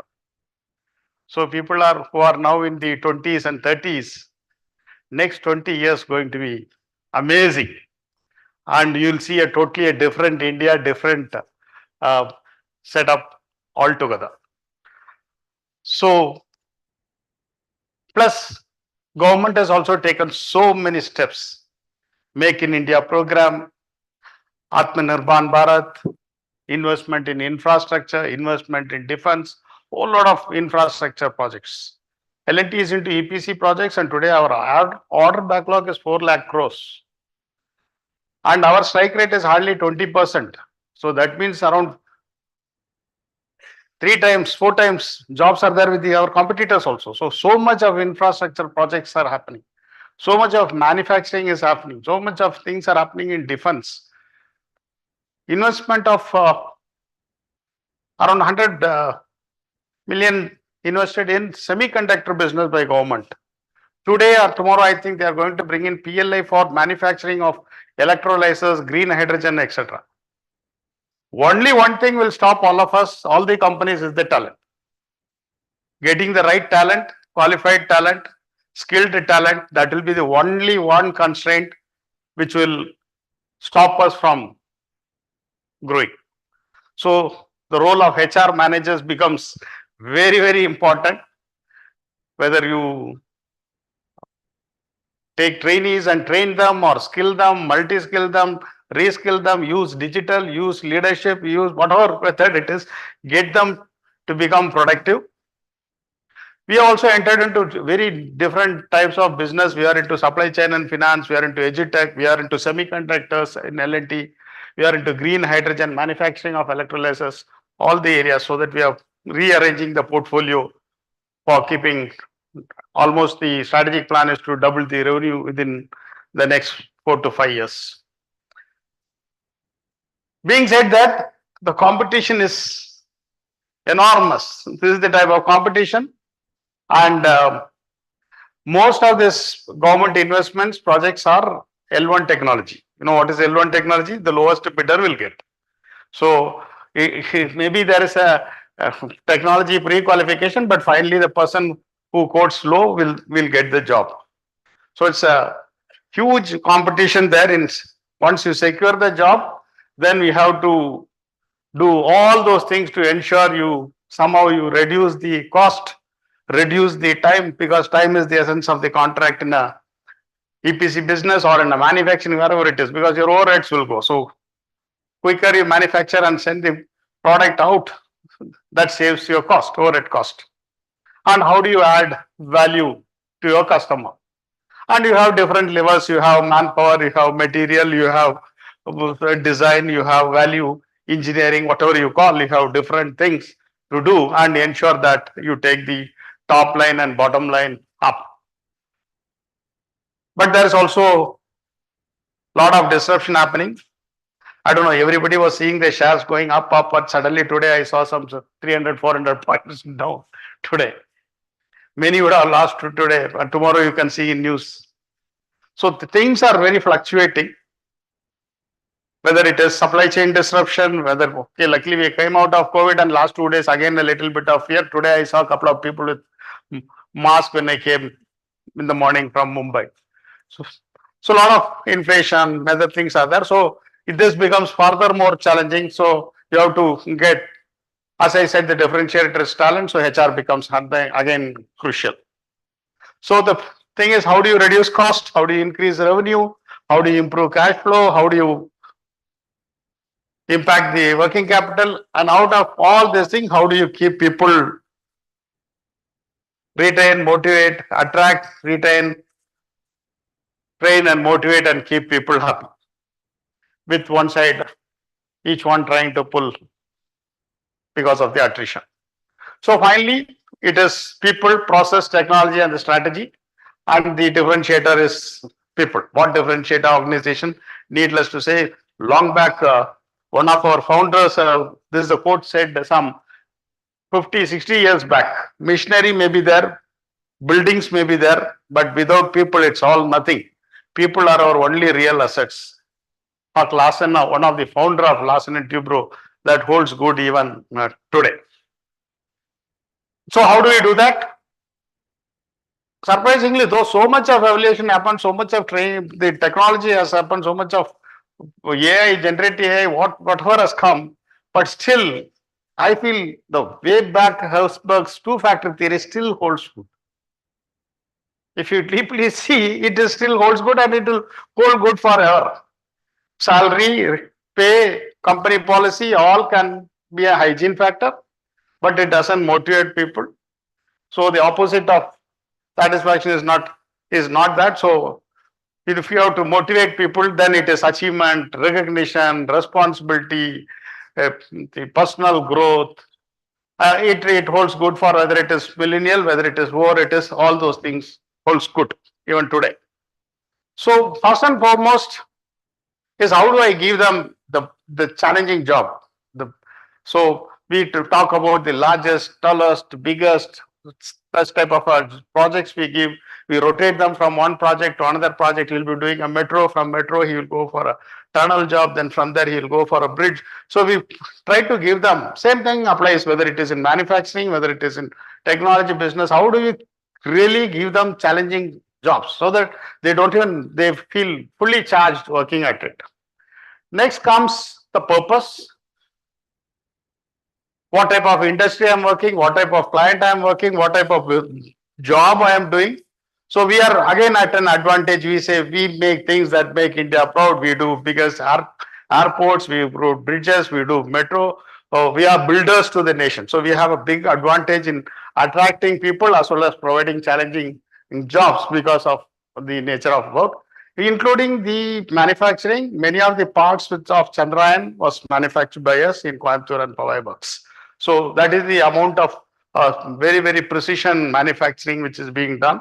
And even in France, we are doing a calendar which is replicating the sun. The heat of the sun is getting generated inside, but outside it will be. That is being manufactured at Hazira plant and which is sent to France. So that type of a high-tech manufacturing also happens here. Next, what people look at is trust and transparency, which becomes irrespective of the generation, irrespective of technology comes. If I am working in an organization, they look at trust and transparency. For me, it comes from first and foremost, what is the type of job I have given, how I have been evaluated, how I have been given feedback, how my career is taken care of. All those things becomes the core. We may put some other words on employee engagement and all those things, fine, but engagement means first, the core of engagement is what am I doing here? How am I spending my time? What am I learning in this organization? All those things come. So we spend a lot of time on one-on-one feedback, giving and receiving feedback at continuous touch point. We use various technology. We use a continuous feedback methodology. We have a critical incident diary. So many things we have to aid technology along with that to provide this. Next is what am I learning? Am I giving a continuous learning opportunity? So keep thinking of all generation in mind. Again, it applies equally to everybody. We spend a lot of time in terms of learning. You take any digital platform you talk about, whether Coursera, whether it is Persipio, whether it is Skillsoft, Coachmoney, whatever we have the entire thing there provided to all the employees in addition to 18, 19 training centers. This is one of our training center in Lonavala, which is our Leadership Development Academy. This is our Project Management Institute in Vadodara and Chennai we have. So we continuously, we have a skill training academy, we have a safety innovation school, we have a rail academy, we have a tunnel academy. Whichever business we are, we have a replicated the same machinery, same acting, and we have a dean, deputy dean. So grow your timber. Maximum recruitment happens at campus. Take them, train them, groom them, and take them up. That is the philosophy. And reward, recognition. Am I being appreciated? Whether we have used technology in different place where we have the points, we have the badges given, we have based on competency, based on work achievement, which is converted into points, and then they can reimburse and all touch points. We have an L&T radio where internal podcast happens. We have different things. What many of the organizations do, we do all those things to ensure that reward, recognition, and motivation is kept. And finally, I feel people management, your emotional intelligence, how you deal with people, how you are sensitive with people, that is the biggest thing today to attract and retain talent with all those areas. Yes, people may say compensation when I do a survey, including things. Compensation comes fourth or fifth, but initially comes all those things. What is the purpose? What is the challenging achievement? Work I get, what is the learning opportunity there, what is the opportunity for growth and all those things. That how do we focus on this is the most important in case if you look at strategic talent management. So I would likely, this is for everybody, okay, and the entire bunch of employees you have to take care of. When it comes to leadership, when you are coming to building a leadership pipeline, certain things you have to do little differently. One is first and foremost, what we do is identify the critical roles in the organization, which will have impact on people as well as the revenue, top line, bottom line, etc., which is the critical roles, which each organization will have different critical roles, which are very, very important. Look at that. Then put very clearly the performance criteria, role description, what is the financial, non-financial goals, including maybe sustainability goals, in terms of diversity and equity goals. What are the goals to be achieved in that position? Then identify the people who perform as well as potential. Performance we do through a pair process, we call it the appraisal process. We have a bell curve where the top 10%, 20%, mid 50, bottom 20. Same way, potential, we have a competency based assessment based on which who are above benchmark. So we have that, based on which we have a 3x3 matrix. We who have performance and potential, these are the people identified for the critical roles. And these people are put into it, regularly monitored at least half-yearly, off-site and out of the office. In some place, the leadership team goes, spends 2 days looking at each one of those people and with the entire data presented to the team, that is the leadership team. If you look at in your CEO, CFO, the SBG head or BU head, 5-6 core people, talk about this, each individual, how this individual is performing, where do you see this person in the near future, what is this person great about as an individual, what is the one big unlock which can do to make him perform better, what is this and whether what are the things to be done, whether he has to be mentored, coached, whether he has to be sent for a training program, whether he has to be given a job rotation, whether he has to be put under somebody for shadowing. So look at that person in focus. How do I take him in the next 5 years? Plan and make an action plan for that particular person, and that HR takes care of that, follows through all those things. Next, finally comes at a targeted development. In terms, we have different type of leadership program with different institutes. We have a whole lot of other things. We have a tie-up with different engineering colleges, other colleges, etc. We do that so that it is taken care of. We follow the 70-20-10 principle. 10% may be education, 20 may be through the interaction and other things. 70 may be actually on the job doing those things. And individual development plan is done. It may be reflection based, it may be exposure based, or it may be what I said about 70-20-10, and some mentor is assigned to them. So this bunch of people who are in the leadership plan are separately monitored and taken care of. We very focusedly do so that they are engaged, motivated. So this is, and there's a governance. Twice the CEO, MD, Mr. S. N. Subramaniam himself reviews this. One is at the time of manpower budget, one is at the time of appraisal time, which is in July. Another is in the time of January, February at the budget. And we do group people into 3: current leaders, emerging leaders, leaders in the cradle. So 3 set of people, all the parameters reviewed, at least they are in the focus. And when our senior management goes to different projects, they meet them, talk to them, interact with them and all those. So they also know that they are in the radar. With all these things, fine, but what I feel what is more important is each one of us, every individual, every staff, every person has a invisible board hanging on his neck. Even you may be having, I am having, everybody will be having an invisible board which is hanging on the neck. Do you know what is the return in that? Any guess? I am invisible. No. I am important. So each one has a board. So don't respect that. Don't shake that. Yeah, empower people, respect people, give them that particular importance, etc. That will reduce your attrition, improve engagement, take people up. Finally, I would like to end with this. How do you play? Yeah. Hey, रुक जा, इसका नहीं गीला है, एक जाएगी तो दूसरी आएगी। 25 टाइम झाड़ू मारो तो भी कम है। हम इंसान है कि मशीन? कितना टाइम साफ करेगा? मैं मरता रहूंगा दिन भर, झाड़ू मारता रहूंगा। सब यहीं से जाएंगे, दूसरी जगह से नहीं जा सकते। अरे उधर मत चलो, अभी साफ किया है। सॉरी। क्या सॉरी? तू तो सॉरी बोल के निकल जाएगा। सबका क्रिकेट अपन को सुनना पड़ेगा। सुनेगा? 20 साल से तो सुनता है। काका, नाम क्या है तुम्हारा? क्यों? कंप्लेन करने का है? मकसूद नाम है मेरा, जाओ करो। नहीं, कंप्लेन नहीं करने का, थैंक यू बोलने का। सच्ची।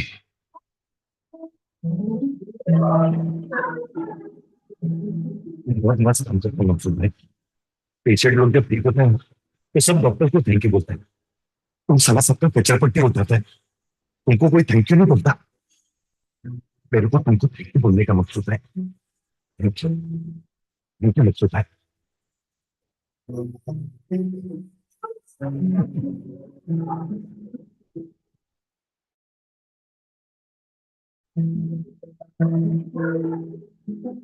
बस सुनाएगा क्या? काम करने दे।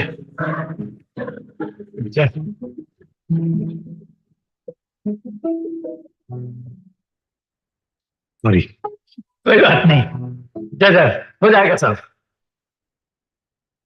So, as we said, purpose, challenging assignment, learning opportunities, career growth, these are very, very important.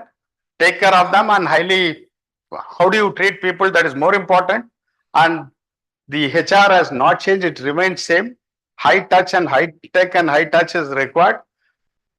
Tech enables people to make it much faster in terms of engagement, in terms of performance management, in terms of talent requirement. It is an enabler we can effectively use, but the fundamental principles remain same. Thank you very much. Any questions? It is another 5 seconds more for the time given to me. Thank you. Yeah. What kind of experience? Could you answer why do you not have many CEOs coming from HR? I think this is for anybody else, I'm not for them to know the question. That's why the question is, why do we not see many HR people coming over to the business side and then probably becoming a CEO or something like that? The only example which I can think of is Manoj Kohli from Airtel. No, there's some Sandrup Mishra is there. There are so many other people are there. There are a couple of examples there which has come from HR to business and from business to HR. In L&T, many from business has come to HR. In fact, my predecessors, before predecessors, 2-3 people were business people who have moved from there to HR. Today, the lines are blurring. When I started, I didn't start like an HR person. I started with the business scenario, business case, what has to be done, how it is to be done, and how HR can lead to that. So, it's not a very high compartment like earlier, personal management and finance, and these lines are getting blurred today. Yeah. I hope I could answer. Yeah. Any other question?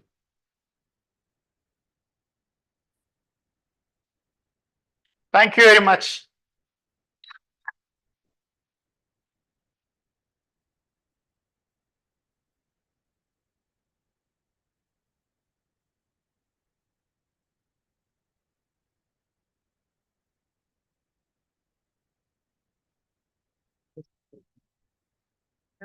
Thank you so much, sir.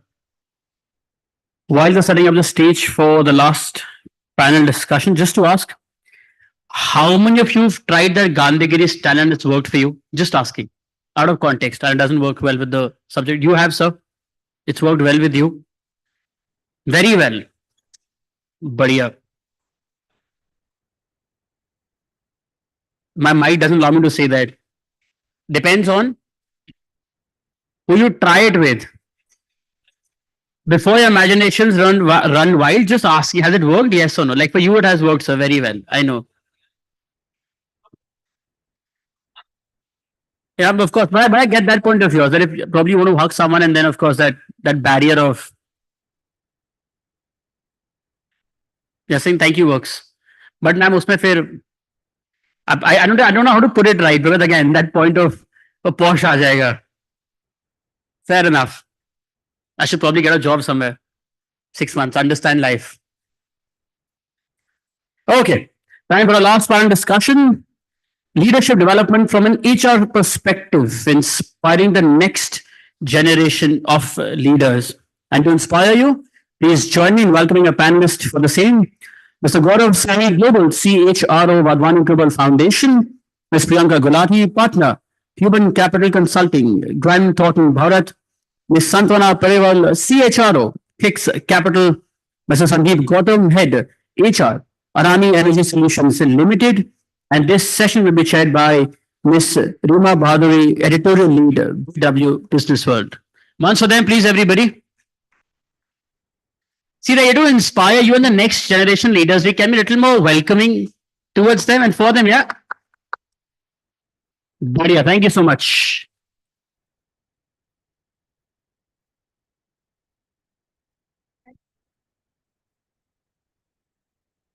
One more mic, please. You can start, Rima, and then have one.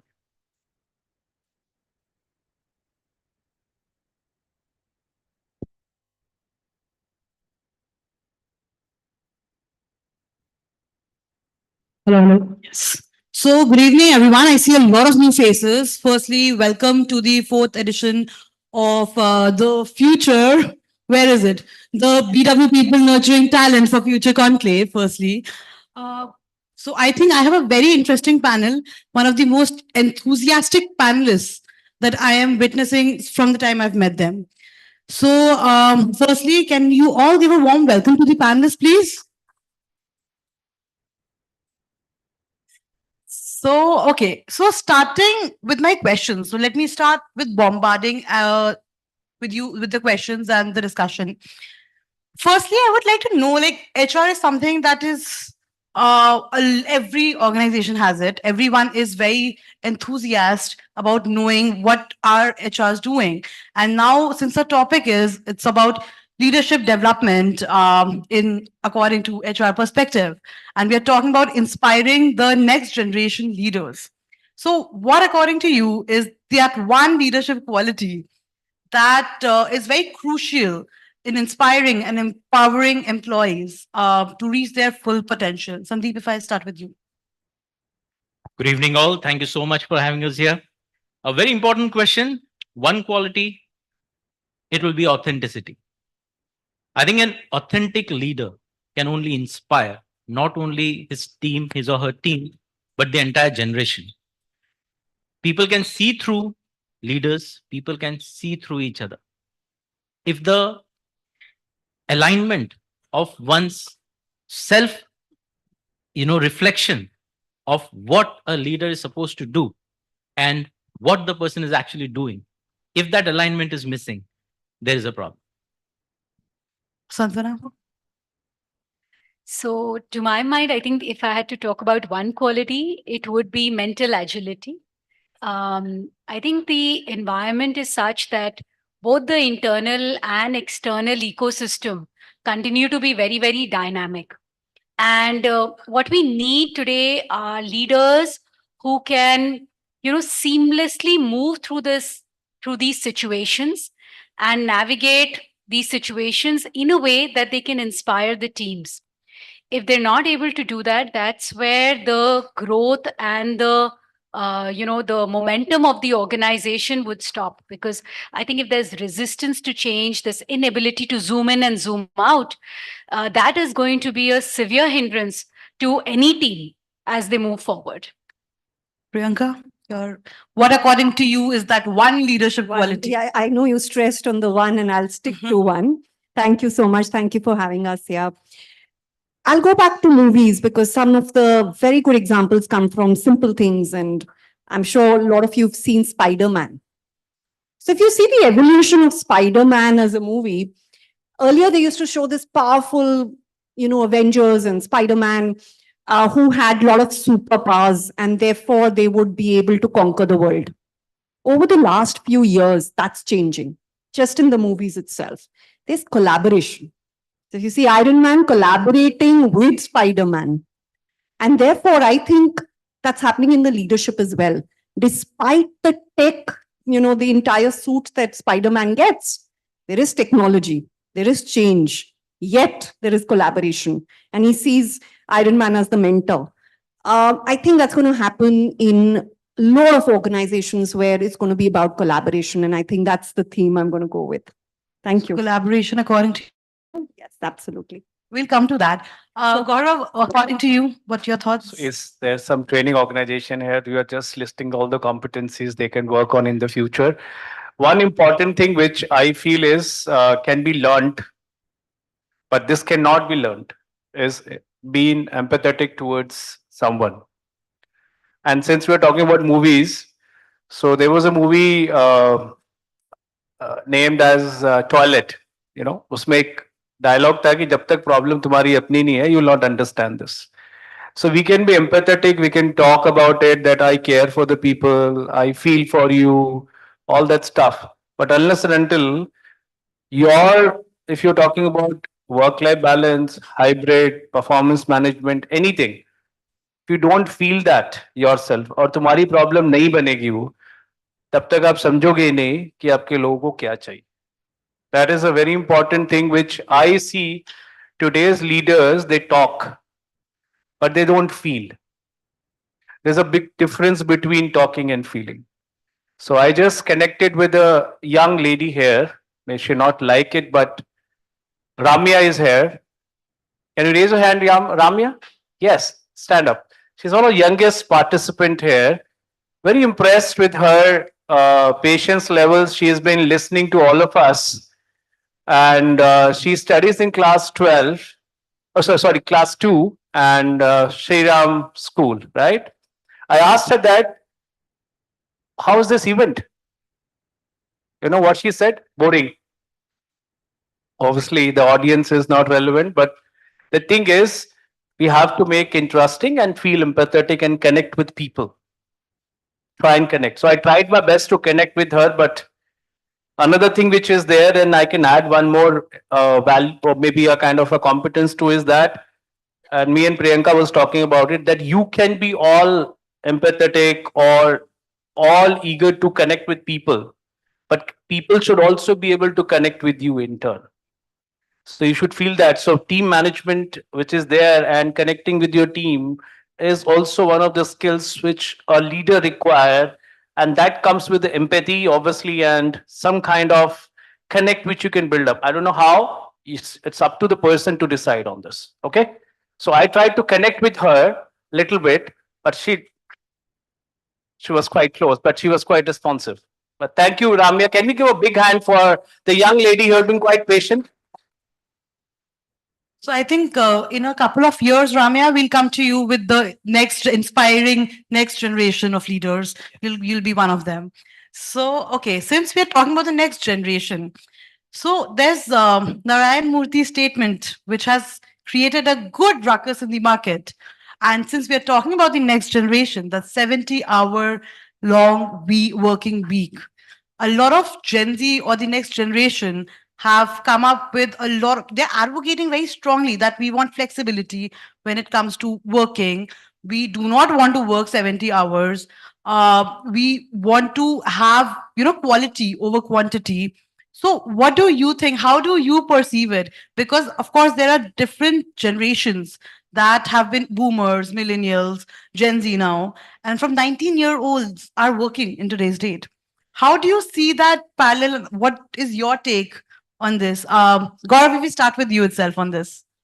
I'm quite disruptive in my ideas. Please don't start with me. But yes, it is Mr. Narayana Murthy. So obviously anything he says will become a news, Respect him a lot. But if you want to become Narayana Murthy, definitely you can work 70 hours to 150 hours. Nobody's stopping you. But there is a thin demarcation where you feel exhausted between your balance to your motivation. So when there is a choice which comes between motivation and discipline, I always choose discipline. So motivation is like this, that I want to lose weight. One day I will not eat anything, or I do maybe a fasting or something like that. You guys say that. Or maybe in a week, 10 hours I exercise. Do you lose weight? No. But you have to lose weight consistently and do a disciplined approach, So this thing also works that whatever you do, work 70 hours. So one week you work 70 hours, other week you work 10 hours. That's not going to make a big difference. I think the consistency plays a kind of a vital role in this, that are you consistent in your performance? Are you consistent in your KPIs, delivering what you are kind of being supposed to deliver? That matters a lot, rather than maybe defining any a number of hours. I'm ready to work if somebody like Mr. Narayan Murthy can allocate a 1% share. I will like work for maybe more than 70 hours to 90 hours or 120 hours, depends. So if you are talking to a salaried people, I think his statement has been misunderstood as well. In a way, what he's saying is that today's India, as Bharat, you should say. yeah. So Bharat. So today's Bharat, I know the BJP office is nearby. So today's Bharat requires a lot of work to be done. So everybody looking at the gap in the skills.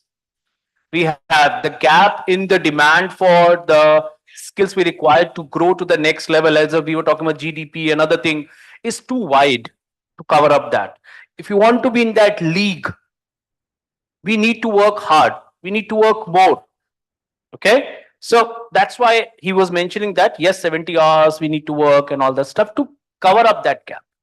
But yes, I'll be very happy if someone allocates me good amount of shares, ESOPs or something like that, and I have a profit sharing concept in that organization.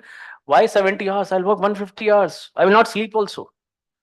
So I don't think so Narayan Murthy himself works. So Priyanka, on this note only, when a lot of contradictions came were very strongly from Gen Z, Narayan Murthy made another statement that he worked, his wife, sorry, made another statement that he worked for 90 hours. So because Gen Z has this balance, they prefer a work-life balance. They want that, okay, my personal life should be personal and my professional life should be professional. How do you see on this statement? Because there's a burnout, of course, when you're working continuously, you need some time off. And after a point of time, when you enter the professional life, you actually like time by yourself. If no one else, you like time by yourself. How do you take on this? Sure. So let me first just go back to what he said in terms of the background. I think his number, that metric that he gave, 70 hours, was just taken as a disproportionate number and just misquoted. I think because it's also the intent of the person that you need to kind of look at.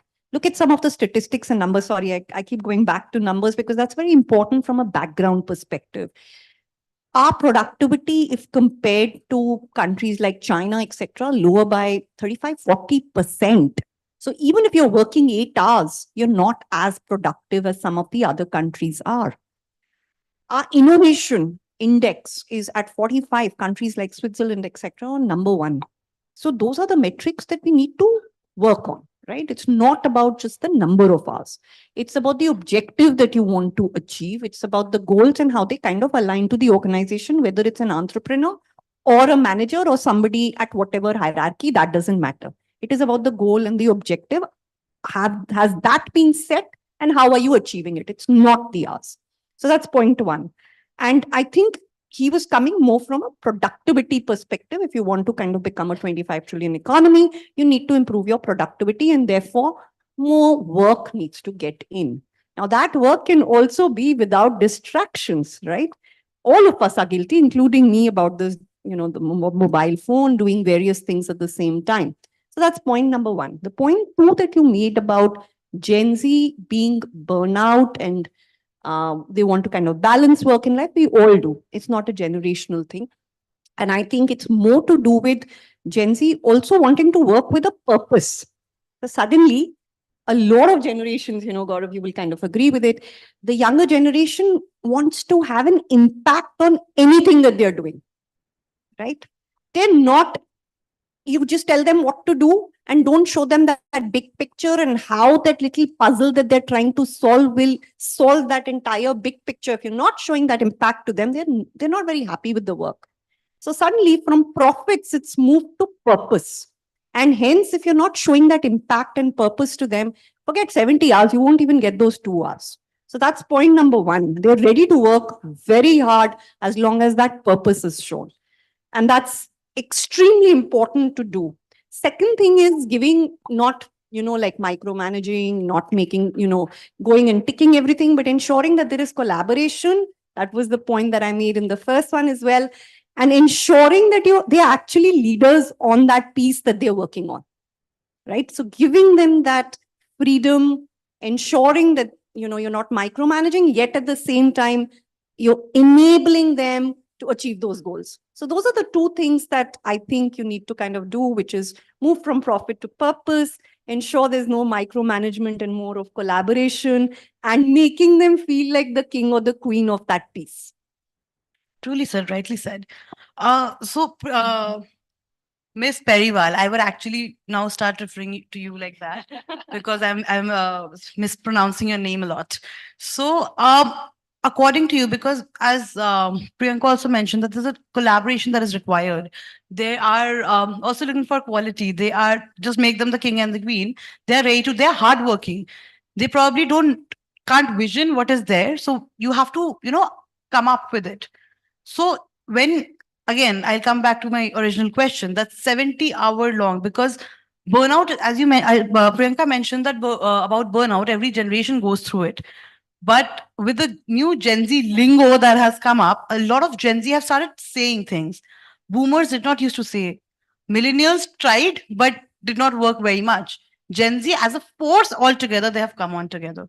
So what is your point of view when you come that are they willing, should they just refrain back and go for 70-hour working weeks? Or what is your idea on this? So while I think that the topic has been debated quite a bit already, in my view, I don't think it was a mandate that was put out for us to say whether we accept it or we don't accept it. It was a point of view. And I think as we continue to keep talking about diversity and inclusivity, to me, this is just an exercise in how much do we accept diversity and, how do we react to it? Everybody is bound to have their own points of view. And I don't think I think to think that an entire generation of people have the same motivation, the same desire, and the same needs is also oversimplifying it. So I don't think it is so much about what Narayan Murthy said versus a particular generation.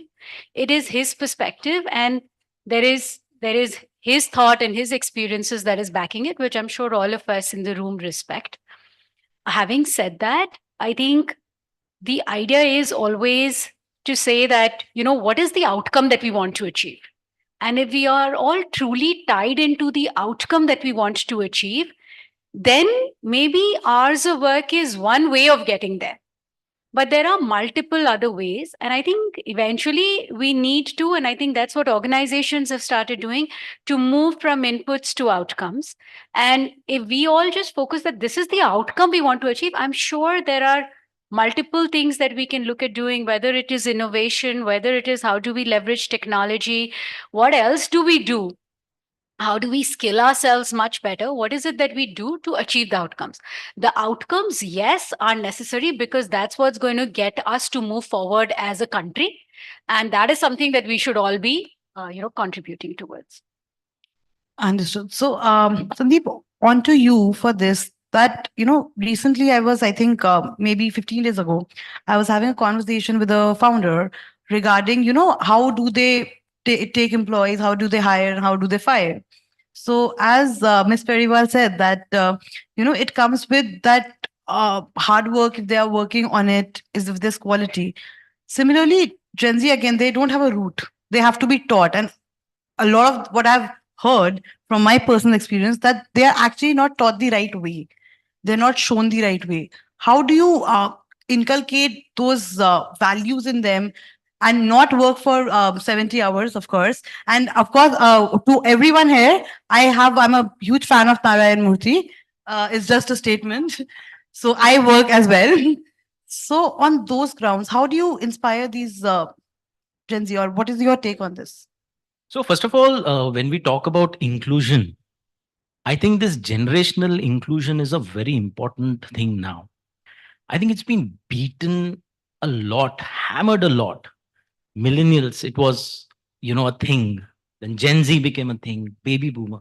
If you look at our families, How are we different? We have our grandparents, we have our parents. There's one generation here, and we may have our kids. How is it different? We all know, right? As a child grows, the style of parenting changes. You start from first maybe telling, you tell, don't touch the fire, it's hot, the kid will not listen, try to touch, get burned. Then you say, I bola tha na. So, and slowly then you come up with advising, and then at a certain age, you start becoming friends. किसने ये नहीं सुना है? सबने सुना है. तो जो हम लोग freshers hire कर रहे हैं, the people we are hiring, we call Gen Z, are they not that of that age कि उनके parents उनको दोस्त की तरह treat करें? तो हमें भी उनको दोस्त की तरह treat करना है. When we talk about 70 hours, one very important thing is it does not reflect care in an organization. Why? We may have extremely motivated people ready to put in 90 hours, 100 hours, if they really find the kick out of it. We talk about purpose. If they find the purpose alignment, they will work. We all have worked. I don't know if anyone is here who has not passionately put in those hours. But imagine ailing parents, a spouse having health issue, a child needing sudden attention for a year, for 2 years, because of some reason, maybe education. What do we do? At that point of time, if a very talented, hypo, all those things we discussed, is unable to put that 70 hours and is putting 48 hours, what will the organization do with that talent? Deboard? ये plane से निकल जाओ, इस plane के तुम लायक नहीं हो?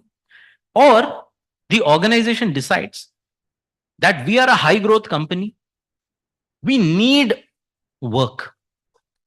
These are certain roles, these are certain departments where this kind of acceleration is required. It demands 70 hours.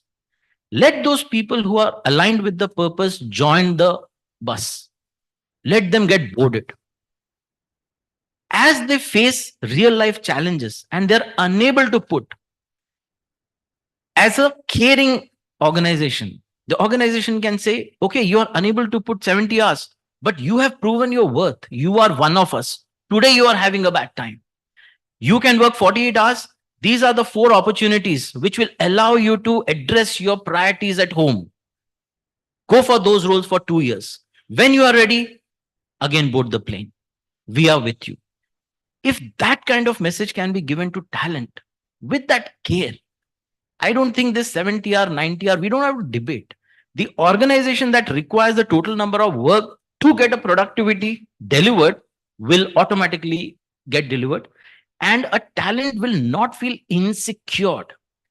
ये जो बोलते हैं ना कि क्योंकि दूसरा आदमी 8 बजे तक बैठा है, मैं 8 बजे तक बैठा हूं. It is insecurity. If he is self-assured, he will say, today my family wants me at 6 p.m. I go at 6 p.m. Nothing will happen in office. They will understand. If we can, do that cultural shift, I think a lot of these issues will get addressed. I think, Rima, just maybe one thing I want to add. I think, first of all, really agree with I think each to their own would be a good way to approach it. But to what you were also wanting to know, that how is it that you would motivate the new generation? At Clicks, we have a program which we call the Mavericks program, wherein we hire graduates, graduates and postgraduates from Ashoka. And we've done 3 successful batches. And again, very, very interesting backgrounds that they come from. They're not management graduates. So a lot of our time is actually spent in terms of helping them navigate through the corporate world. But the one thing that we found in them is that and by nature, of course, by through the program, we actually expose them to different functions and we give them some very, very key projects. And what we realize is that as long as you give them a meaningful project, right, and you give them enough guidance, they have absolutely floored us with the kind of deliverables that they have given to the organization in a very, very short span of time. So I don't think this thing about, the Gen Z only wants to work these many hours, etc., would hold good. I think these people would, and I do believe that with the investment that we're making in them, they will take on critical roles and critical levels sooner than, most of their counterparts. So I think, and we've seen them working hard, like, as much as is required to get the work done. So I'm little basically want to add this because I'm itching to add that thing. First of all, Gen Z or Zen, I don't know why it started with XYZ, why not ABC or something. Z plus 1 will come or Z plus 10 will Alpha, come. alpha. Alpha, beta, gamma will come. So the thing is, first of all, it is all been created by one is our fraternity, HR, because we are famous for this to create our problems and solve it. So first was Gen Z, then Y is alpha, beta, gamma. Then we had COVID, then we had offline, off sites, and then hybrid, and then hybrid say, how do we bring the people back? How do you develop leadership? So it's all there. Gen Zs never said that we don't want to work or this thing. It's an evolution of society. You look at our parents, they used to work. They used to work for certain needs. So let's go back to the Maslow need hierarchy and all. There were 3 layers they used to work for. Basic needs, which is psychological needs. Second is affiliation, creating family, friends, meeting there, and some part of esteem. Right? The 4th and 5th was never there. Then the society got evolution. We started moving from basic needs to experiential things.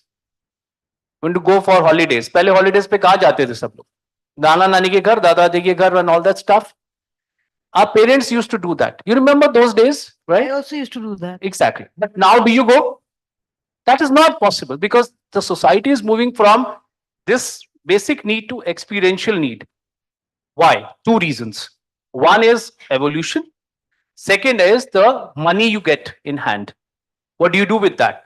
Earlier, the money was limited, given to you, which was only for 3 layers. After that, yeah, so we will save the money or do the things for maybe education and marriage and all. I worked with and sold the life insurance policies for the 3 purposes in my career. बेटे की शादी के लिए, बेटी की शादी के लिए, या फिर education के लिए, like that stuff. So abhi that has come and the exposure has increased. So we are blaming Gen Zs and Y plus 1 alpha, beta, gamma. That maybe you don't know what will come next because the evolution is becoming very fast now. The cash in hand is increased now. We have lots of money. We want to do something कुछ करना है यार. मतलब अगर कोई 21 तारीख को 21 दिसंबर को कोई फैमिली बाहर नहीं जाता है तो they say कि you live in different world now. अच्छा हॉलिडे पे नहीं जा रहे हो? Like that stuff. So when you used to ask each and everybody, maybe 30 years back, कि 21st को या 25th को holiday पे जाना. It's all evolution basically. And you ask these kids also now, CBSE has changed, UP board has changed. You see the courses, how they are changing because we're talking about the learning and development. It is changing because that experience is changing. So वहां से अगर start हो रहा है, the root level it is changing. Obviously the product which you are getting after graduation and post graduation, the expectation will be mismatch. So that's how it is. Very beautifully explained, actually. Very nicely. You have anything to add, Sudeep? See, Gen Z is coming motivated. We have to ensure they don't get demotivated. So whenever I meet them on the day 1, they are all charged up. They want to do good work and they really want to experience the organization. And they have the expectation from their line managers, from their peers. ये लोग मेरे दोस्त हैं. कोई डर के नहीं आता. वो जो 2 बार उसको कोई गुस्सा कर देगा या कुछ उसके एक्सपेक्टेशन को मीट नहीं करेगा, then that feeling of disappointment comes and वो disappointment फिर वापस engagement में convert करना थोड़ा difficult है. I think it was a very interesting question. I got my very interesting insights from that. So, okay, since we are talking about the next generation, also how, according to you, how can HR professionals basically, contribute in, creating an environment of innovation and a culture of innovation in the organization that is in regard to both the current leaders as well as the next generation leaders? What strategies can an HR professional apply in being aligned and with a continuous innovation inculcated in the workplace? So, Ms. Periwal, I would like to start with you on this. Sure, thank you. So I think one of the ways in which you can encourage innovation is to have a culture of continued learning. Because only when we continue to learn from the environment, from people around us, is when we will continue to find ways to innovate. But then there are a bunch of other things that will play in to make sure that that learning is translating into innovation. One is, like we said, get fresh people to come into the system. When fresh people come in, they come in and challenge the status quo. They ask all the questions which have not been asked. So this bunch of people that we have, 10 very, very bright people, and we put one in every business and function. They have gone and questioned every single process and every single protocol that we have. And it's been amazing. So I think that's one of the ways to challenge. The other is, as part of our talent strategy, we continue to hire people who are not from the sector. Because when you hire people who've been in the same sector, you've moved around different organizations, one of the standard answers you get is, "Ye aise hi hota hai. This is the way it is. Ye is sector ka problem hai. You cannot solve for it." So I think when you try getting people from different sectors, there is definitely a disruption in the thinking, and that absolutely helps and plays a role in pushing for innovation. One of the things that we also do as an organization, and I think it works beautifully, is rather than looking at career paths to be very vertical and very ladder based, is to see how is it that we encourage people to take on completely diverse roles so that they grow very holistically because of the varied experiences. And what happens then is that their ability to think differently plays into the new roles that they take on. So those are maybe just some of the ways that you can encourage innovation. But I think the overarching feature across everything that you do is, what is the culture of the organization? Do you have a culture that encourages open conversations, where people are accessible, where your leaders are accessible, where you want to experiment and explore, where there is no fear of failure? When you have a solid and a robust culture like that, then people will always try to do new things and do things differently. And so I think previously also you were giving a example of how your company does a additional workshop on this. So I think these are all new innovations that you have to come up with to inspire the next generation. Yes, absolutely. I think there are a lot of focused initiatives, both in terms of continuously building this culture as we build the organization, and then specifically there are people who are given very, very unique cross-functional projects which help them become more innovative and add to the organization. Understood. Gaurav, your take on this, how do you create that culture? One word on this: the innovation cannot happen under the structured environment. That's very clear. If I ask someone also innovate, he cannot or she cannot. That's one part. So innovation requires freedom. Learning makes you only graduate. So graduate to a level of a manager, graduate to a level of leader, graduate to a level of maybe a different role. Learning will never make you innovative. Innovation will come only with the freedom. When my mind is free, I can think on anything which I want to. And I agree with Santavana. I'm trying to remember. So that one part is very important, which is the culture. And I call it as psychological safety. And she was trying to talk like, okay, so if there is a psychological safe environment, and why do you think that the new people, they bring in the new thoughts? Because they're not well versed with the implications there in the organization till that time. हम बोलते हैं ना, अभी तुम्हें पता नहीं है, बच्चे नए हो, तुम पता नहीं है यहाँ पे क्या होता है. Normally that comes very, very promptly in any organization. बोल लो अभी 3 महीने, because that's the kind of conversations are there, and very practical things are there. I always talk practical things. This is not like I'm talking about something. So freedom is the only means to get innovation in the organization. So you get creativity and innovation together not without the freedom. You have to give the freedom. You have to give the time. Then 70 hours theory doesn't work, because you are working on a shop floor. Everybody is monitoring you. You cannot innovate. Innovation requires freedom. Give your freedom.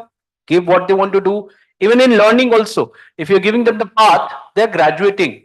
They cannot innovate in that. So if I want to learn something on my own today, like in HR, I want to learn something about finance, I should have the freedom to learn, and then only I can think of something innovative ways to improvise on this. That's about it. Sorry, yeah, I had a little contrary view to you, which is always good, I think. Let's fight.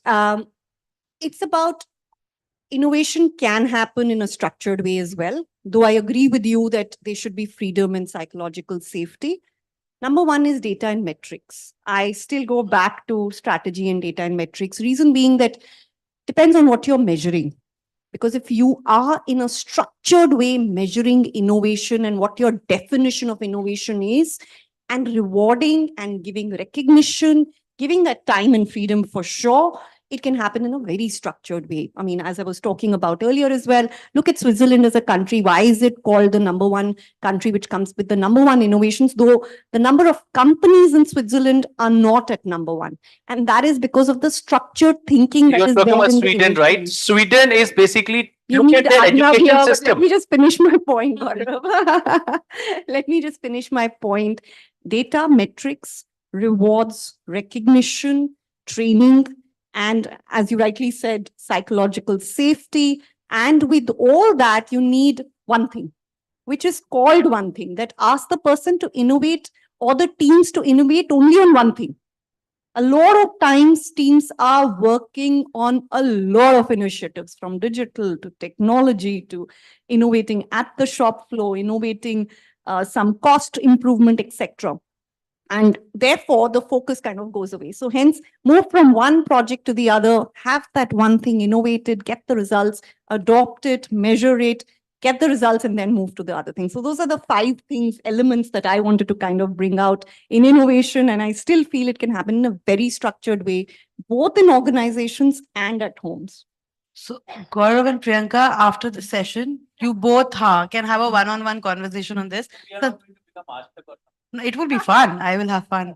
Sandeep, your comments on this, because anyway we are short on time. Yeah. So We spoke about freedom, we spoke about rewards. So, the challenges that are worth solving for an individual and an organization, if that can somehow get aligned, that will really be exciting to people. Second, when we say reward, what are we rewarding? Because that's what going to encourage a person to repeat that behavior. What are we rewarding? Are we rewarding successful innovation? Most of the innovation will fail. Can we celebrate failure? Can we say ये बहुत अच्छा कोशिश किया इसने, ये किसी ने सोचा नहीं था, he tried his best, he failed. But let's encourage this kind of trials in the organization. He's a poster child of trials. He did a very good UAT. He did a very good POC.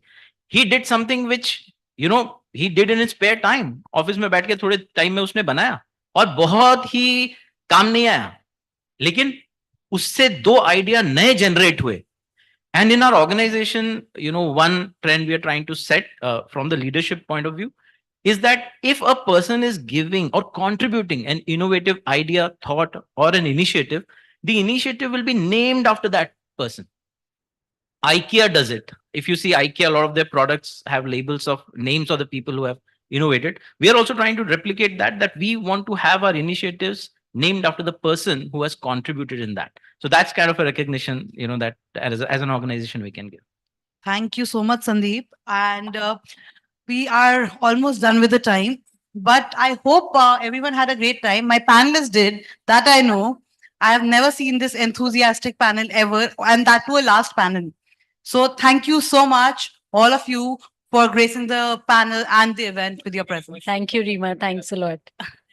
We have 10 seconds. Any questions? I think everyone understood whatever we said, or they did not understand anything. But thank you so much. Thank you. Thank you so much. Picture, please. Thanks so much, Rima, for moderating that. I hear.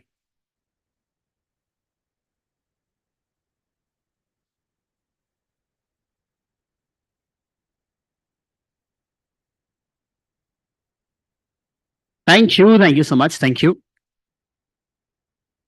Well, now we have the last keynote address, following which we will have the BW People HR 40 Under 40 Awards, followed by dinner as well.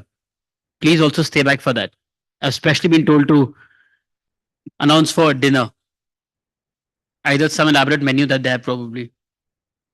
Okay. For the last keynote address on empowering tomorrow's leaders, strategies for talent development.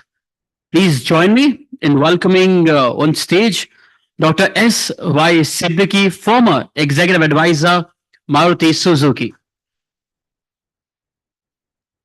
You know, I really feel when we call on some keynote speakers, their experience deserves much more love of ours than we just gave. Just saying. Thank you. Thank you so much.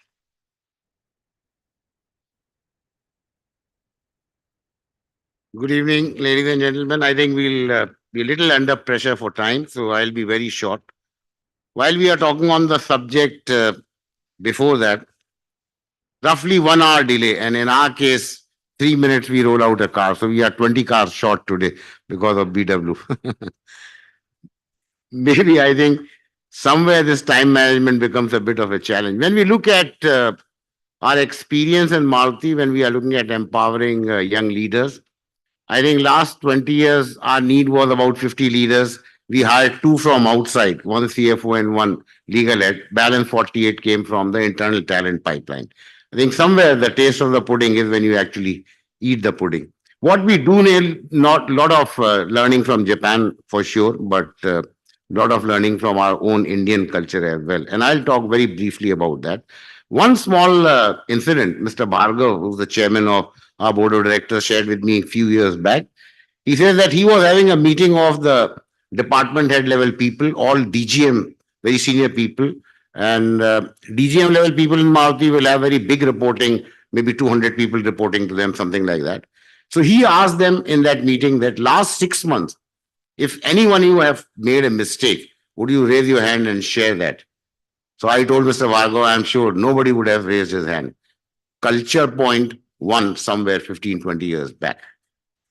And perhaps when we look at the reversal, that you ask this question in our business review meetings, there'll be 4 or 5 people who will be very dead honest upfront and will have the guts and character to talk about what mistake they did, so that the other 25, 30 people should not replicate or get into that kind of mistake. That's the kind of culture, perhaps in my thinking, is most critical for us to look at.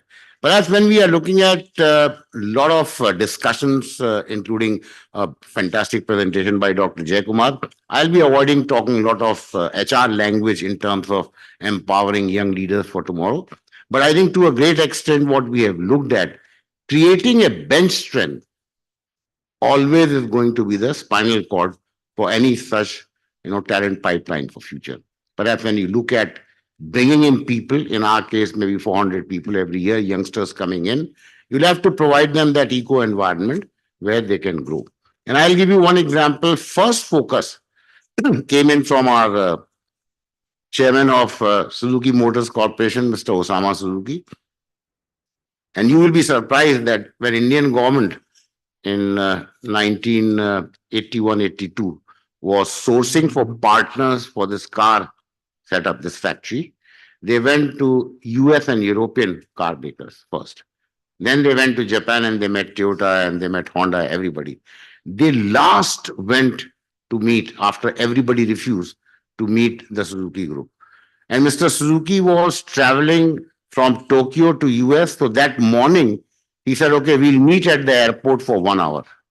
And he met the very senior delegation from Government of India at Tokyo Airport in 1982, asked his people to get a whiteboard in which he explained how a car factory is made.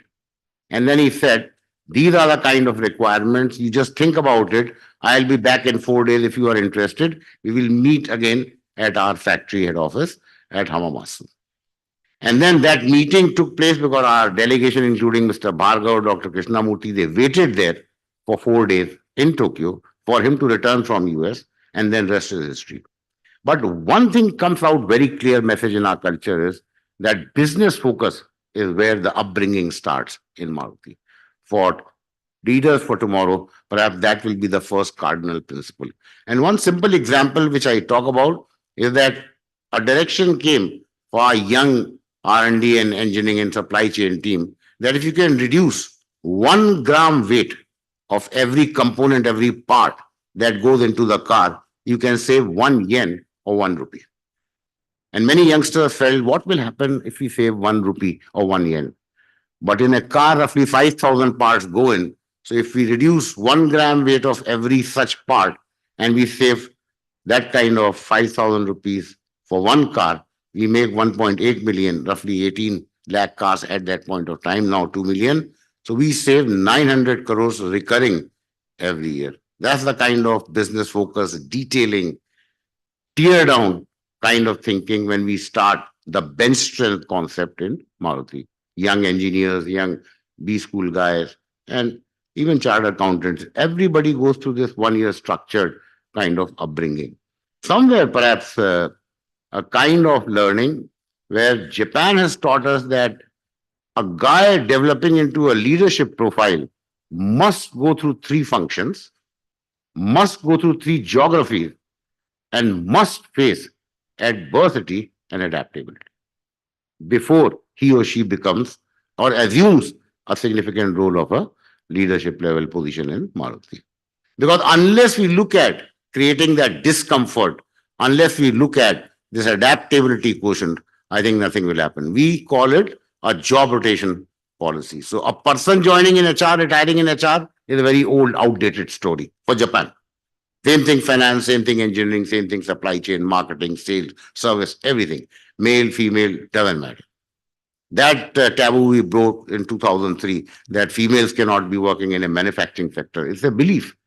It's completely rubbish. So perhaps somewhere we look at creating this kind of perspective when we are looking at empowering the growth of young leaders in Maruti. Perhaps we are also looking at maybe a role where they can be part of critical projects in addition to their current responsibility. How much overload, whether Narayan Murthy 70 hours or 80 hours or 90 hours, with a purpose, with passion, with ownership, how much overload they can take. They are doing a production job or a supply chain job, but they are working on a new electric vehicle car product, which will be involving visits between Japan and India and that kind of stuff. Also, perhaps when we are looking at a kind of a principle which Dr. Ramcharan talked about a few years back in our supply chain conference in Dubai, I remember the principle, very famous principle he talked about, 98/2. By any chance, any of you have gone through that principle, that detail, Dr. Ramcharan, 98/2? Okay. The simple concept he talked about, 100 companies research, where he studied and he said that it is only 2% of people in every company which influence the behavior and performance of the balance 98% people of that company. It is only 2% of the people in every company which influence the behavior and performance of the balance 98% of the people of that company. And I was very fast calculating for Maruti sitting there in Dubai, and I could arrive at that he's 100% right. 2% people in our case, irrespective of designation levels and hierarchy, will be influencing most of the others into projects, into leadership roles everywhere. And if we can broad base, and we have taken that project 7-8 years back, to 95/5, if 5% of our people can influence the behavior and performance of the balance 95% of the people of Maruti, I think we'll be a very powerful company with internal talent pipeline for future. What we have achieved in 40 years, 2 million, we are going to double it in 7 years, 2030, to 4 million. 1 million for exports, 3 million for domestic market in India. India automobile market at that point of time is roughly going to be 6.1, 6.2 million. With 50% market share, we would like to be there at that point of time. I just retired this July at 65 because top management level 60 plus another 5 years. And perhaps there were some discussions that maybe continue more. I said no. My purpose is very clear, is that the next gen leaders, they should take care of Maruti next 10, 12, 15 years. If there is any specific strategic input required, perhaps at board level, I will be still open, but not getting into the path of people who are going to replace us. When we talk of most critical 3 factors in my thinking, is talking about creating that kind of an eco environment in which talent can take risk. Talent can be trusted and talent can fail. That's what Maruti is. There's nothing like downsizing. There's nothing like asking people to get off board and all that. That culture doesn't exist in our case. Second is maybe look at young people to make mistakes, but experiment, take risk, give them budgets for failures, including new cars. And third, perhaps when we are looking at this top leadership role, we are looking at pushing the young people into limelight, not all the time CEO and MD and all of us standing on the dais, but bringing in young talent to take maybe a little bit of limelight and recognition. One such gentleman was the first Japanese managing director of Maruti, Mr. Shindo Nakanishi, was a great leadership model for us to look at. 2008, he took over after Mr. Khattar retired. And he was asking me for our new plant at Manesar that let us put some tree plantation kind of this thing so that dust goes down and all that stuff. I was very busy. We didn't get time for 2-3 months. Finally, we did plan a tree plantation exercise at Manesar. About 20,000 trees. So we reached there early, both of us. We're having a cup of tea. At that point of time, our civil factory people were telling us what kind of trees we are going to put. So ficus and this and that. And they also said mango trees. So I asked them how many years this tree will take, this small plant, for getting to the fruit level, mango level. So they said about 6 years. Nakanishi was 63. 65 is our retirement age. So I told him, Nakanishi-san, you will get nothing of what you are going to do, this labor today, but I will enjoy those mangoes in Manesar. I was just joking lightly. But what he replied made me feel so embarrassed that day, so small.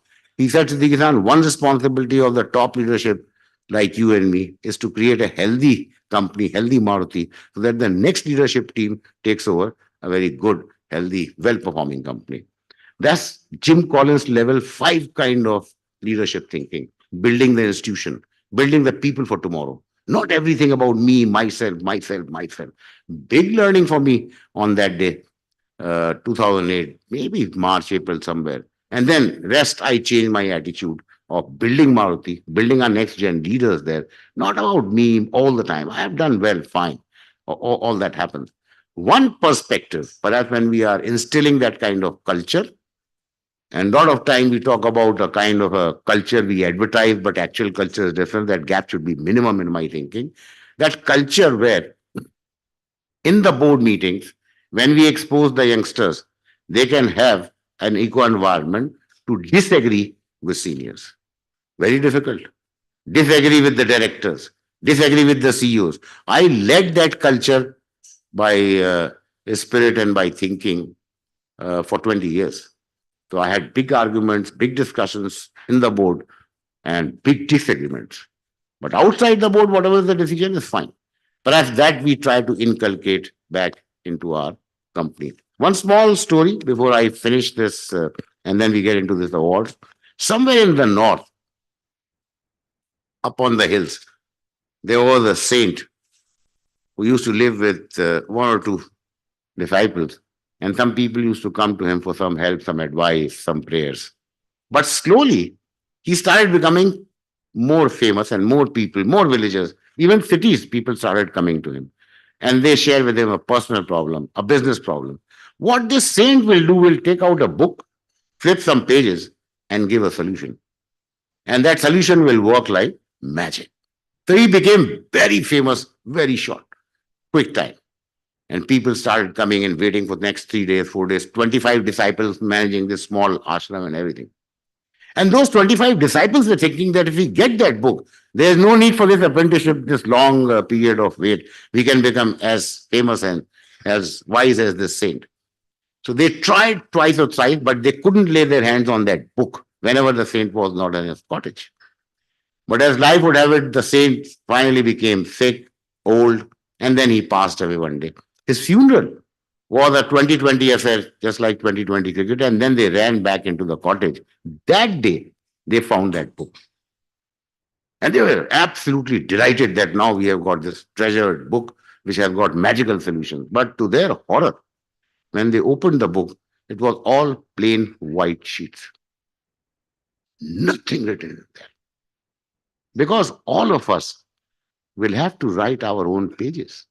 Empowering leaders is fine, but It is a very tough ask when you get into a leadership role, big business, big company, 40,000 people, 100,000 people. And there you'll have to take your own call. In my thinking, the character is very critical, what we have picked up from Japan. Modesty, simplicity, very strong character. First the country, then the community, then the corporate, then the family. And if still something is left, then me, myself. In our case, thinking is all the time reverse. Perhaps emerging leaders for tomorrow, I think great job we can do if we start building this good character, which will help our country, which is at the moment poised for great economic growth in the next 10, 15 years. My very best wishes and thank you to the BW team for giving me this opportunity. Thank you.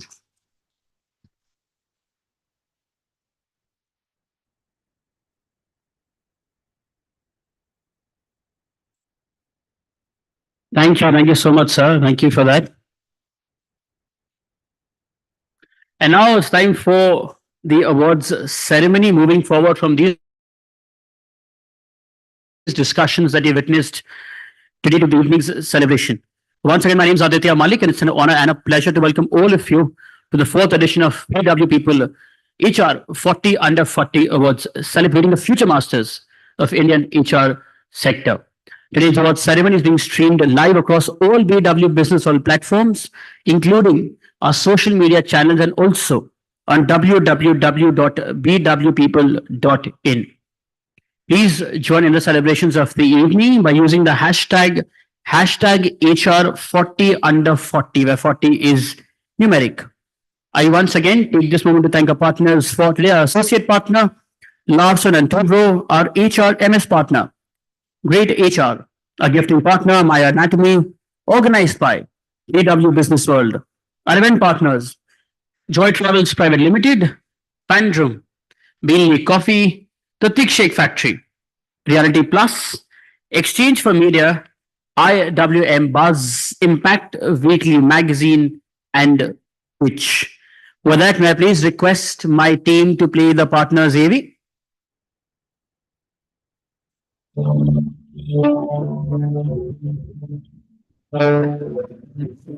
Sorry. It's diversity. When bands together in harmony to create a rich symphony. This is a story of you and me. From every state and city, our cultures and camaraderie prevailed in our country. It's a story of equality where she favors he. A place where we love to be because gender has full parity. This is a story for generations to be, where wise can be young and be smart, older than me. But together, you and me set benchmarks as we. Diversity. Our strength is what you will see as we build a company globally and take it as high as can be. This is the story of you and me and a culture of equality. From now to eternity, this is the symphony of L&T. We can, of course, give L&T also a bit of applause. They've been a part of Technical. Thank you so much. And now may I please request Dr. Anurag Batra, Chairman and Editor-in-Chief, BW Business World and founder, Exchange for Media Group, to formally open the awards ceremony, which also means, can someone please request Sir, who's sitting right outside, to come inside and tell him it's his turn. Thank you, ma'am, for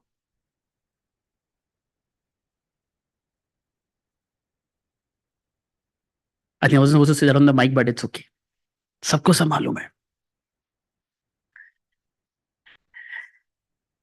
Hello, sir. They've all been waiting for you. Everybody wants for Dr. Batra, please.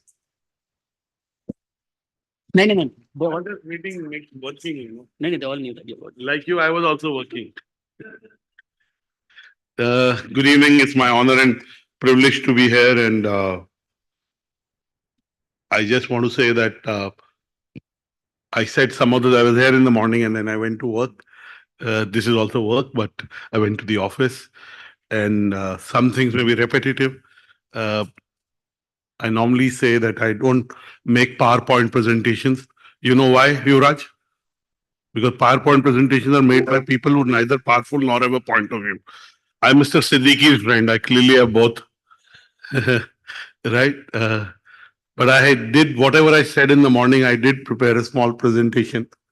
It's my honor and privilege to welcome you to the fourth edition of the BW People 40 Under 40. I still believe it's a young IP. Our vision for it is very big, but the fact is we're in the play and we do it the right way. First of all, it's my duty to acknowledge all the jury members who helped us reach the conclusion and finalize the list. So I'd like to thank all the jury members of the fourth edition of the BW People World 40 Under 40. The jury process is at the heart of our awards. So can you applaud for the jury members? I can see three of them here. So thank you for giving us your time and your name, and it matters. I just want to also use this opportunity to say what I said in the morning.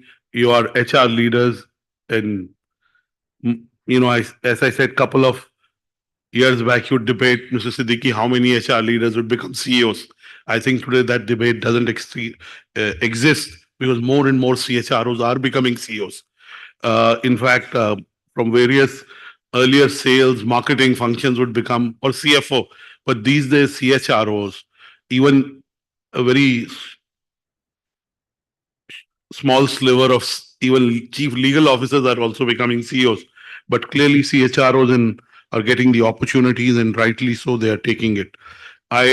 In the morning, I talked about, can I get the flicker, Karthik? I did show this photo and I asked people, how many of you know this guy? Does anybody know this guy? You know, you were there in the morning? Were you there in the morning? That's why you know. Good. At least you're very honest. Good. He, he's not an IPL player, that I can tell you. Doesn't play for any IPL team, but he's an Israeli. And this is a photo, which is an old photo. I think it's 10 or 11 years old photo. So this is a guy. I'm going to only talk to you about three things: kindness, sleep, and sustainability. This is what is on my mind. And for some of you who were in the morning, I didn't use the presentation, but I'll repeat that you know your job as HR leaders or CEOs or CXOs really well. I'm just reiterating because I believe that all these three are important. So this is a guy who in 2012 was very close to climbing the Mount Everest. He had crossed the base camp. He was very close to being the youngest Israeli to climb the Mount Everest. I've shared this story before. Just when he was about to reach the peak, one of his fellow climbers died.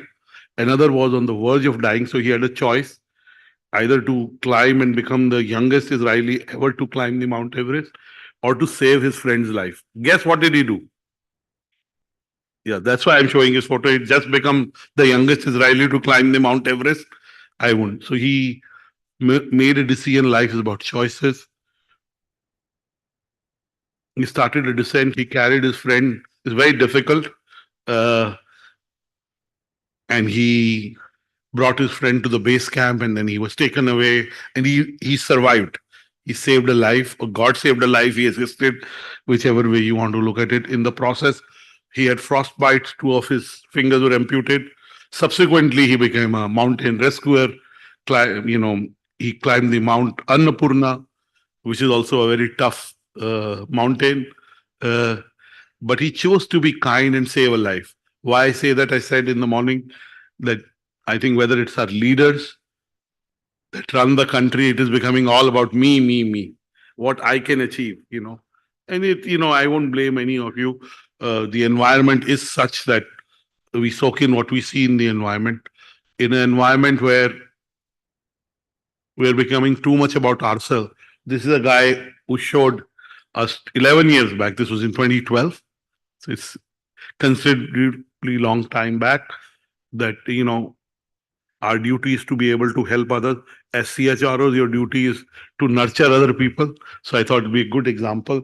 So his name is Nadav Ben Yehuda. He's an Israeli mountain climber, search and rescue professional, photographer, and a speaker. And he became the first Israeli to climb the mount. The second is about sleep. I did ask in the morning, the winners of the BW People 40 under 40 are here. I'm told 36 of you are here. And I'll come to the list and the quality of the list and the spread of the list very quickly. But how many of you sleep more than 8 hours? I was about to say in the day that we like at work, but and Talis would have raised his hand. I sleep 8 hours in the day. But how many sleep more than 8 hours? Is there anybody? In the morning there was one person. Is there any one person who sleeps more than 8 hours? More than 7 hours? Like, okay, maybe 12, 13 of you. How many sleep more than 6 hours? So mostly all of you are sleep deprived. So the reason I do this because I see a lot of my friends, colleagues, a lot of people ask me, where does my high energy come from? I tell them it comes from three things. One, it comes from the fact that I have responsibilities. Second, I have dreams. And third, I sleep very well. Okay. And I sleep more than 8 hours every night, come what may. I'm not a late night person. I can be, very active throughout till about 10, 11, and then I start to peter down. I have to sleep by 11 mostly. So I do sleep 8+ hours. On Sundays, I sleep sometimes 10 hours. Okay. I remember 2 Sundays back, I slept 16 hours. My kids were trying to wake me up at 2:30, but that's okay. One thing I don't feel guilty is about oversleeping. I must say sometimes I have conferences, speaking early in the morning, I'll call Talis at 7 a.m., wake up and say, I won't be able because I'm feeling sleepy. I want to keep commitment, but I do prioritize my sleep. I see a lot of senior people not sleeping enough. How many of you know of this friend of mine? He was a friend of mine. I met him a couple of times. I went to his home for dinner. Around 10 years, you can Google. He was CEO of SAP, Ranjan Das.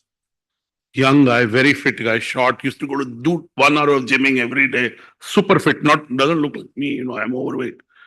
But he died. He had a heart attack. He was about 40. I mean, you can Google him. Because he used to sleep 4 hours in the night. How many? 4. So I just want to reiterate that once you read this book or watch the TED Talk, Matthew's made a TED Talk, which is among the most popular, you will never compromise on your sleep. I know women, my wife sleeps much lesser than me because, my son is in 10th. He still has to get up early in the morning and go. And my wife does that. And I encourage her to sleep more. I tell her, Niti, don't compromise on sleep. Because if you don't sleep well, it will impact you. I also sleep earlier than her. Sometimes I wake up later than her. So I'm just saying that women have much more responsibilities sometimes. And they need more sleep. So do not compromise on your sleep. 60% of your health is sleep. The rest 40% is nutrition and exercise, movement.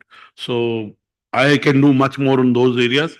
But definitely on sleep, I get 60 out of 60, maybe 70. Okay. So I do want to reiterate, sleep well. If you sleep well, you'll eat well. You'll be nicer to your colleagues. You'll be mindful of the conversation. You'll be calmer. Trust me, when you sleep well, when I sleep well, I'm very calm. And I handle everything well. So really, I would encourage you to read this book. I don't get any money on the royalty or sales of this book. I wish I did, but I don't. And I read it 10, maybe 12 years back. And then I read it 2.5 months back, or now maybe 3.5 months back on a flight to Bangalore healthcare event. And this is a new edition. And it said, scientists have discovered a revolutionary new treatment that makes you live longer. It enhances your memory and makes you more creative. It makes you look more attractive. It keeps you slim and lowers food craving, blah, blah, blah. It protects you from cancer and dementia. It is proven people who sleep more than 8 hours have much lesser chances of having Parkinson's and those kind of diseases. So this is sleep. So do sleep more, encourage people to sleep more. That's one thing I want to emphasize everywhere I go. Second is kindness. I talked about the gentleman, another venue. I read this book in March this year on a way back from Chandigarh. I gone for a wedding. I was coming back. A friend of mine with whom I was in the car was reading. I took it from him and then subsequently bought it again. And it's a book written by a young Dutch philosopher. His name is Bregman. And this is his first book that I read, his second book. And a lot of books have come in the last 20, 30 years, including Harari has written that human beings are very competitive, which they are. There's no question about that. That they, if you leave them in a room, they'll become their baser self and they will claw into each other. In some situations, that's true. By the way, he's gone, some of those situations, he's gone and met those people, and he's done research over the last 150 years to prove that human beings are actually very kind, which is what I have come so far because a lot of people have been super kind to me. So I really, in a world where, when you watch what's happening in Israel, Gaza, I'm a compulsive news watcher. In the night, I have to watch Indian channels for some time, then watch CNN for the American point of view, then watch BBC for a balanced point of view, then I watch the Al Jazeera for the Muslim world point of view, because that's how it is. If you watch it, you'll know exactly what I'm saying. And after 10 minutes these days, I shut off CNN because it's disturbing to see what's happening there. So really, I know it is difficult to believe human being can be kind, but mostly human beings are. So I'd recommend this book for those who like reading. Lovely book. Again, I don't get any money on the sales of these books. The third thing is sustainability. I think we are doing this 10 days after COP28. COP28 has been in news for some right reasons and some wrong reasons. 1,200,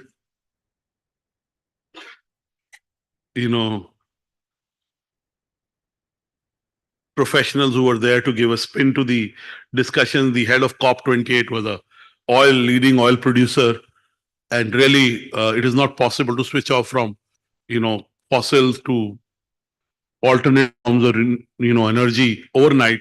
But that roadmap has to be there. And there's been some progress that has been made. The latest cover of Business World is on climate finance and what happened there and so on and so forth. Donald Trump is wrong, as I said, sir. I look at Donald Trump because your birthday is one day after Donald Trump. Thank God you're saved. He believes climate change is a hoax, which it isn't. Like, he's wrong on a lot of things. He's wrong on this one too. Winters have come into Delhi, but only in the last 4 or 5 days. Normally, winters would come in November, right? Those who are from Delhi, right? If you look at summers, again, there is a disruption. The winters will be very short. That's what experts are saying. So clearly, there is climate change. What's happening in a lot of cities in the world is summers are coming 3-4 months in advance. In Sahara, 4.5. Sub-Saharan Africa, 4.5 months in advance. Wildfires in Australia, wildfires in Europe, wildfires in America. So there is climate that is seeing a disruption. And, I read this Time magazine, which talked about which is the most important place on earth. And these are the oceans. So as the oceans shrink, the absorption of carbon dioxide becomes lesser. The excreta of the mammals really absorbs a lot of carbon dioxide. So in your position as influencers, you all are influencers, you lead large teams, you have a point of view and a voice within your companies, you have a voice in the communities that you lead, you have a voice in the public society, in the civil society. So clearly, we have to be real about what's happening with the earth and with the climate. And when whatever we do, build in climate consciousness. In some cases, it could be a strategic, advantage to be able to weave that into the strategy of the organization. So I just want to say that when you go back, do think about sleeping more than 8 hours. Keep your phone in another room. That's what I do. I don't keep my phone. Those of you who want to reach me, they have my landline number. In the night, difficult to reach me. And the day I pick up my phone, I sleep 1.5, 2 hours late because I'm replying to texts and people are replying to texts. So I don't look at and I don't even see the phone. I don't see emails in the night. 6, 7 years back, I would do emails in the night. I don't do it because if I send it to someone, they will see it. So after 8, it is difficult for me. So I don't do emails mostly. So I do want to encourage all of you to sleep more than you do. It will make an impact on you. It may sound like a very basic thing that I'm saying, but trust me, if you did an India sleep study, Indians are sleep deprived. If you did a CXO study, they're super sleep deprived. And I don't want to get into the stats of that, but trust me on that. Second is kindness. I'm sure all of you are very kind. Our jury members are very kind in selecting the 40 that have been selected. I'm happy about this list and not happy about this list. I would have expected, sir, Mr. Siddiqui, Yuvraj, that there would have been more women in this list. There are 19 women and 21 men. That's not a good thing. In this list, there should have been more women. This is clearly one of those domains where I think in leadership roles, there are much more women, but it's still 1921. So good job. Always be optimistic. I want to end by saying that in a world that constantly there is so much pressure from family, we put ourselves into the situations that we are in. We put pressure on ourselves in terms of expectations from each one of us. We believe our awards done through the right process, done through the jury. We have a locus standi of who we are the right platform. And I can tell you, Sunday we had the BW Legal World Awards, and there were people who had applied for 4 years and one in the 4th year. There were people who knew me well, and in the first year they really were very upset with me, saying, "Oh, you can't ensure." And they're good, very good, but they didn't present well on the day of the jury because that matters. I was sharing with the people in the morning over here that on Saturdays, some people reached out to me on my personal mail ID, because that's all LinkedIn, long time, and wrote to me about 40 under 40. I called Ashish, I called Talis, got to know, called the person back, basic courtesy. Explained to her, of course, she was very, very pushy. She kept telling me things, and I'm very sensitive because I know how it feels when you don't make, and especially I asked her her age, and I don't ask women their age or anybody their age. I just want to know their birthday. As is written in Vedas, though Vedas need to be contextual. Don't ask a man his salary and women his age. These days, women also make a lot of salary. So we are in a gender neutral world, I hope. But I did ask her age. I asked them and she was 40. She's turning 40. So if we didn't give it to her, she'd be above 40. But the jury hadn't decided. I have not given any brief to anyone. Neither did I interfere or never do in any of our juries. So I just want to tell you it's through an honest process. And my founded Exchange for Media, I can safely say I know every media company and how they work. There are media companies that sell awards. And it's okay. That's their karma. I'm not going to get into that. But these awards are done through a process, absolutely honest, absolutely credible. And as I keep saying, award processes can be honest like this. They can be close to perfect. But at the end of this, human beings judging in 3 minutes, basis the application, basis the presentation. So they're close to perfect, right? As I said in the morning, I'm a Hindu.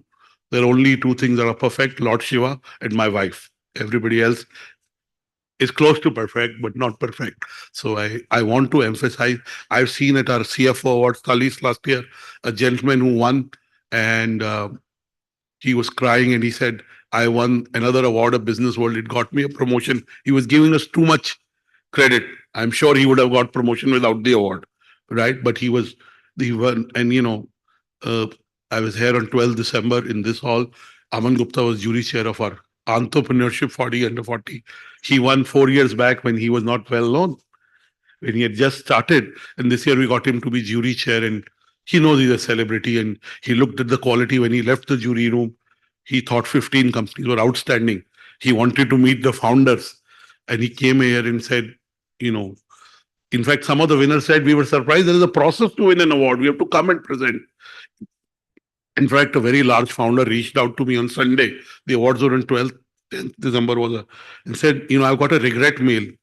But I said, Param, you did not present. If you don't present to our jury, I cannot decide. The jury chair and jury members have to decide. So really, I'm emphasizing that because I remember I've been doing Exchange for Media Awards and I have some journalist friends who take their names, editors, who tell me 10 years back, Anurag, judiciary भी fixed होती है. तो तुम क्या बात करते हो कि तुम मेरे को award नहीं दे सकते? I would listen. But I want to reiterate and express my gratitude to the jury for giving their time, their name. You put your name on it, it matters. So celebrate the success you have with you. And the ones that were shortlisted and didn't make, I shared this story that, participating in the awards is like playing cricket. Rohit Sharma is a great cricketer. So is Sachin Tendulkar. So is Virat Kohli or whoever you like. But some days they get out at 10 runs, 5 runs, 15 runs. They don't score well. That doesn't take away from the merit they have. And I really believe in that. And I have children who apply for awards, my grown-up children. And I know how seriously they take. I remember my daughter calling me, oh, she has won, you didn't ask me to apply. I told her, you should keep track. Don't, if I see, I'll tell you. So I know how important it is in a competitive world where personal branding matters. And it does matter. Let's not say it doesn't matter. I'm grateful to all of you who are here. And I see the kind of sectors represented, kind of companies represented. It is pretty much representative of the way India is growing. It has some very established companies that have existed for many years, representatives from the established companies. These are not company awards, they're individual awards. But the companies represented here, some of them are new, who come up in the last 10 years, 8 years. And, there are some companies that have been around for a long time. I won't give you the names. So wish you luck. I hope you'll be able to mentor at least each of the winner will be able to mentor at least 3 other people to be able to help them come up in our awards and generally do well. God bless you. Look forward to celebrating your success. Please applaud louder when your colleagues come up on stage because clapping is good for artists. Thank you.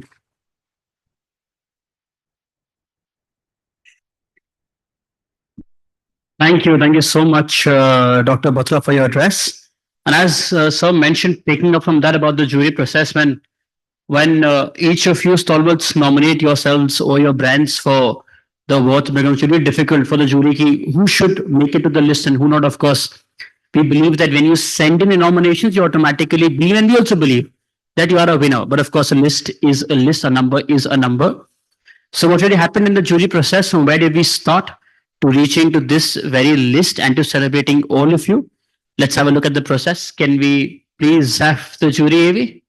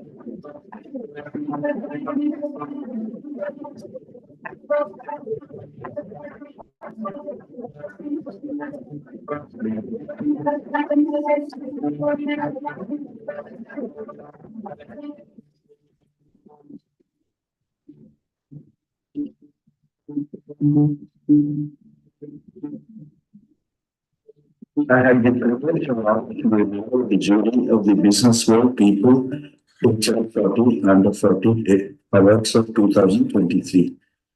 It was indeed a pleasure to be associated with fellow jury members who are came from different walks of life. We had a very interesting and insightful interaction during our assessment process. It was quite an enriching experience to be part of the eminent jury for PW 40 under 40 HR leader awards.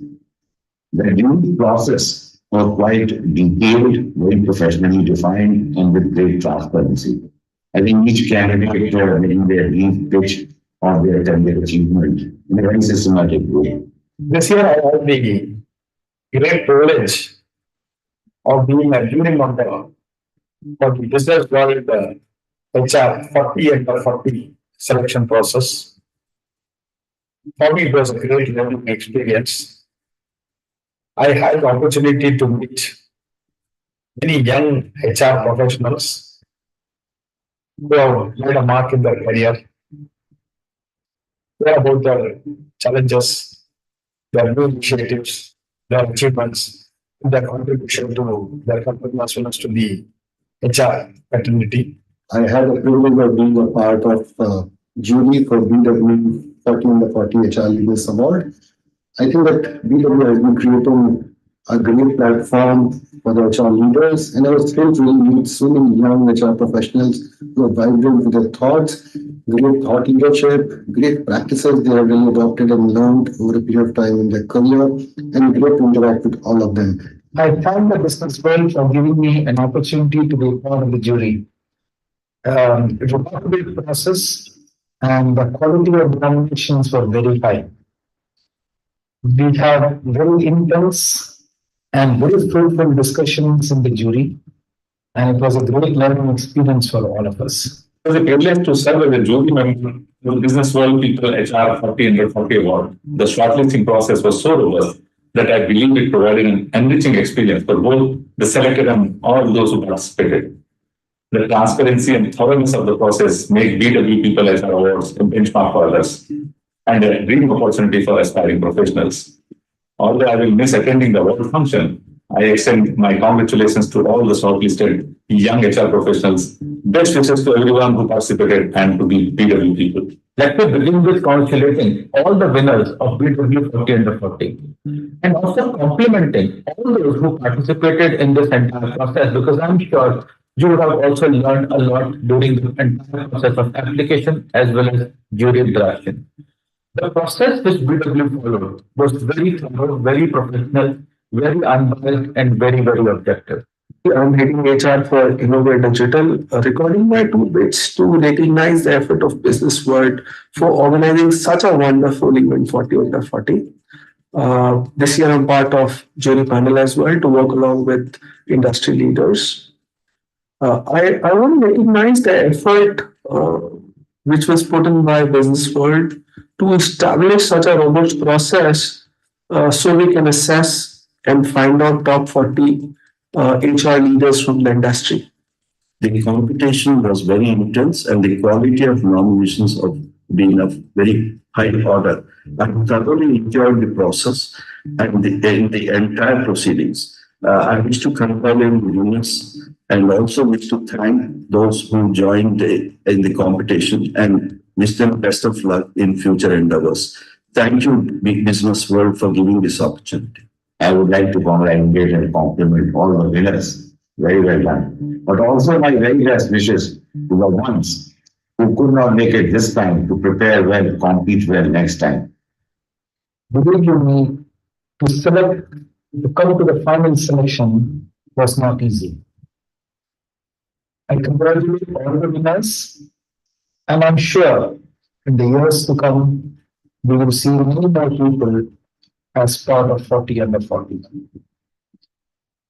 After this process, I am much more confident that the next gen HR is ready to take us to the next level.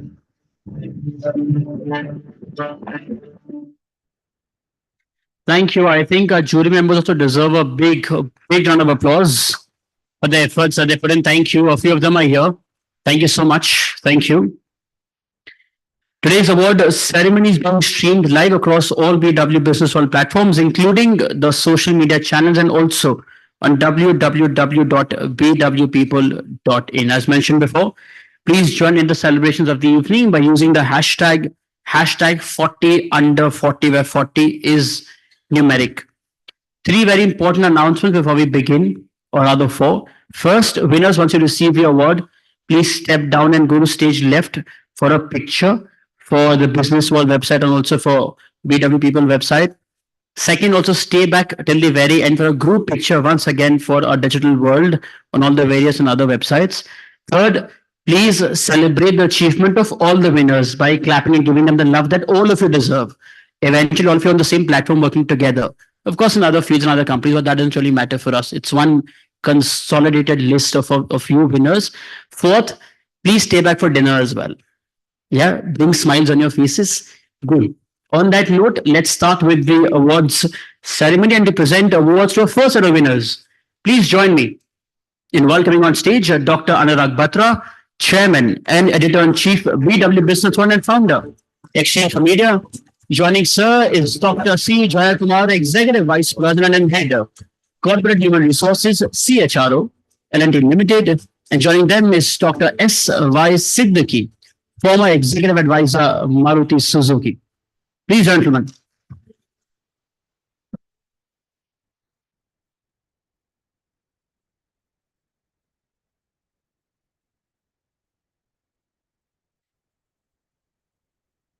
And with that, the first winner to make it to the list of AW People HR 40 under 40 for this year.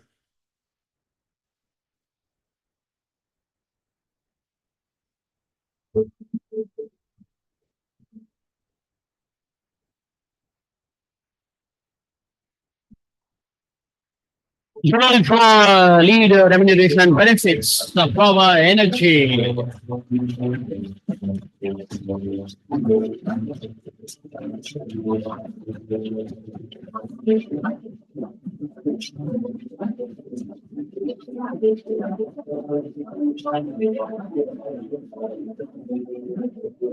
Everybody, please let's give her a big round of applause.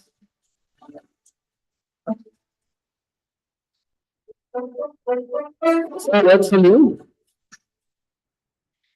Thank you very much, Business World and the jury, for this recognition. It means a lot.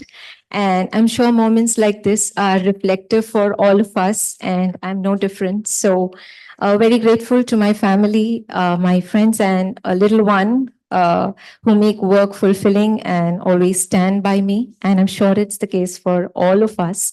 And of course, my current mentors, my bosses here at Aprava Energy, my ex-bosses at TCS, my mentors, my colleagues, I think I'm just thankful to them for nurturing me and grooming me. And at this moment, remembering them. So in gratitude, thank you. Thank you so much. Congratulations. Please. Moving ahead, the next winner to make it to the list of BW People HR 40 under 40 for this year.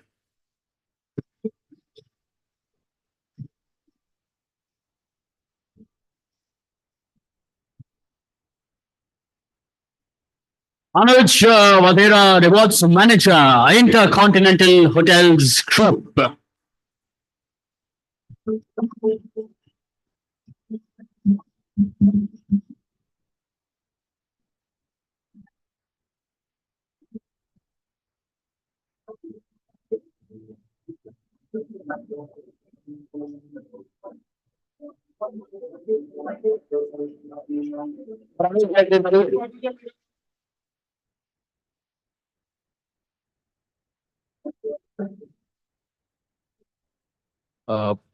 I think in this moment, I would just like to thank my family first for enabling me to do what I do at work.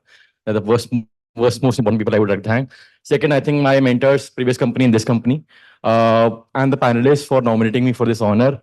I think all of us collectively have a great responsibility to enable our organization to focus towards growth and inclusion. I think this is a platform for all of us to genuinely learn from what we have learned through these discussions. Thank you for everyone for the acknowledgement. Congratulations.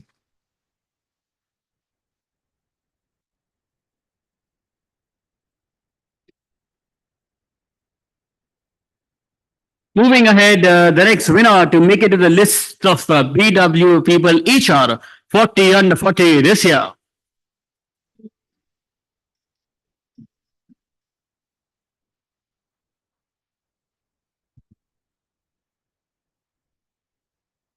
Bhavna Verma, Senior Manager, HR, Larson and Tabro.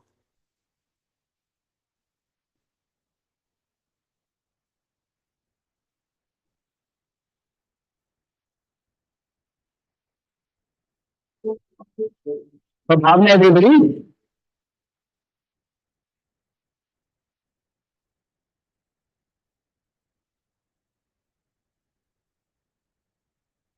Wow. I feel honored and humbled together at the same time. So some credits. BW team, Anurag sir, Rizvi sir, Ashish and team. Thank you so much for putting this together. I mean, kudos to the entire team. I would also like to thank jury for recognizing me. My pride, my organization, Larson and Tubro. Thank you so much for making me part of your phenomenal legacy. Thank you so much, my CHRO, Mr. CJK. You inspire me. Thank you so much, my leadership, my HR head, Shiv sir, for encouraging me to pursue this application. And thank you so much to the entire team, my family, who is my rock. Thanks, my mentors, my HR heads, for nurturing me, for mentoring me, and for providing me some excellent work opportunities. Thanks a lot. I owe it to you. Thank you. Some of my team members are here to cheer for me. So thank you for joining. Some of them are watching it online. Thank you. Thank you very much. And there is a common energy in this room. So cheers to all of you. It feels great to share the journey with all of you. Few lines for those who participated in the process and who are here today. कुछ किए बिना यूं ही जय जयकार नहीं होती, कोशिश करने वालों की कभी हार नहीं होती. Cheers everyone. Congratulations, Bhavna. It will naturally come to your mind. So I'm saying this, that you see Mr. Jaikumar on the jury when her candidature would have come, he would have excused. So if you're seeing, you'll see there are 3 organizations whose jury members are also represented on the jury board, and also there are winners from. So these members recuse themselves on those entries. So I just want to mention that we follow that as a process, and in most cases we didn't have to, all the cases we didn't have to tell the jury member to step. They were themselves volunteered to step away while that happened. And I must tell you that you cannot, unless until the jury chair and all the jury members agree, no one can win. If there's a veto, so really the process is very, very democratic, even when there is a jury chair. So I'm sure it came to your mind that Mr. Jaikumar is there and she's one. I'm sure many more from L&T applied now. Yes. So I know that. So I just want to make sure I put that out so that it is important. Thank you so much, Dr. Bhatta. Congratulations, Bhavna, to you and also to your team. Mera Bhavna team members, congratulations. You can clap yourselves, of course. It's your hard work also. That's got to hear. Okay, moving ahead, the next winner to make it to the list of PW people, HR 40 under 40 this year, please.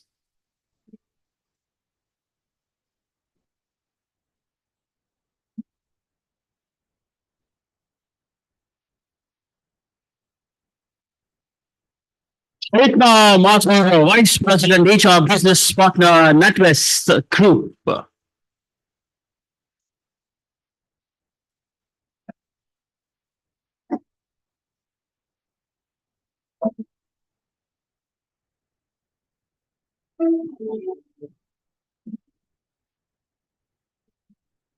Rekna, everybody.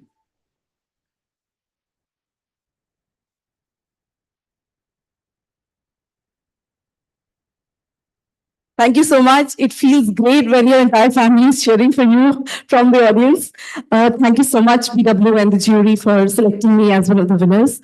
It's a very big career milestone for me. And I would like to thank my organizations, NatWest and ICSI, for shaping up my HR career. It's very important to talk about family. Without that, you cannot do anything. And I am blessed to have best of both worlds, career and family. So I would give it to the three strong women in my life, starting from my body. Both my moms, one is seeing me up from there, and one is here cheering me in the audience. Thank you so much. Where is Mummy ji? Once for all, so I think, I always feel this. Parents, if they are here with, parents of kids that deserve the love here. Congratulations to you, of course, to your family as well. Nita, thank you so much, Dr. Jayakumar. Thank you so much, sir. Everybody, once for him, please. You also deliver the keynote. With that, please request Ms. Santana Pariwal, CHRO, Clicks Capital to join us on stage and help us present awards to Mr. winners. Once a man, please, everybody.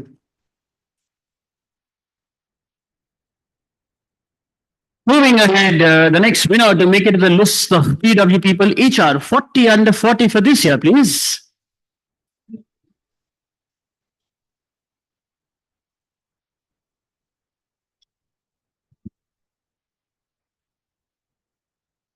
Aisha Kapoor, Director, HR, KPMG.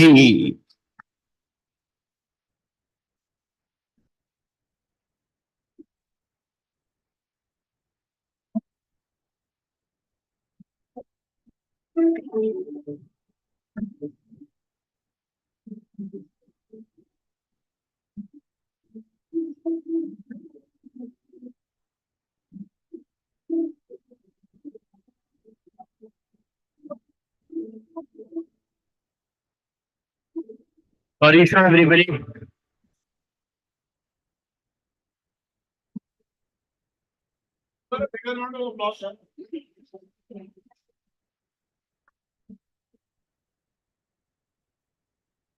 Thank you so much. Thanks a lot to Business World and the jury members. It was a great process and a really humbling experience. I'll also like to thank my colleagues at KPMG, who've always provided me with immense learning opportunities and growth. I attended a few panel discussions today, and really great to see the conversations on diversity, inclusion, equity, and why women leaders do not make it on the top. So I think one needs to have a right ecosystem in place to do that. I was lucky enough to have a good support system, at home and at work. So 10 years back, when I was joining back work after my maternity leave, my parents, both my parents, in-laws, just told me that I come from a Punjabi family, so I'll just share it in that tone. Bacha da ki hai, pal jange, right? So it was basically that, it's fine.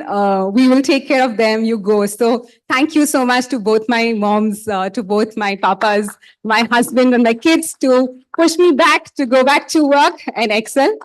Truly grateful. Thank you so much. Isha, मेरे माँ बाप ने मुझे ऐसे ही पाला है कि पल जाएंगे. Just send me out when very young. As I pali हुआ है मुझे. Congratulations, once for her, please, everybody. Congratulations. Moving ahead, the next winner to make it to the list of PW People HR 40 under 40 this year.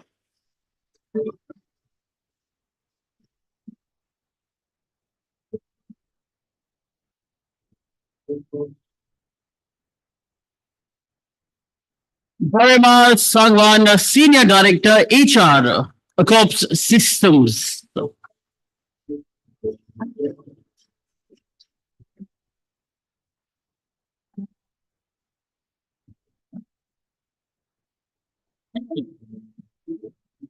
Parima, everybody, please.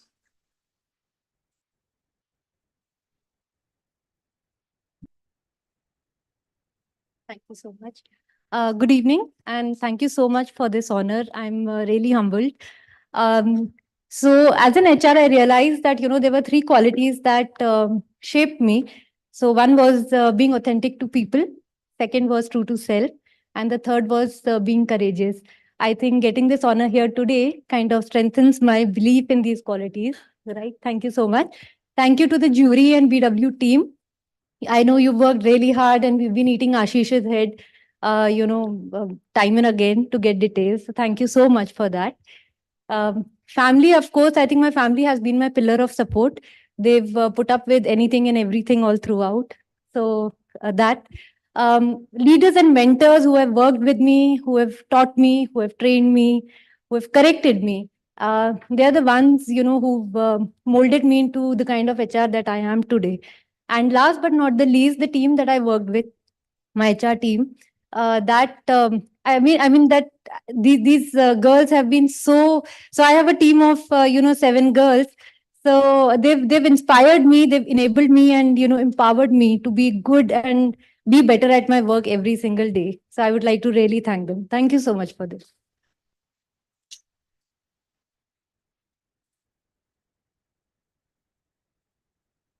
Congratulations. Also, reminder to all the winners, please stay back for the group picture for dinner and don't forget this picture as well. Moving ahead, the next winner to make it to the list of PW People HR 40 under 40 this year, please.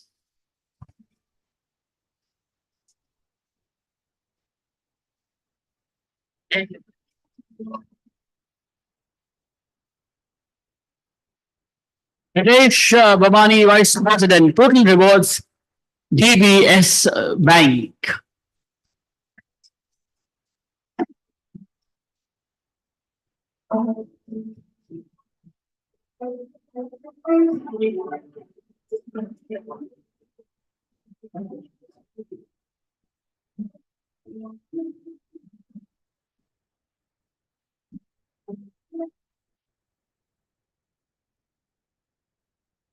Give it a bigger round of applause. Come all the way from Hyderabad.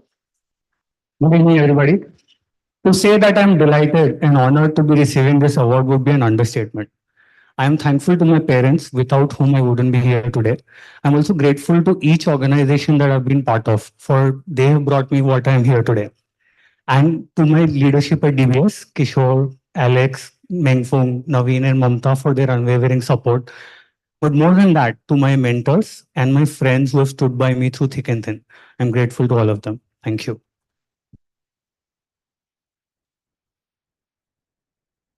Congratulations. Congratulations. Thank you so much, Ms. Parimal. Everybody wants for her, please. Ma'am. And I please request Mr. Vikas Khoka, CHRO, Sharda Motor Industries, to join us on stage and help us present awards to the winners. Once for sir, please. He's also on one of our panels today. Moving ahead, the next winner to make it in the list of PW People HR 40 under 40 this year, please.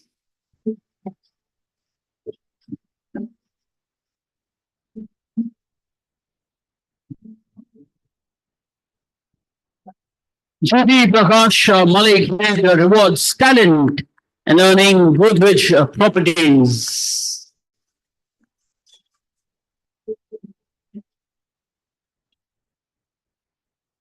Can you check if he is here? We don't want anybody to miss out on this moment.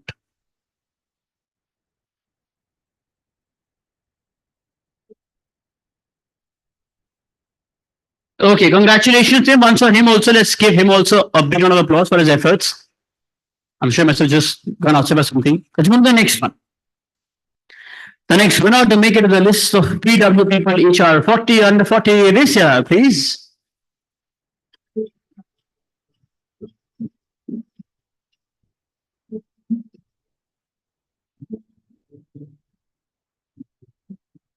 Kavita Joshi, Associate Director of People and Culture, Yellow.ai.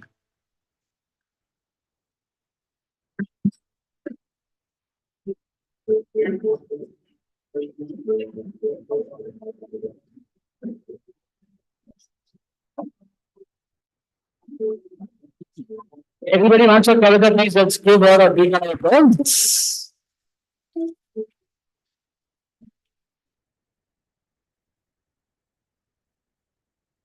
Thank you. Thank you so much, everyone, for being here. I believe that success or recognition is never in isolation. It's built with the people who support you and, with really small incidents and moments that really shape you. So I would really like to thank my family, and I would really like to thank Yellow for presenting me with this opportunity. And I would really like to thank my boss, Neetu, who's really helped me and supported me in this entire process. And thank you, Business World, for presenting me with this opportunity. Thank you so much. Congratulations.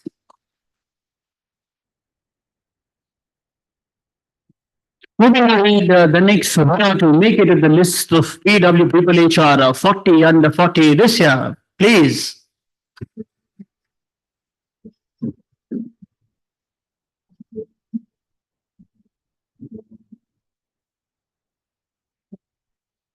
Lead saying General Manager Head HR and Admin Hester Biosciences.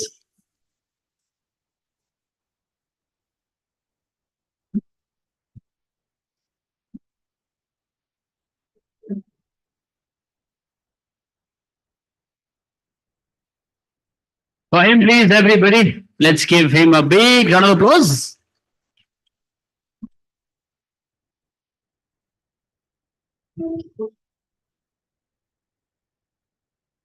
Good evening, everyone. Thank you very much, Business World and the entire jury members for this prestigious honor. This recognition is just not a testament of my efforts, but an incredible support I have received from my mentors and colleagues. I am also grateful for all the opportunities that have came my way and the fantastic teams I had privilege to work with. Let's continue to inspire, innovate, and elevate the HR profession together. Finally, I dedicate this award to my lovely family, my passionate team, and my management, Mr. Rajiv Gandhi, CEO and MD of Hester Biosciences, Ms. Priya Gandhi, and Mr. Sanjay Dalal, CEO. Thank you very much. Congratulations to you and everybody back home. Congratulations. Thank you so much, Mr. Coker. Everybody wants to serve, please, for helping with the awards. Thank you. And with that, I please request Mr. Yuvraj Shrivastava, Group CHRO, make my trip to please join us on stage and help us present awards to our next set of winners. Answer, sir, also, please.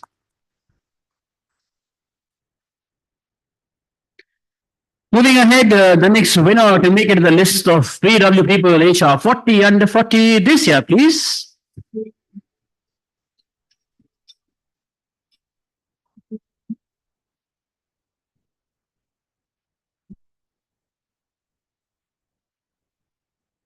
Megna Rao, Senior Regional Delivery Manager, Atkins, Fearless.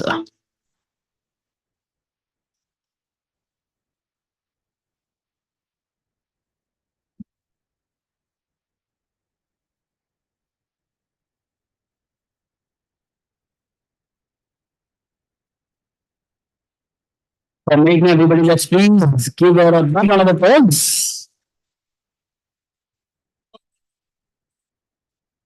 Clapping is genuinely good for heart muscles. In yoga, they make you do that now. Second, it's karmic. If you don't do it, when you're here, nobody will do it. Third, there are cameras there. You only get drinks if you clap enough.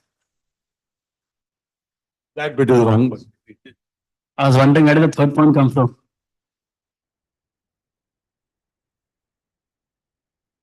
It still feels like yesterday when I walked my first few steps of my career at Atkins Realis, one amongst the fortunate few who joined as a management trainee. I know we spoke quite a bit about this today in some of the panels, and with multiple roles in HR across a glorious 12 years journey in the same company. It is indeed my privilege to be standing here representing some of my colleagues and my teammates and my mentors who always pushed me beyond my boundaries and led me to my dreams. One of my first few mentors is here, Prachi, and I'm so privileged to have her here.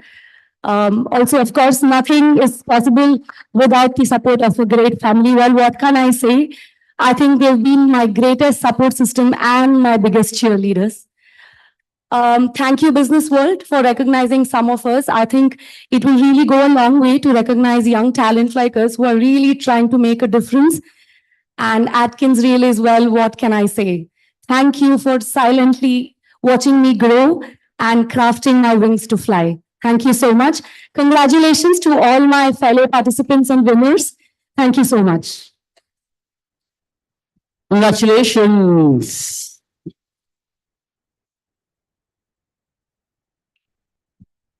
Moving ahead, the next winner to make it to the list of PW people HR 40 under 40 this year, please.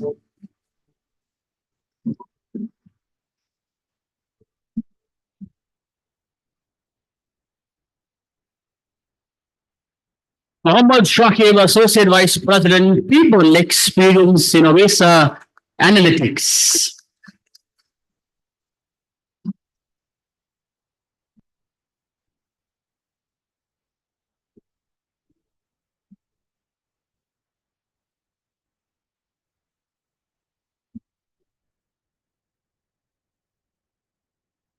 Everybody, please.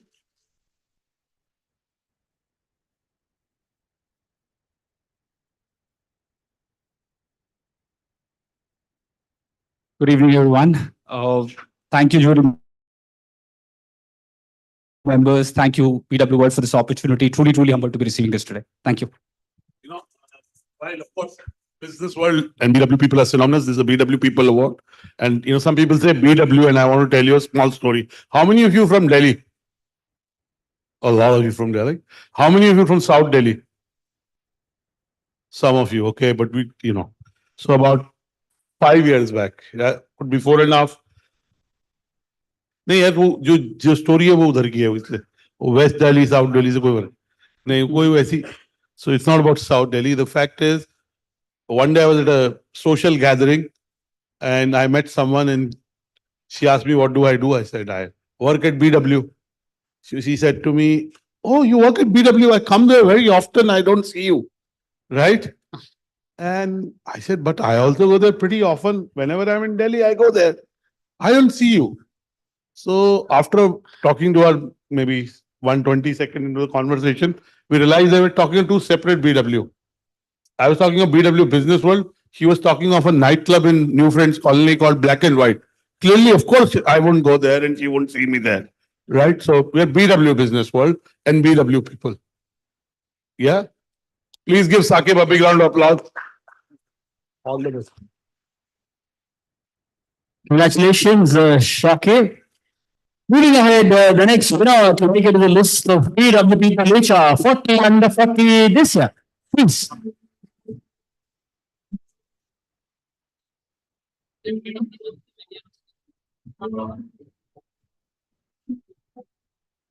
Naveen, we lead people and culture business partner APAC, Western Swing Technology, India.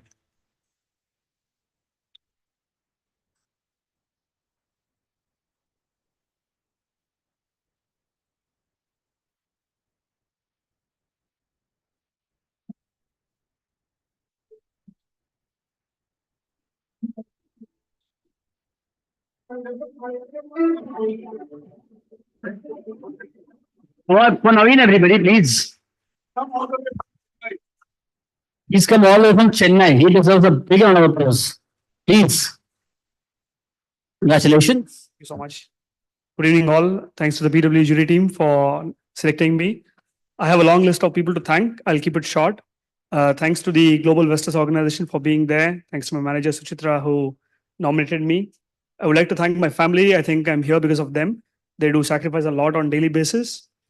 I would like to thank all my managers I've worked with earlier, Jose, Indranil, Amal, Langapan, in across companies like Titan and Alstom. I have two people to thank, Chidu and Murugan sir. They've always been there for me, though not my managers, but very professional support. Thanks to my friends and my professors in college who taught me HR and kind of made me where I am today. Thank you so much. Congratulations, sir. Congratulations.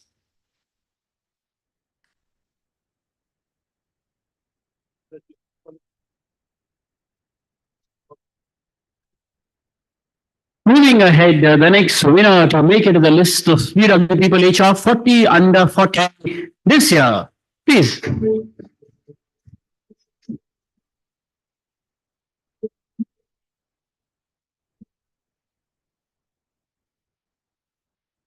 Navneet Singh, the founder and the CEO of AFSA HR Services.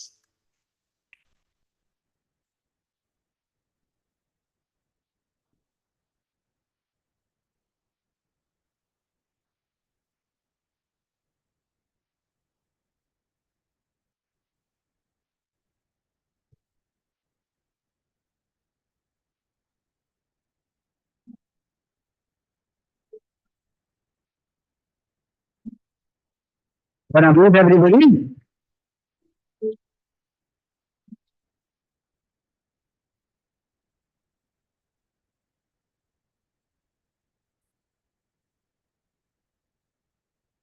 Good evening, everyone. Thank you, BW people and jury member, for considering me for this award. And I won this award just because of my family, friends, and my team members, obviously, my mentors, my teachers from the very first day.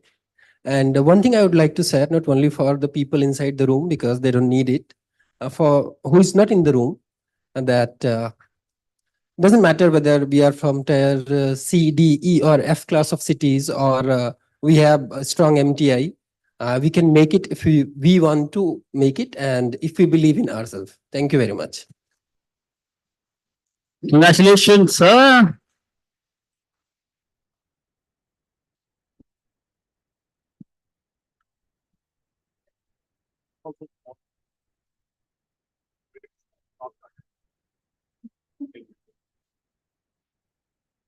Congratulations. Moving ahead, the next winner to make it to the list of BW People HR 40 under 40 this year. Please.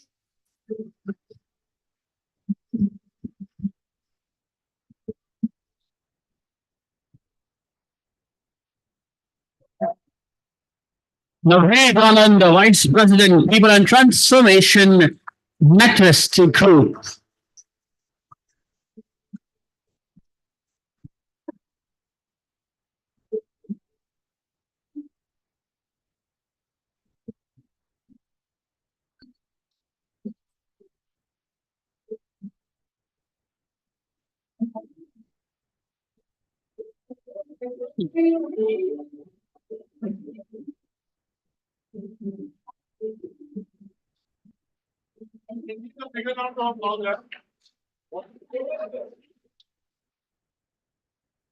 Hi, good evening, everybody. Thank you so much, BW people and the jury. I know it's been an extensive process even for them and arduous task to get it all together, and for all of us. Congratulations to all the winners. I just want to say that this recognition not only encourages us, but also places some more responsibility to live up to what we have achieved here and to continue to do and create value for not just our organizations, but also the overall HR ecosystem. I have a lot of people to thank, but I want to thank my family here. They've been inducing a lot of anxiety in me ever since we have N as a starting alphabet come up, and they've been very excited to see my name come up. I have both my mums here. They are my margdarshaks and my biggest cheerleaders.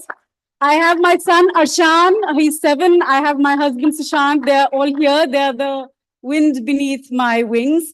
I want to thank my organization, NatWest, for giving me incredible opportunities to do what I do and for constantly placing their faith in me, especially my leaders that I've worked with.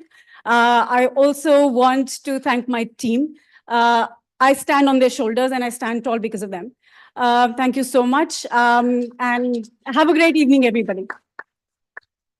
Congratulations, and Navneet, the happiest is your kid. Congratulations to you and to the family as well. For that, thank you so much, Mr. Shrivastava, for helping us with the awards. Once again, everybody, please. May I request Dr. Ekta Saxena, Senior Lead, Executive Education with Delhi Campus, SPGen Institute of Management and Research, to join us on stage and help us present awards to our next set of winners. Once again, ma'am, please, let's welcome everybody.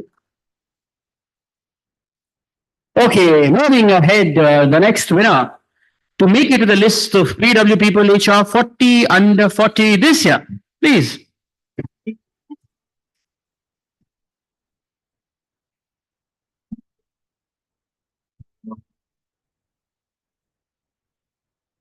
Vignesh Sitaraman, Head Corporate HR, Mondelez.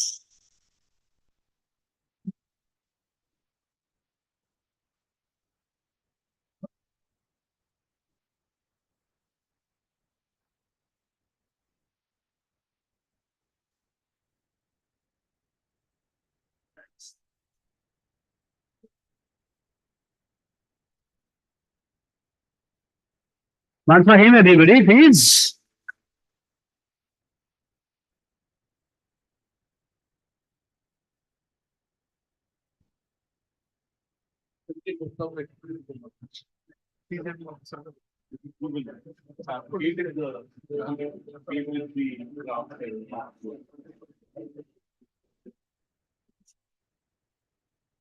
Good evening, everyone. First of all, deep sense of gratitude and respect for the entire BW team led by Dr. Batra and the S team members of the jury, because the award is just in its fourth edition, but the kind of equity that it's managed to garner is incredible, both in the industry as well as, say, the HR community. And I definitely thank the team for finding my work deserving enough to get a entry to this list. And the other thing is, I think it's HR's moment of reckoning in the years to come because of the context we operate in. I think our country is being blessed. It's at an inflection point, and it's only the human part that's going to make us the superpower. So, which means HR is going to be at the center of all the action, and I think we have to live up to that billing. So, this kind of award and platform definitely encourages people like us to deliver more and make us responsible. And thank you and a lot of gratitude to my organizations that I worked in, my mentors, both HR and the business leaders, my team and peers. And last but most importantly, respect and love for my family members for pushing me to dream and also helping me realize the dream. And God bless everyone. Thank you.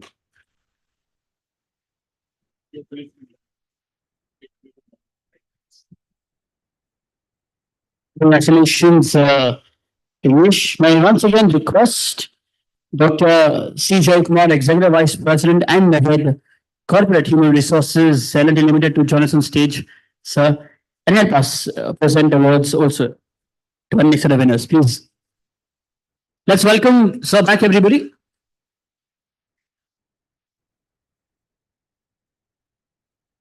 Moving ahead, the next winner to make it to the list of PW People HR 40 under 40 this year, please.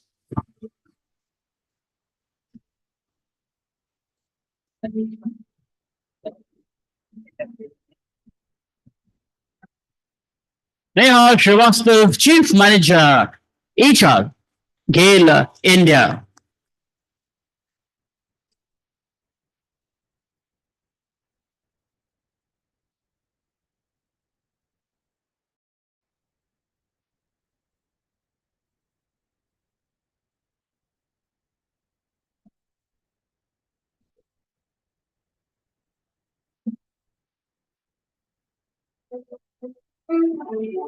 Neha, everybody, please.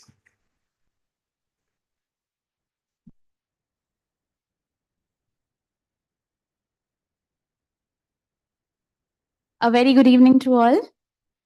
Thank you so much, the Business World team and the jury members, for according this incredible honor to me. I'm truly humbled with this recognition. I share this recognition with my family members, my parents, my in-laws, my husband Gaurav, and my daughter Anaya, who believed in me, have supported me throughout my journey, and have been true pillars of support for me. I also want to thank the entire leadership team of GAIL and our Director HR, our ED HR, all the senior members of HR and my colleagues who have always entrusted a lot of challenging roles and leadership assignments to me very early in my career. So they have been one of the reasons for me that I could receive this recognition. And also I would like to the Business World team for providing this incredible platform for the young HR team and leaders who could showcase their achievements and talent through this platform. So thank you so much for them. And gratitude to all the people who have played a great role for me to reach this stage. Thank you so much and have a good evening. Thank you. Congratulations, Neha. Because don't forget the picture first here, and then a group picture also, and then the dinner.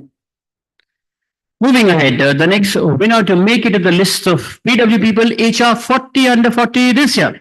Please.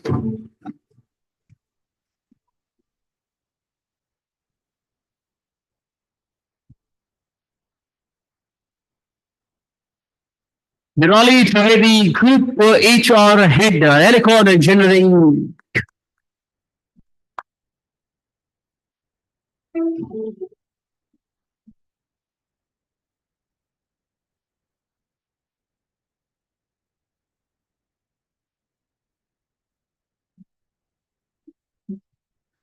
Everybody, please.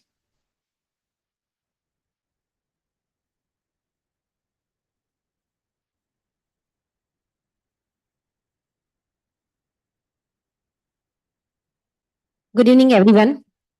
I can't believe that I have done it. Now I could remember the day, 9th December, along with me, my family. We were finger crossed whether we can do it or not. But thank you, BW team, jury members, the team who has facilitated the entire process. Thank you, everyone, for your support and for your guidance, because I was keep troubling Ashish for this. I have started my career in 2007 as a management trainee in Elicon Group of Companies. So since 2007, I have associated with this organization, and I am the first female employee in the system who has been reached to this level. So that's the reason I want to portray this. Yes, female can do this. And I would like to thank from bottom of my heart, my group chairman, Mr. Prashwin Patel, who has full faith and trust on me that yes, Nirali, you can do it. My family, my 2 daughters, they all are my support system, and my own HR team, because without their support, without their cooperation, it wouldn't be possible that I can reach at this stage. And thank you so much, BW team, giving this kind of a platform so that we can make a footprint for the others. Yes, that is there. We can do it. Thank you. Thank you once again. Thank you, everyone. And I believe in Lord Swaminarayan. So he is always there at all the decision level. So thank you, Lord, for giving me this opportunity and always keep with me. Thank you so much. Congratulations. Now, I think the point that she made, being the first one to make it to this level, the first female in the family of Elicon, I think that deserves a big round of applause. But being the light.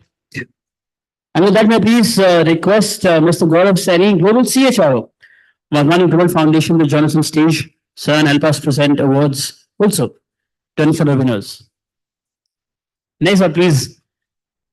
We'll request your presence once for him. Let's welcome him.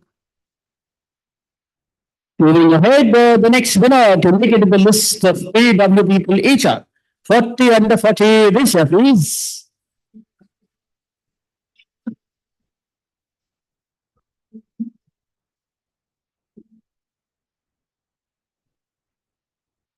Girl, Senior HR Business Partner, Amazon Development Center, India.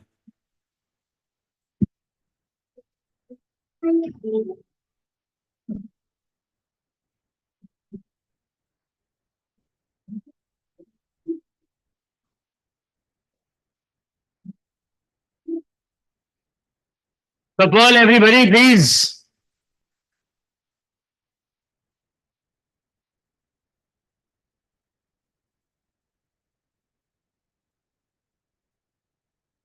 Thank you. Hello, everyone. It feels really privileged to be here in front of the eminent jury members and also all of you. So congratulations to all of you. I remember my parents used to tell me that be genuine in whatever you do.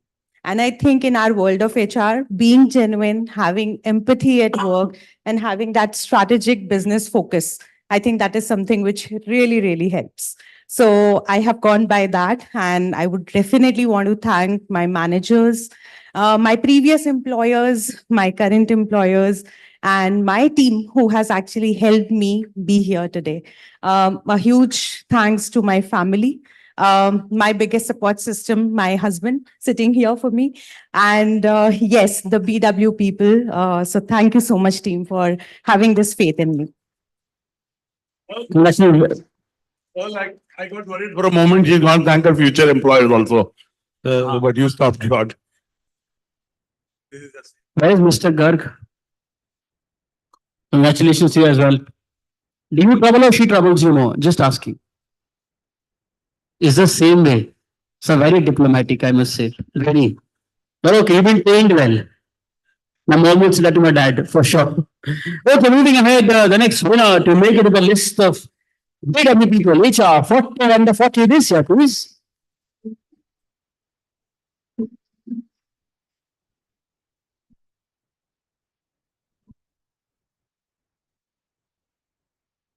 Olami Saha, Senior Unit HR Manager, Infosys.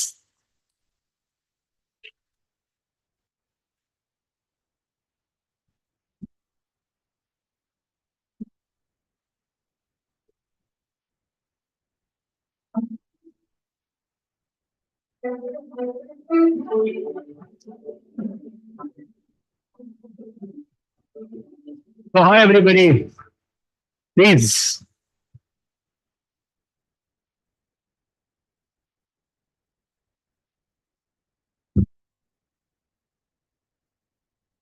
Good evening, all. More than winning, I think the entire process was very enriching and humbling. Right from the nomination to the elevator pitch, everything was so very well defined. So the entire process was very, very enriching and humbling. So thanks to the business world people and the entire jury to make the experience so enriching. I would like to thank, of course, my parents, my in-laws, and my family, my son especially, who gives a lot of positive energy and the entire thing of to experiment and to be curious always. I think as HR professionals, it's our duty to be the conscious keepers for the organization. And I think my organization has given me the opportunity to be that conscious keeper. And of course, I would like to thank my professors as well, who have given me the entire concepts of HR, which I'm practicing at my organization. I would also like to thank my managers, my mentors, and my team. Without them, I couldn't have been here. So thanks a lot and have a great evening. Congratulations, ma'am. Moving ahead, the next winner to make it to the list of PW people which are 40 under 40 this year. Yes.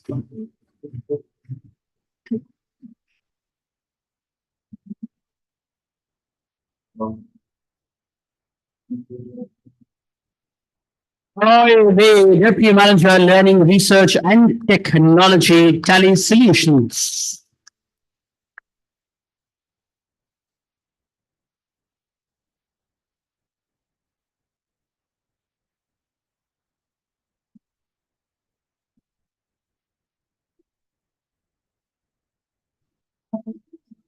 Pranay, everybody. Oh, what happened to your Josh? You're only halfway there. Good evening, everybody. Hi. Quick note of thanks to Business World and the jury members for giving me this honor. A lot of thanks is due to my family, specifically my daughter, who is almost a year and 2 months old now, for always recharging me whenever I'm back from work and pushing me for more the next day.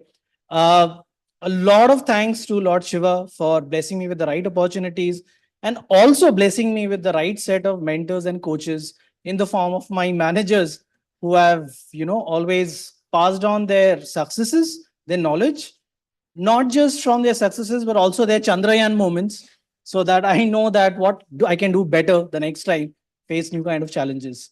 Thank you, everybody, and I hope you all have a great evening ahead. Thank you. Congratulations to you. You know,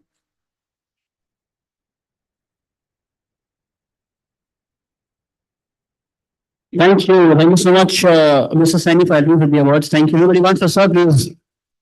Was also planned yesterday. Because Mr. Dheeraj Shodi, Vice President and Global HR Head in our Digital Johnson Station, help us present awards. Also, sir, please, everybody. Moving ahead, the next winner to make it to the list of PW people HR 40 under 40. This year, please.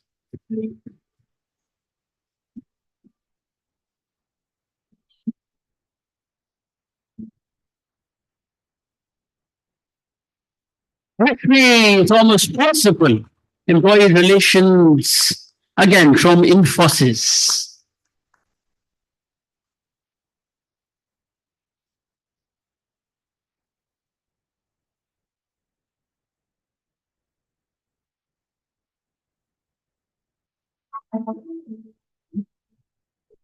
Parishma, everybody, please.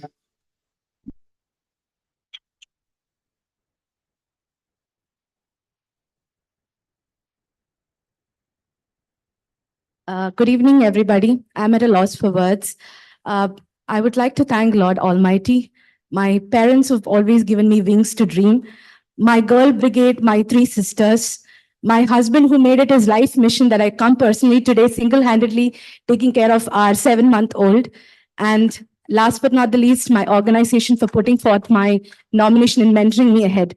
I would also like to thank Business World people for this opportunity. The process was extremely humbling as well as an opportunity to be among this elite group. Thank you so very much. Good evening.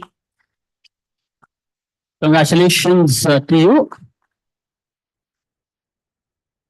Moving ahead, the next winner to make it to the list of PW people HR 40 under 40 this year.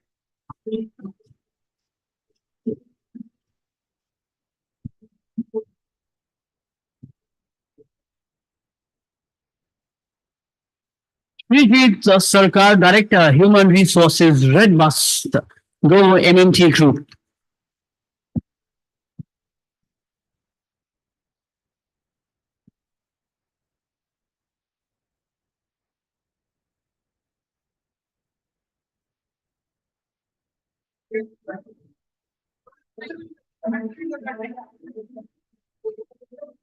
Please, everybody.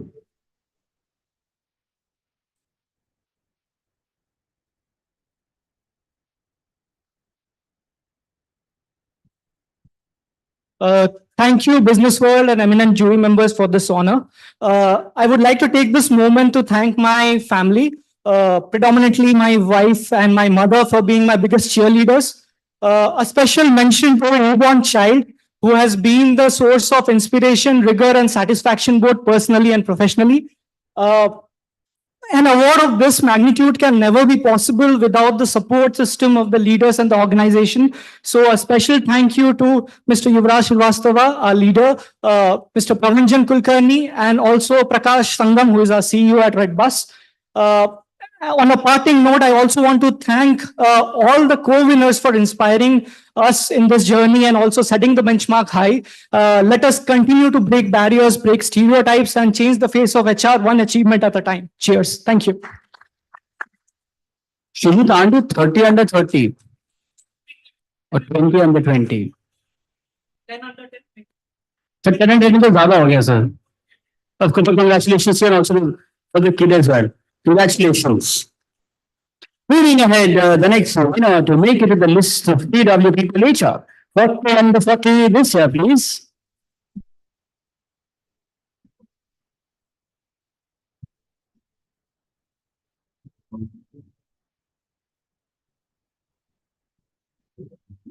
Charge Associate Director, Human Resources, Make My Trip.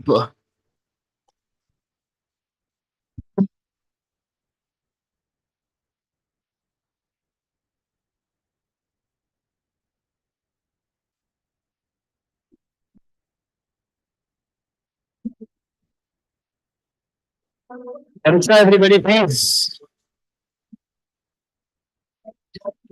A little louder. This side especially.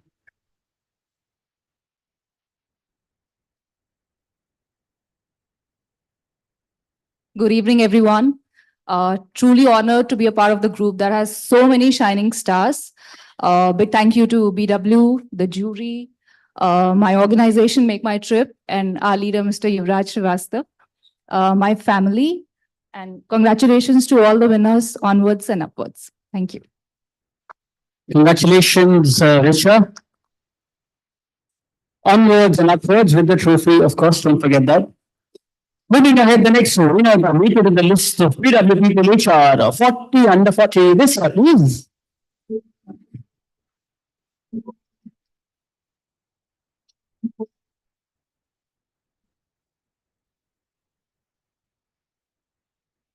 Sandeep Gautam, Head HR, Adani Energy Solutions.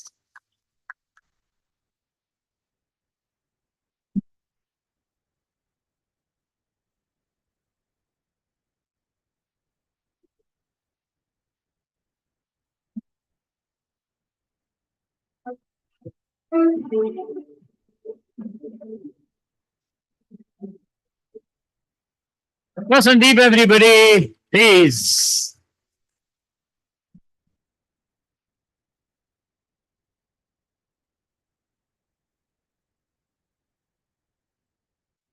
Well, first of all, congratulations to all the winners.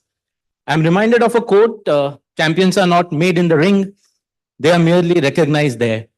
All of you are champions, but behind every champion, there are a lot of invisible hands. We don't see them. They don't come in the front. So the power that makes champions champions, of course, everyone mentioned, cannot be possible without family, for sure. Without the managers who guided, supported, my company, Adani Group, I think the HR leadership there, the management, Mr. Anil Sardana, Mr. Bimal Dayal, Mr. Kandar Patel, Mr. Chaitanya Sahu, I think it has been a fabulous journey. My team, without them, I think I don't think I'll be able to function. And my HR colleagues in Adani, I think they have been superb and fabulous in supporting each other. And also the industry peers, I think I learned a lot from all of you. And great mentors, I think big names, we keep listening to them over podcasts or YouTube. And today also it has been great learning. All the panel discussions, fellow panelists, and also the speakers, keynote speakers. Thank you so much, all of you. It's really a pleasure. Thank you, BW people. Fabulous process. Thank you, the jury, for the patience of going through the entire process. I'm just filled with gratitude. Thank you so much. Congratulations to you, Sandeep. Thank you so much, Mr. Modi. Anybody wants for him, please help us with the awards. Thank you. Maybe because Ms. Priyanka Gandhi, partner, Human Capital Consulting, talking Bharat to join us on stage and help us also in presenting the awards, please. Let's welcome everybody, please.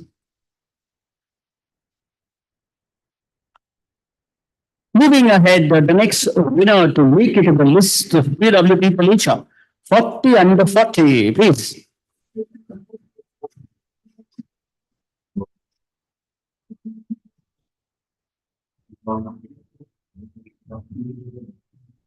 Santosh Raghunath, HR Director, Leadership and Culture, COE, Entity Data Services.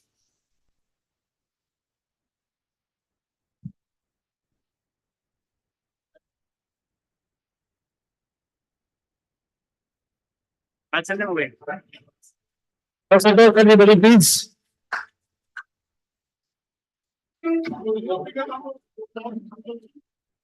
I have to appreciate how the row or the column right in front of me is not really. Please. Thank you for that.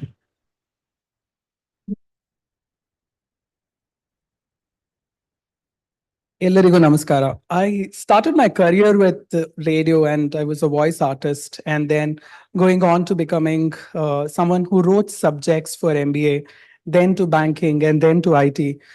Millions of people have inspired me, some through books, some through podcasts, some through movies, and some through real life experiences that they have shared in many of my sessions. To each of them, I'll continue to be your voice. And to my managers, and especially Dean, Niranjan, Sumuki, Deb, I love you for everything that you make me smile through every day. And my family, most importantly, my sister who dropped out of college just to educate me, forever grateful, Akka. Thank you, Soumya. And my mom, who fought a lot of odds just to believe in me making unconventional career choices. I couldn't have been here, Amma, without you. Appa, for always smilingly just agreeing to everything mom said. Thank you. And my niece Sanavi and my son Ridan, your love shines through my words and eyes. And most importantly, I'll continue to write good content and deliver impactful programs. I'll see you all again. Thank you so much. Namaskara. Congratulations, sir. You're the father of the same. Congratulations.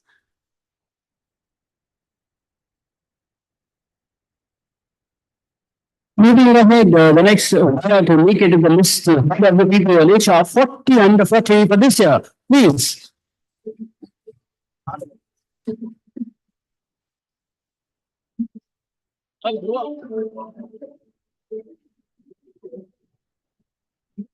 Pavan Singh Vishnu HR Business Partner Adani Group.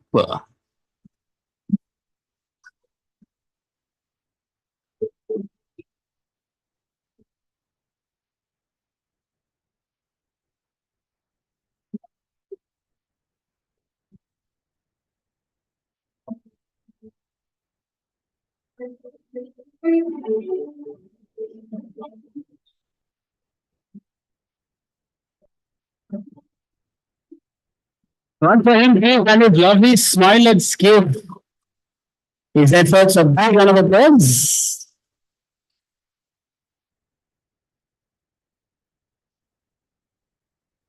Hello, good evening, everyone. I'm deeply honored to receive this award. I want to express my sincere gratitude to, first of all, my family, my leaders, mentors, and colleagues who have been to my support in this all through my journey. I would say, I believe this is not only a personal achievement, but it is to the amazing work that we all have been doing at Adani. Last but not least, I want to thank the entire Business World team, jury members, and to everyone who has been part of this incremental journey. Thank you, everyone. And as Sir has been mentioning about my name, I'll just mention about it. So my name has been kept about from a very well-known person, Major Paramjit Chakra Shaitan Singh. For those of you who don't know, there's a documentary available on YouTube. Please go and read about the story of bravery. And I believe in his mantra, keep trying and never give up. All the best, everyone. Congratulations to you.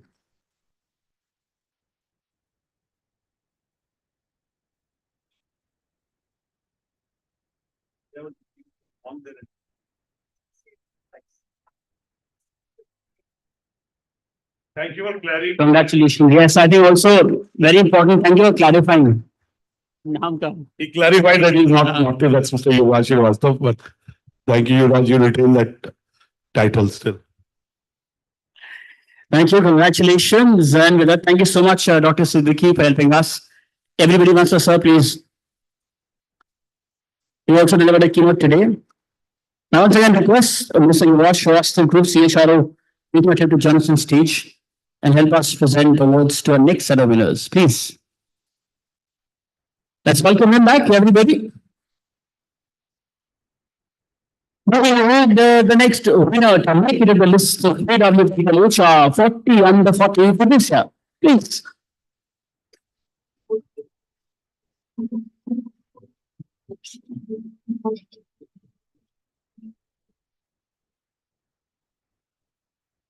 That's right. Okay, which are Global Head of Human Resources, KPIT Technologies.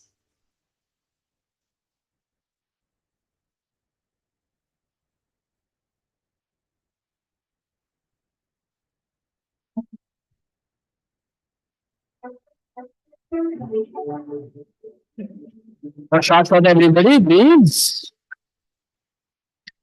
This column here, let's give shots for the bigger workers from table 2 and onwards. Thank you so much. To begin with, thank you, BW Business World and BW people. Thank you, jury members. I would like to begin by thanking my family, my friends, and everyone who had loved and supported me all through this while.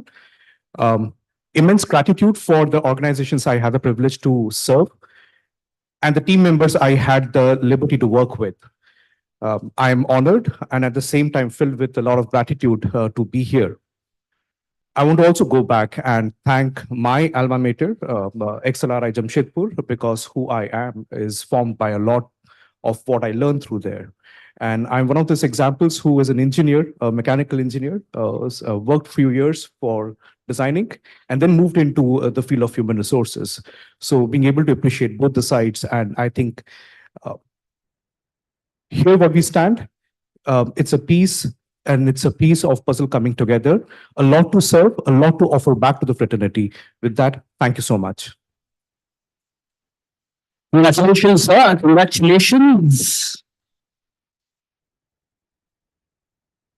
Thank you so much, Priyanka ji, for helping us. Everybody once a round, please. And a big request, Mr. Salim Srasvi, Director, VW People and VW CFO World to join us on stage and help us present the awards. Please. Moving ahead, the next winner to make it to the list of VW People HR 40 under 40 this year, please.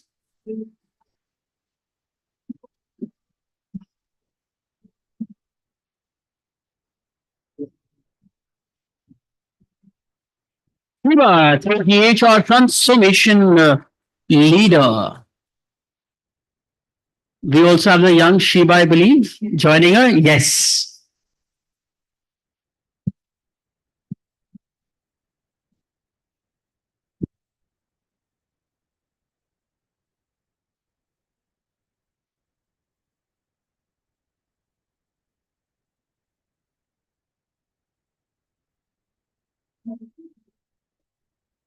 Let's give them a big round of applause, ladies and gentlemen.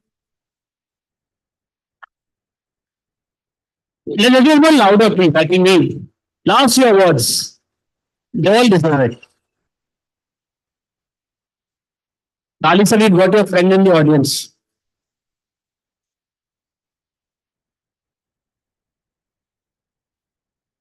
Thank you. It's very wonderful to see a common thread of all the notes and good words that the colleagues here have said. And one thing which struck me was very interesting. I didn't have to memorize my speech at all. I think we all have and share the same value. We all want to thank BW People 40 HR under 40 for providing us the platform. We all are very, very grateful and inspired by our families who support us and who bring us where we are today. And a special thanks to my spouse, Vijay Sharon, who has been a source of strength all the time. He's one of the most resilient people I've met, and he keeps my resilience alive. And of course, my daughter Ramya, she is a source of constant agility who keeps me on my toes, both personally and professionally. And I think these are two competencies which are very critical to drive and lead HR in the future. So thank you all. Thank you, jury. Thank you so much for the evening. Congratulations. Looking for this moment, wives thanking husbands. So thank you so much. And praising husbands, I think my day is made. If there was extra marks for that, we'll give it to you. But all the winners are equal. Please give Sheena a big round of applause. Congratulations also to Ramya and everybody back home. Congratulations. Okay, moving ahead, the next winner to make it in the list of PW People HR 40 under 40. What is your please?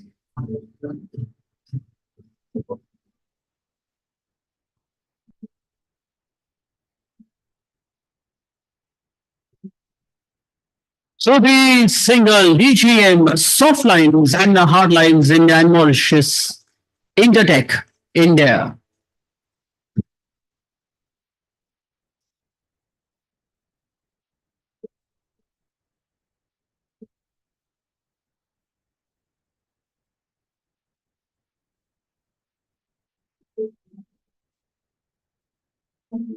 Certainly, everybody, thanks.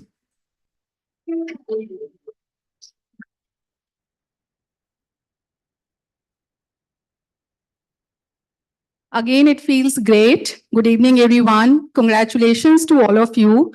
And in the session today, Siddiqui sir mentioned about 2% people defining the behaviors of 98% of the organization. And I strongly feel and believe that this fraternity sitting here is one of those 2%. So congratulations to you on that. For business world people, definitely creating this platform, an absolute transparent process. Loved it. It gives us that belief in our own confidence that we are on the right track. Thank you to the jury members.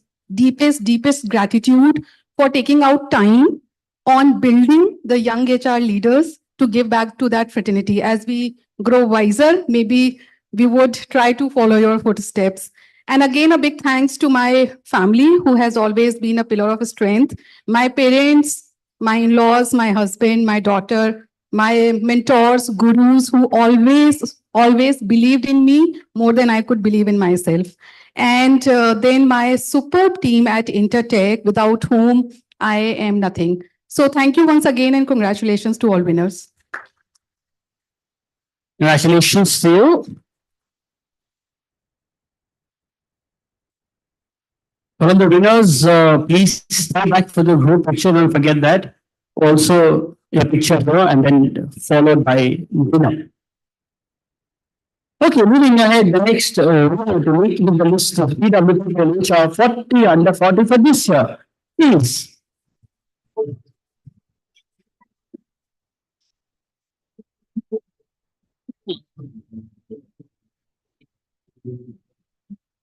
Sushil Patel, Manager, Human Resources, Make My Trip.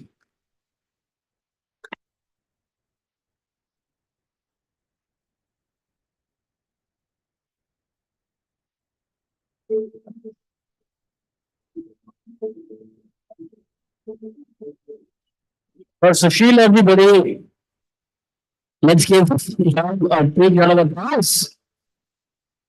That's precisely 4 of you or 5 of you clapping for him out of the 50 plus that we have.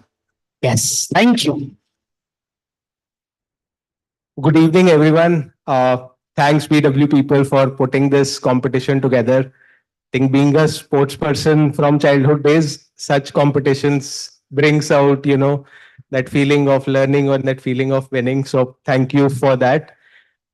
Thanks to Make My Trip and Yuvraj sir for giving us multiple opportunities over the last few years. I think the work done over there helped us reach over here. And thanks to my mentors in my past organizations who have helped me be where I am. And last but not the least, thanks to my family, my daughter, 2 years old, equal to my journey at Make My Trip. I think every day look forward to how I can make them proud. So I think the opportunities at Make My Trip help me be the best and showcase it to the family as well. So thanks everyone and thanks jury members for the same. Sushil can keep them happy by taking all the trips for sure. This will promise you. So congratulations to you, sir, and your family as well. Moving ahead, the next winner to make it to the list of BW people HR 40 under 40 for this year, please.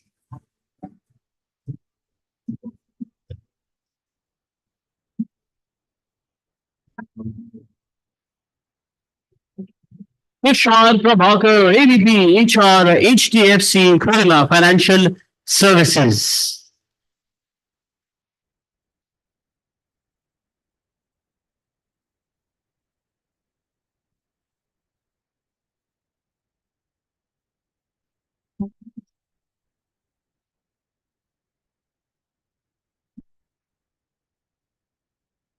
Tushar, everybody, please.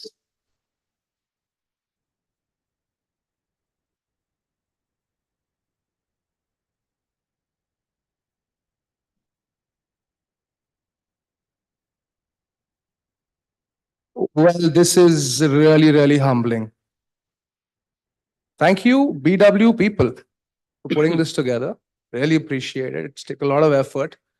Big round of applause to you. Would like to thank all the employees I've had the privilege of serving over the years for believing that our transformations are actually going to lead to a better tomorrow. It's their trust in us that has been the actual inspiration for us to deliver extraordinary every day. Where does this strength come from? It comes from my friends, family, and colleagues, some of whom have taken out time today to be here with me for this amazing occasion. And last but not least, dad, mom, Captain Prabhakar, Dr. Prabhakar, and my wife, Dr. Navya. You are my rocks. Without you, I am nothing. Thank you. Congratulations, Prashad. And now down to our last two. The next winner to make it in the list of PW people which are 40 under 40 for this year, please.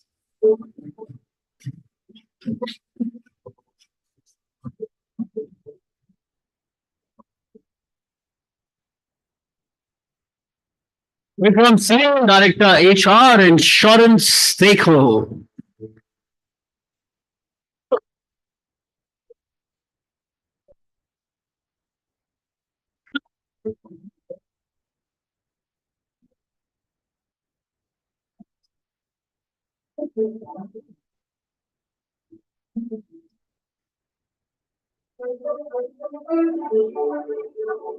Vikram, everybody, please. Let's give him a big round of applause.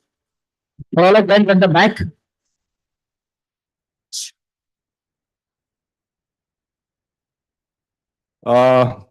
Thank you so much. The wait almost killed me. When he said last two, I was thinking about the email again and again, whether I did get that email or not. But thank you so much to the jury members for recognizing our efforts, all our consolidated efforts for the HR ecosystem. Thank you so much, BW Business World, for creating such an ecosystem where we can flourish and people of next generations can look forward to. Would like to especially thank Ankit Agarwal, who's the CEO and co-founder of Insurance Dekho, and my CHRO, Divya Mohan, for kind of believing in me and nominating me for such a prestigious event. And last would be my family, my mentors, and my people managers for shaping up my journey as an HR professional. Thank you so much. And congratulations to all the winners. Thank you and congratulations, Vikram. The next and the last winner to make it to the list of PWP HR 40 under 40 for this year, please.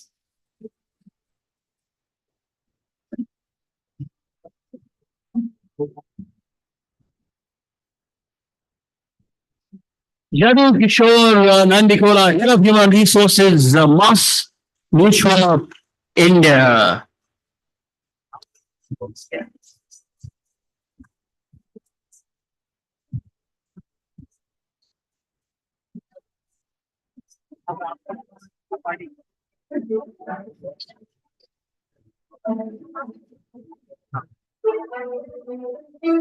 Yadu, everybody.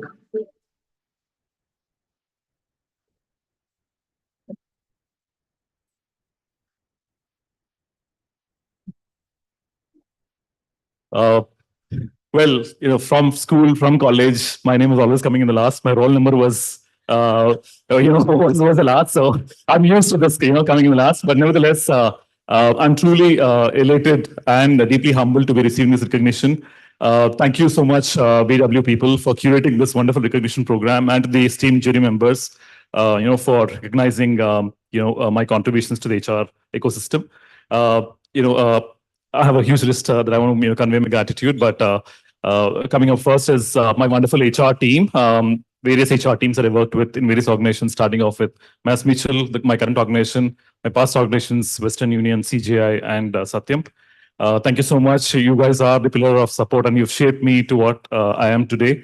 All the mentors and coaches that have influenced me, that have helped shape my career to what it is today. Thank you so much. And my wonderful family all the time for supporting me in whatever work assignments or career assignments I picked up. Thank you so much. I was just reflecting, when everybody was speaking, that I'm actually an engineer by education, but my passion has always been HR. So 18 years ago, when I wanted to start an HR career, there were a lot of critics, that came up and said, HR won't work out for you. You have an engineering, brain. You are an introvert.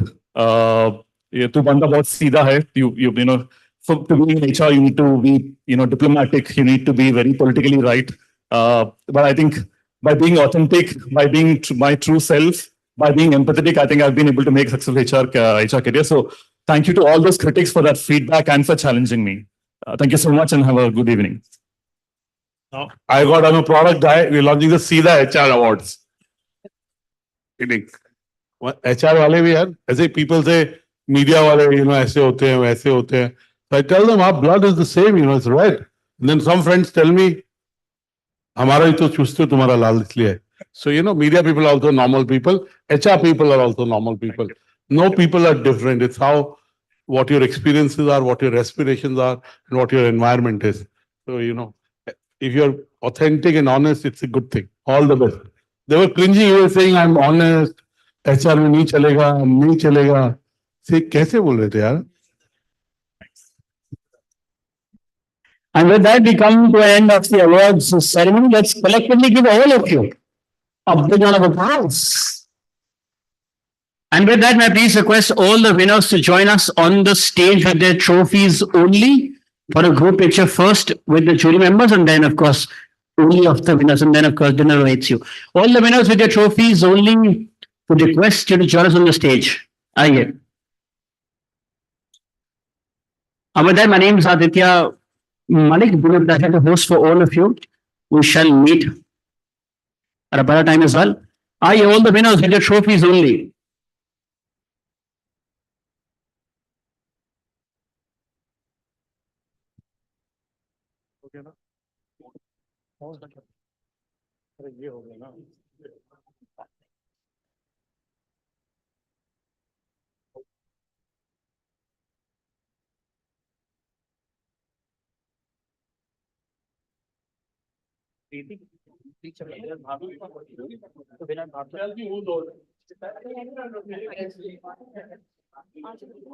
Any other winner, please, if you're left, join us on the stage with your trophies only.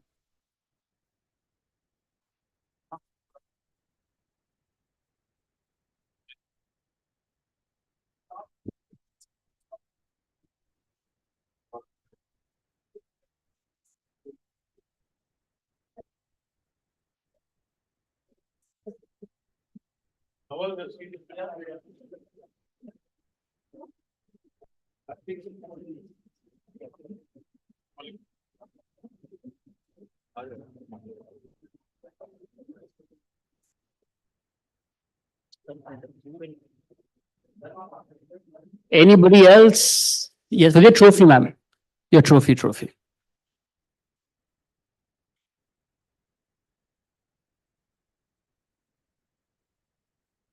Now, just a second. There's one more. Ma'am's coming. There's one more. Yeah, no problem, sir. I get.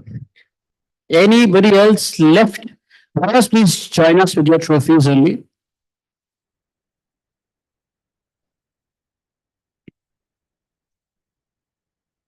You can do individual mobile phones first. Yeah. You can take 10 seconds for that for mobile phones, whatever they are. The pack movement. Done? Yeah. So, सबको तो सली में अब now give your chance.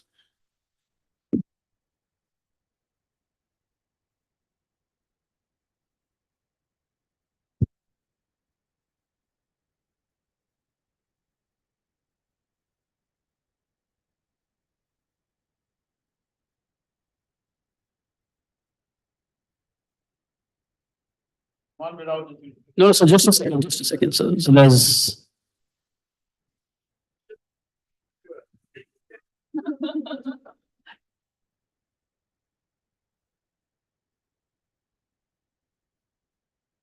And now only of the winners. Can we have the chairs removed, please? If... That was calling, I'm calling. After telling that I was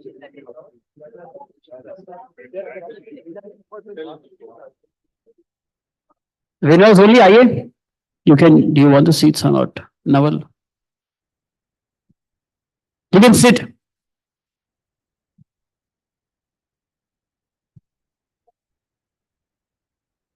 And the most important announcement before the BW team kills me, please have dinner after this.